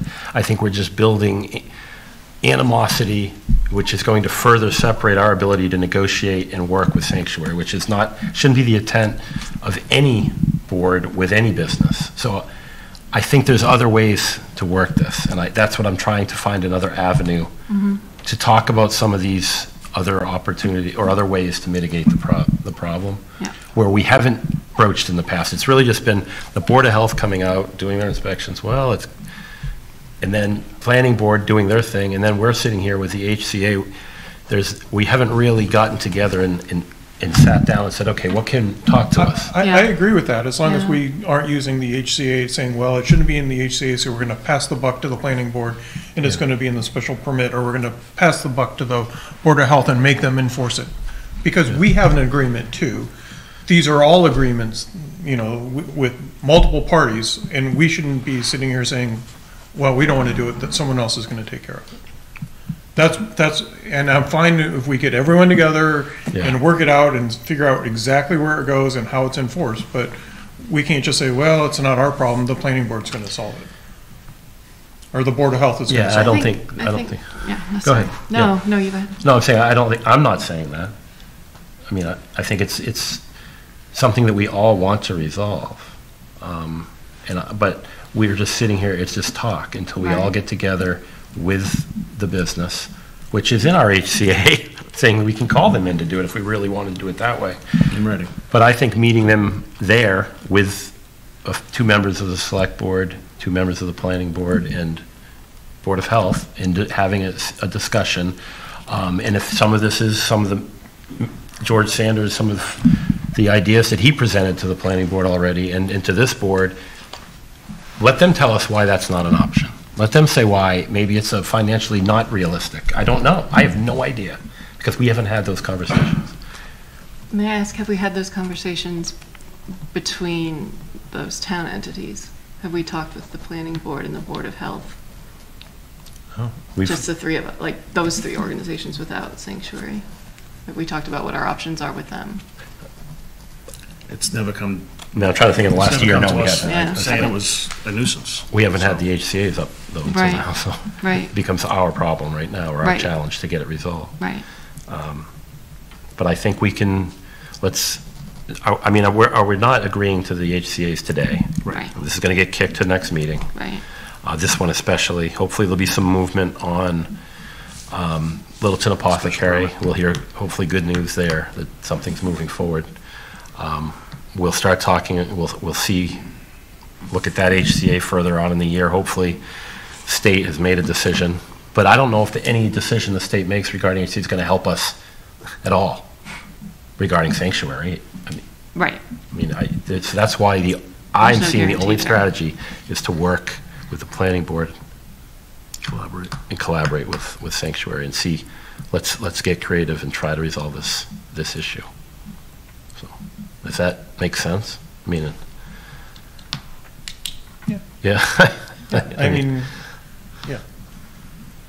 I mean, you can be one of the individuals if you like. No, my only question then going for Sanctuary specifically is this actually says that we signed the HCA on June 27th, 2018, which I think was for 5 years for their adult grow facility. And that's now expired. I think it was September, October. Ivrea? It says right here, it says June 27th in the right. contract. That doesn't mean but I think it's 5 years from the date they commence adult use. So I'd have to double check. I don't think I have that date in front of me, but it's not, to my knowledge, the 5 years has not passed yet. I think it was October that Mr. Mullen issued the permit to allow them to operate adult use. Right. All right. Yeah. All right, I know we didn't really give you a whole lot of direction. I think we're going to definitely hold off on. Okay.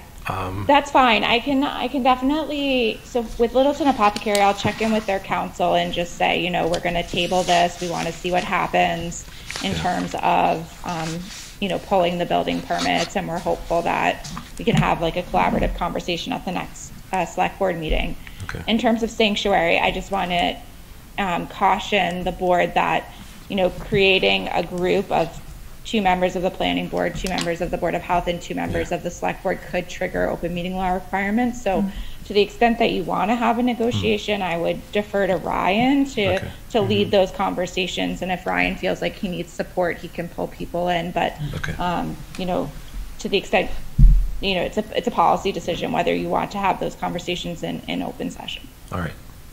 We could always do a cannabis subcommittee too if we had to. Yeah. So, okay.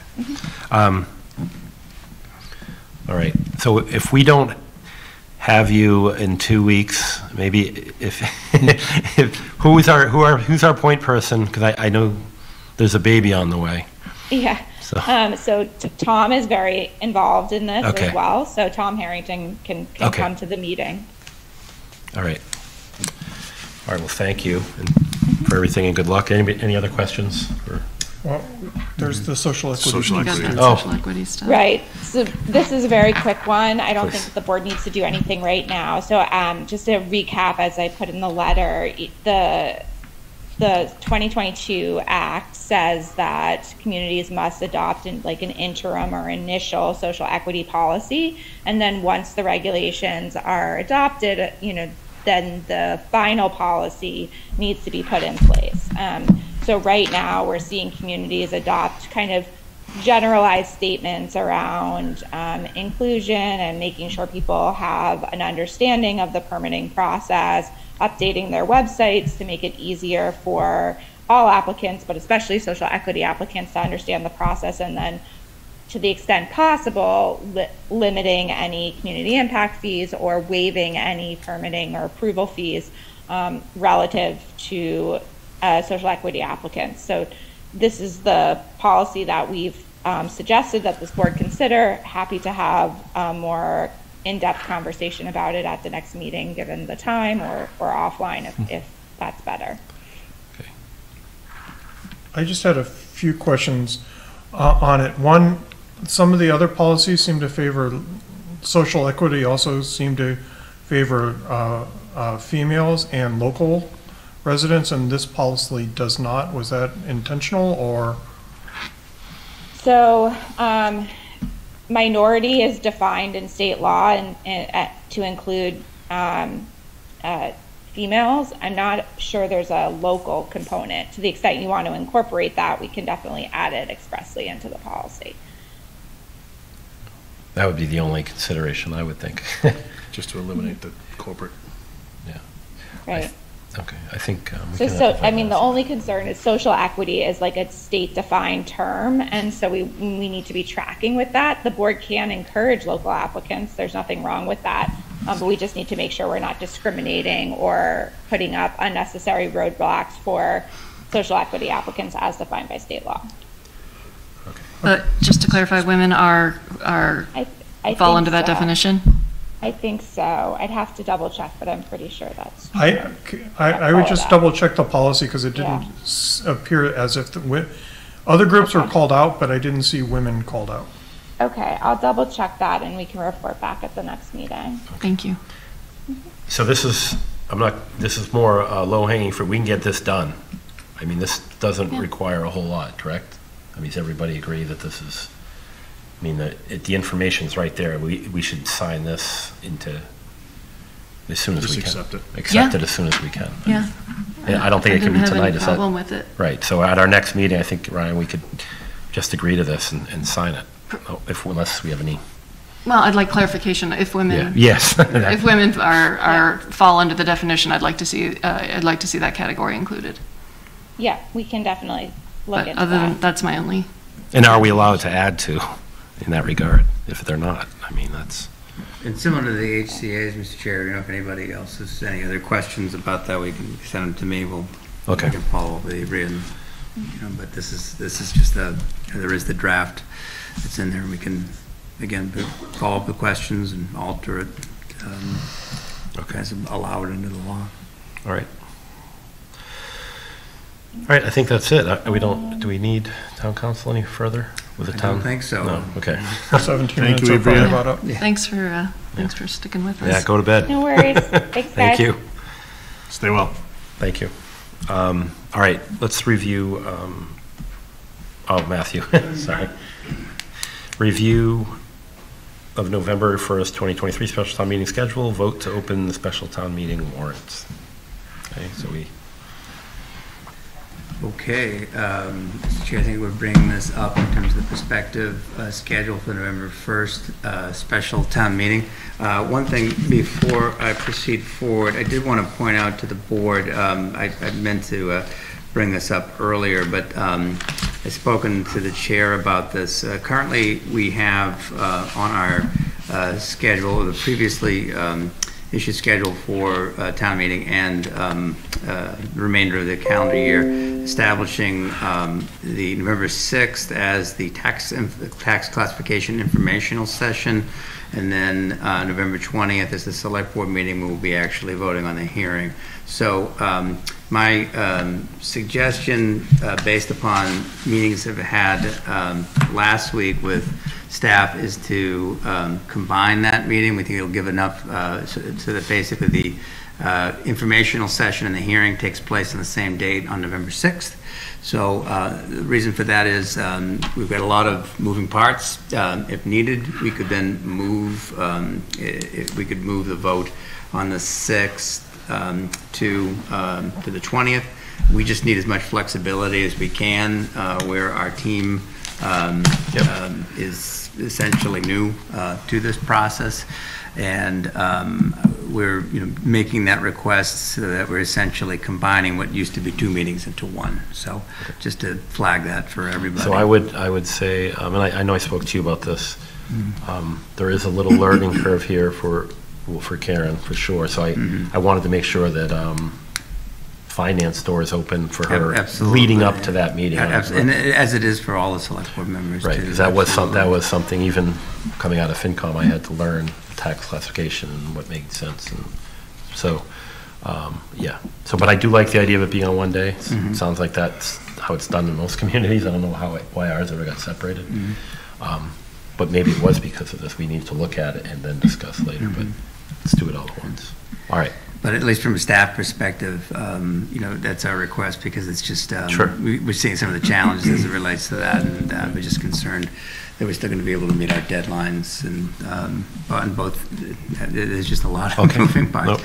So just a quick overview where we're looking at with the special town meeting. The request tonight to the board is to open the warrant, and so that provides the opportunity to, for the public to put forward any articles that they're interested in submitting to us with the sufficient signatures as to be certified by town clerk. We would then be closing the warrant prospectively on Friday, September 15th. That's typically we give 45 days, but the 45 days in this case falls on a Sunday. Then on your meeting on September 18th, you would be voting to insert articles into the warrant. And then on your meeting on Tuesday, September 26th, Monday is Yom Kippur, so we'd be moving that to the 26th. You'd be complete the insertion of the articles, and then we would then be trying to get that to the printer on the 28th. One thing of note, the hearings on the zoning articles, we're looking at 2 zoning articles. First is the firearms business zoning bylaw, which was just, I think, a few administrative tweaks to that article from I think it was our February 15th special town meeting. That hearing was held on July 6th. And then the MBTA Communities Multifamily Zoning Bylaw, which there's been a lot of discussion about, that hearing is scheduled for October 16th. So that is prospectively what we're looking at in terms of, just the bigger events for the select board.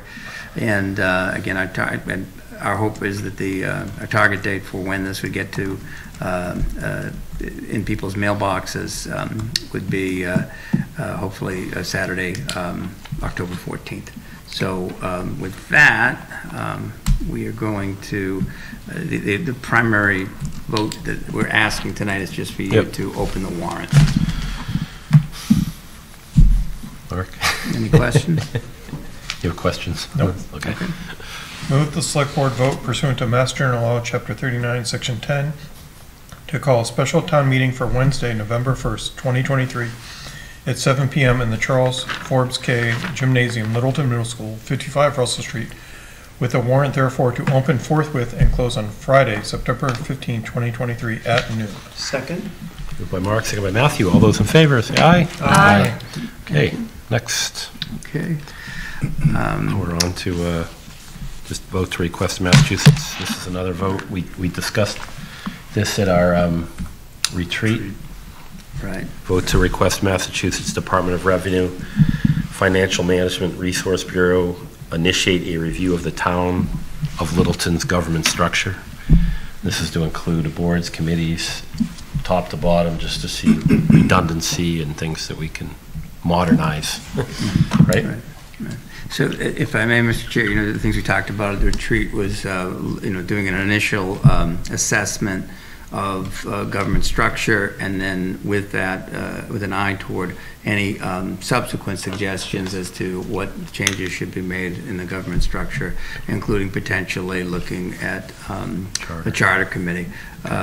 So in speaking with DOR about this, it looks as if, just to tell you a little bit about the schedule, we are currently tentatively placed on the schedule, but to be able to confirm that, we then have to take this vote tonight, which is what's being requested of you, because DOR doesn't want to come to a community where there isn't, they aren't being asked by the board to come in. So it looks like we'd be in the schedule for early to midwinter in terms of the start date. They'd be there'd be a 3-person team assigned to the task. They'll be interviewing all select board members, town administrator, core department heads, finance committee chair, and other key contacts that you as select board members believe they should be speaking with. The report process takes approximately 2 to 3 months. So, and with that, I provided a report which I think 2021, the DOR come in and look at had come in and done a review of our finance department and gave some recommendations. So it gives you a flavor of what will be the outcome from that. So, but just gives you some general information in terms of what they'd be looking at. And best of all, it's free. So that's the real topper here. It's not at no cost to us. It's something the DOR provides, and it's really a valuable set of reports that they then make public to all residents, but also they put up on their website as well. Yeah, it's a great resource. Yeah. A question: do they focus on financials primarily? Well, since it's the DOR. Right. So this is they do a series of different reports. So we had asked for them to review earlier the finance department, but they also do these type of management and organizational structural reviews as well. So And then, they'll, maybe some other specific things that they'll come in and look at. If you say, I want to look at, reconciliation of cash processes, more specific things. It really depends on what the municipality's need is. So But there's a resource. if we ask them to focus on, like areas of responsibility and reporting structures and things like that, Yes, they will yes. do that. Right. And I think it's way, part of that process would be in interviewing the board and coming up with a scope of work, what they, what sort of things we really want to focus in on. They can do that. Great. So the vote we're taking doesn't have to be structured a specific way to say, it says government structure, so that's just an overall, we're not telling them exactly where to focus at this point. Because the other report seemed like it was focused all on financial policy. So the last time when they came in, that was what the request was, to look at the financial structure of, and that's what the report said. So in this case, we've tried to make it more reflective of what we discussed at the retreat, which was to say the general government structure and, looking, sort of speaking to efficiencies, and I think the vote, efficiencies and... Right, so my question is just, since it says government structure, they're not necessarily going to do the financial structure that they did last time. That would be redundant. No, I'm just, I think that's, we're being specific about what charge they'd have, which is again more in the structure side. And then my only other question is, based on the financial one they did last time, do we have an idea or an update on the ones that we've actually checkmarked off their recommendations, or did we? I just provided it for context. Yeah. So we can have a separate conversation about that, Mark. Yeah. It would be good just to know that which ones we've checked off, which ones we've ignored, and which ones are in progress. Don't say ignored. We didn't ignore anything. Yeah. Which ones we chose to ignore. Which one are targeted for So- future action. All right. Okay. All right, look for a motion. Move to request that the Mass Department of Revenue, Financial Management, Resource Bureau initiate a review of the town of Littleton's government structure to support the Select Board's goal of identifying organizational efficiencies to improve organizational sustainability. Second. Moved by Mark, seconded by Matthew. All those in favor? Aye. Aye. Thank you. Unanimous. Follow-up review items from July 12th Select Board retreat. So, so goals and objectives. Real quickly, we decided to combine these as a group. I know I did see that you put team leader. I think we might want to always have an alternate, but we can talk about alternates as well. And these are just suggestions Yeah. for the board to discuss this. So if you remember, we said we had each member coming forward with 2 suggestions and or 2 key things that they thought were important. And so there's nothing sacrosanct about this. It's just more to make some suggestions and about the 5 key things for the board that the board wanted to focus on this upcoming year. These all seem really reasonable, and I think the assignments seem correct, unless someone's unhappy with their. Yeah, like I said, let's make sure we have a backup Yeah. to help with each other. Okay. So I'll just say the one that I'm assigned to is to review and revise those Select Board regulations. I thought that was going to be more of a background task, and I thought we were going to look more on economic things as one of our goals, like, finding, we talked about like the CPC, how we're going to fund it, and start coming up with policies on like reviewing developments and how we're, I'm fine with doing this. I'm just questioning whether that was what we actually wanted as the goal, or if there was something that was more forward-looking, and this was just something that we agreed we needed to do. And I think we had a hard time coming up with the 5th goal, and I'm not sure it was this one. I'm not sure it was updating the regulations and policies. because you talked about coming up with a plan on how to fund open space development purchases. We talked about a plan to how to fund CPC money, right? And there was a bunch of things around the economics that, and I'm not suggesting we don't do this. Because I think we have to. Can it be tied into one? But if I could, Mr. Chair, I think part of what the suggestion on this one, I mean, the things we're talking about, like the CPC policy question is an important one. We're going to be talking about that in the 22nd. But once the board's already voted on that, so arguably like that is a quantifiable goal. If we think about our SMART goals and how we get in. The thing about this is that, I was just looking at this today. I think our policies are like 50-plus pages. Yes. It's enormous. I 100% agree with that. So it becomes, as it ties into into item 5 and what we're trying to do, I think it may be more important than we think, in the sense that there are things that we need to be looking at as a group to just really say, is this something that of the breadth of the whole thing is, and the elements that are in it are from years ago, to say whether it's still necessary, because the things that, it's something concrete I think we can do to help the organization, because we're otherwise bound by it. Okay.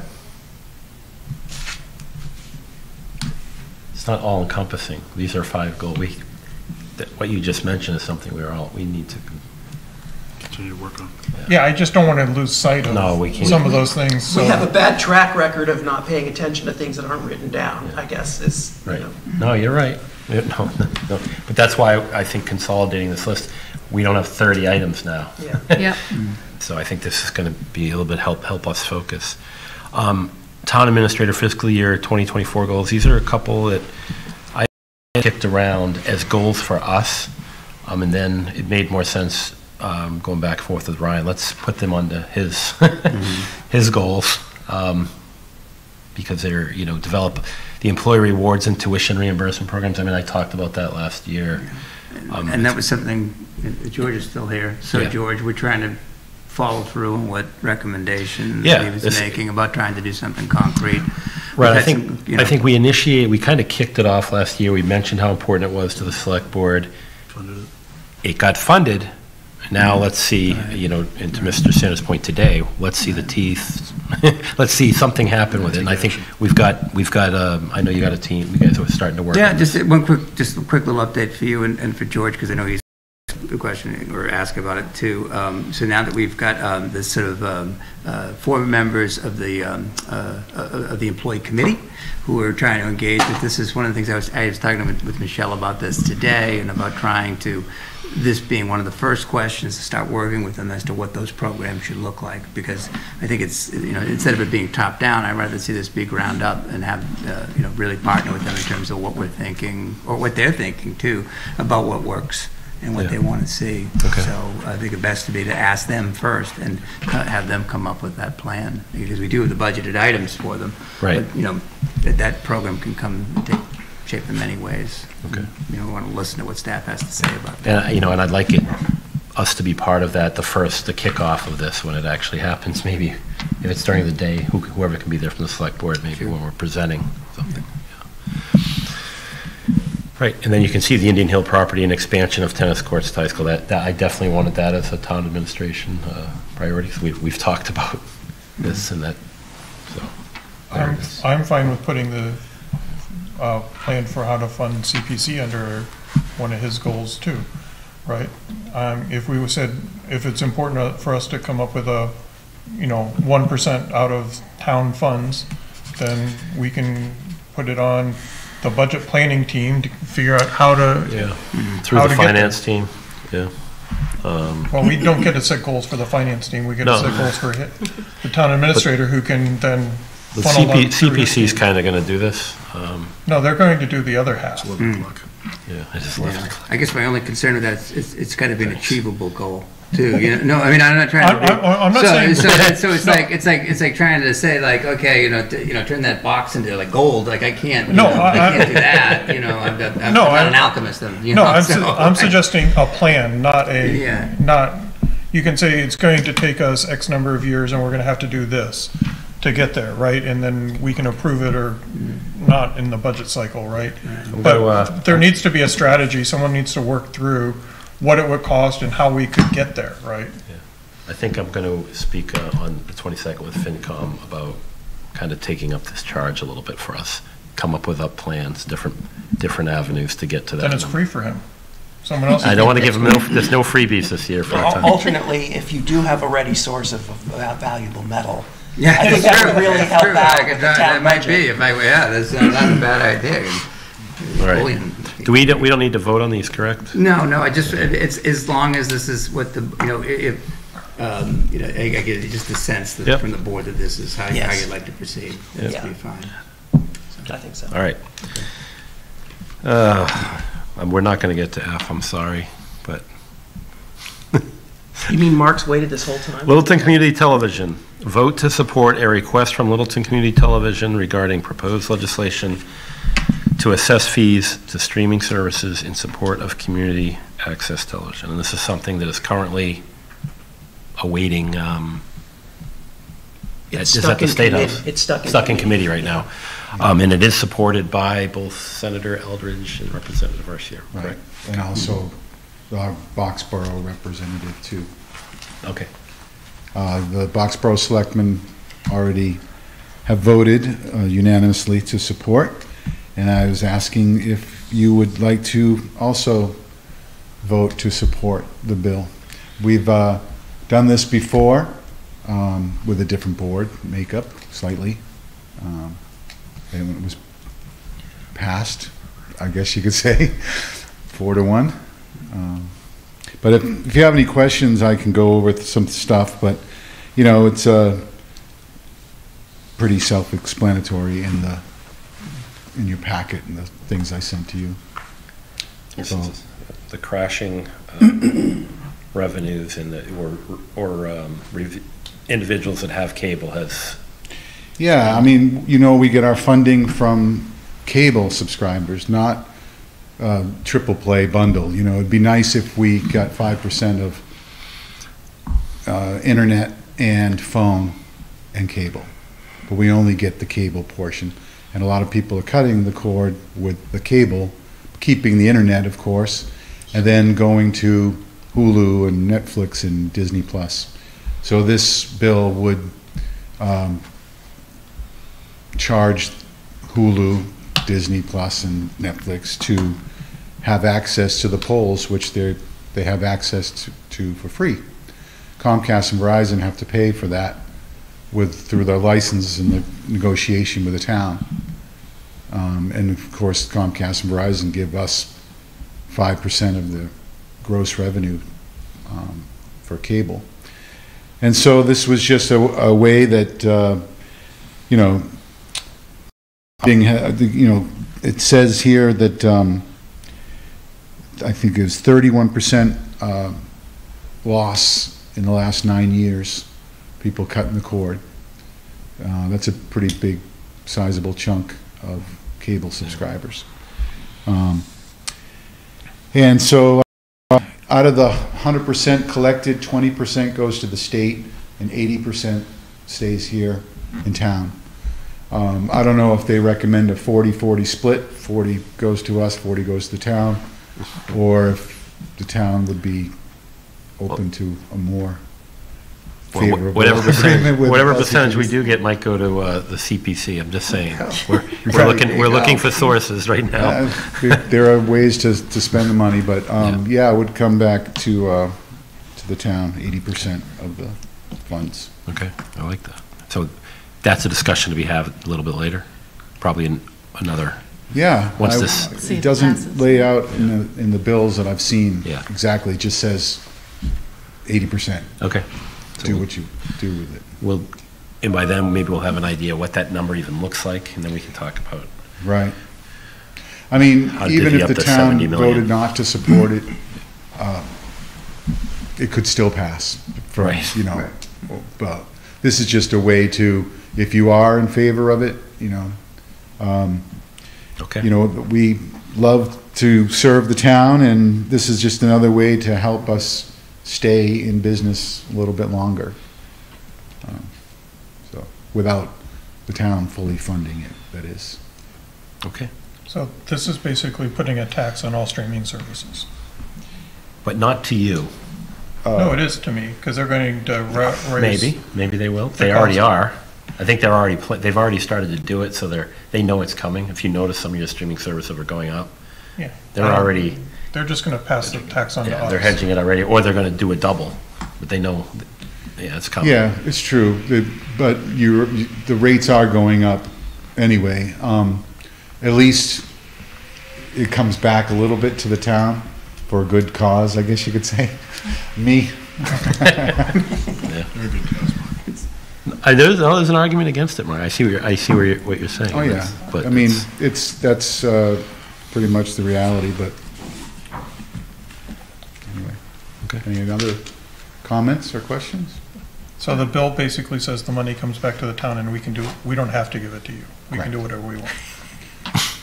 I think it said, 40, 80, 80% comes back. Be split evenly between municipalities and community media organizations. So they say it's split evenly, but I haven't seen the exact language. We can define evenly. Okay. Without further discussion, let's have a motion, please. So I'm not sure how I actually feel about this one, to be honest, because personally, I think they shouldn't be funded from outside sources. I think you should be funded from inside the town budget, and we shouldn't be relying on these other things. On the other hand, if we're saying that we have an extra source of revenue for the town, that's not necessarily a bad thing, since we're always looking for more revenue. Especially if we're lending them our infrastructure, it feels like a Well, pretty righteous thing to do. Right, I mean, this is a question of making parity, right, between cable and streaming services in terms of the obligations. But there's not parity anyway, because like the cable services are required to carry your TV channel and the streaming services are not. Yeah. So there's not parity. Yeah. I can't watch. I mean, I'm not one to say no to an improvement because it's not the solution. So I fully support this. I think it's 20 years overdue minimum. Yeah, we can have someone else give the motion. You want me to have some? I'll make the motion. Okay. I'm going to abstain though. So I don't know that I. Okay, you can do that. Yeah. Yep. Move the select board vote to endorse the letter to the Joint Committee on Advanced Information Technology, the Internet and Cybersecurity included in the August 14, 2023 Select Board packet endorsing bills H74 and S34 and act to modernize funding for community media programming. Second. It's been moved by Mark, seconded by Chuck. Gotcha, finally. I will say all those in favor signify by saying aye. Aye. All those opposed? We have one abstention. Okay. Great. Thank you very much. Thank you. Thank you. Thank you, Mark. Oh, if we did get the funding, we could make the time 20 minutes between it cuts out instead of 17. So just something to think about. That's good. Well, now you tell me. Can we make it 5? 3 minutes for each 10%. Mr. Chair, just to remind you, we've already voted on the minutes, so we can move to adjourn. Motion to adjourn. Second. Stealing this job. Yeah. Yeah. It's been moved by Matthew, seconded by Chuck. All those in favor, please say aye. Aye. Thank you. Thank you. Good night, Littleton.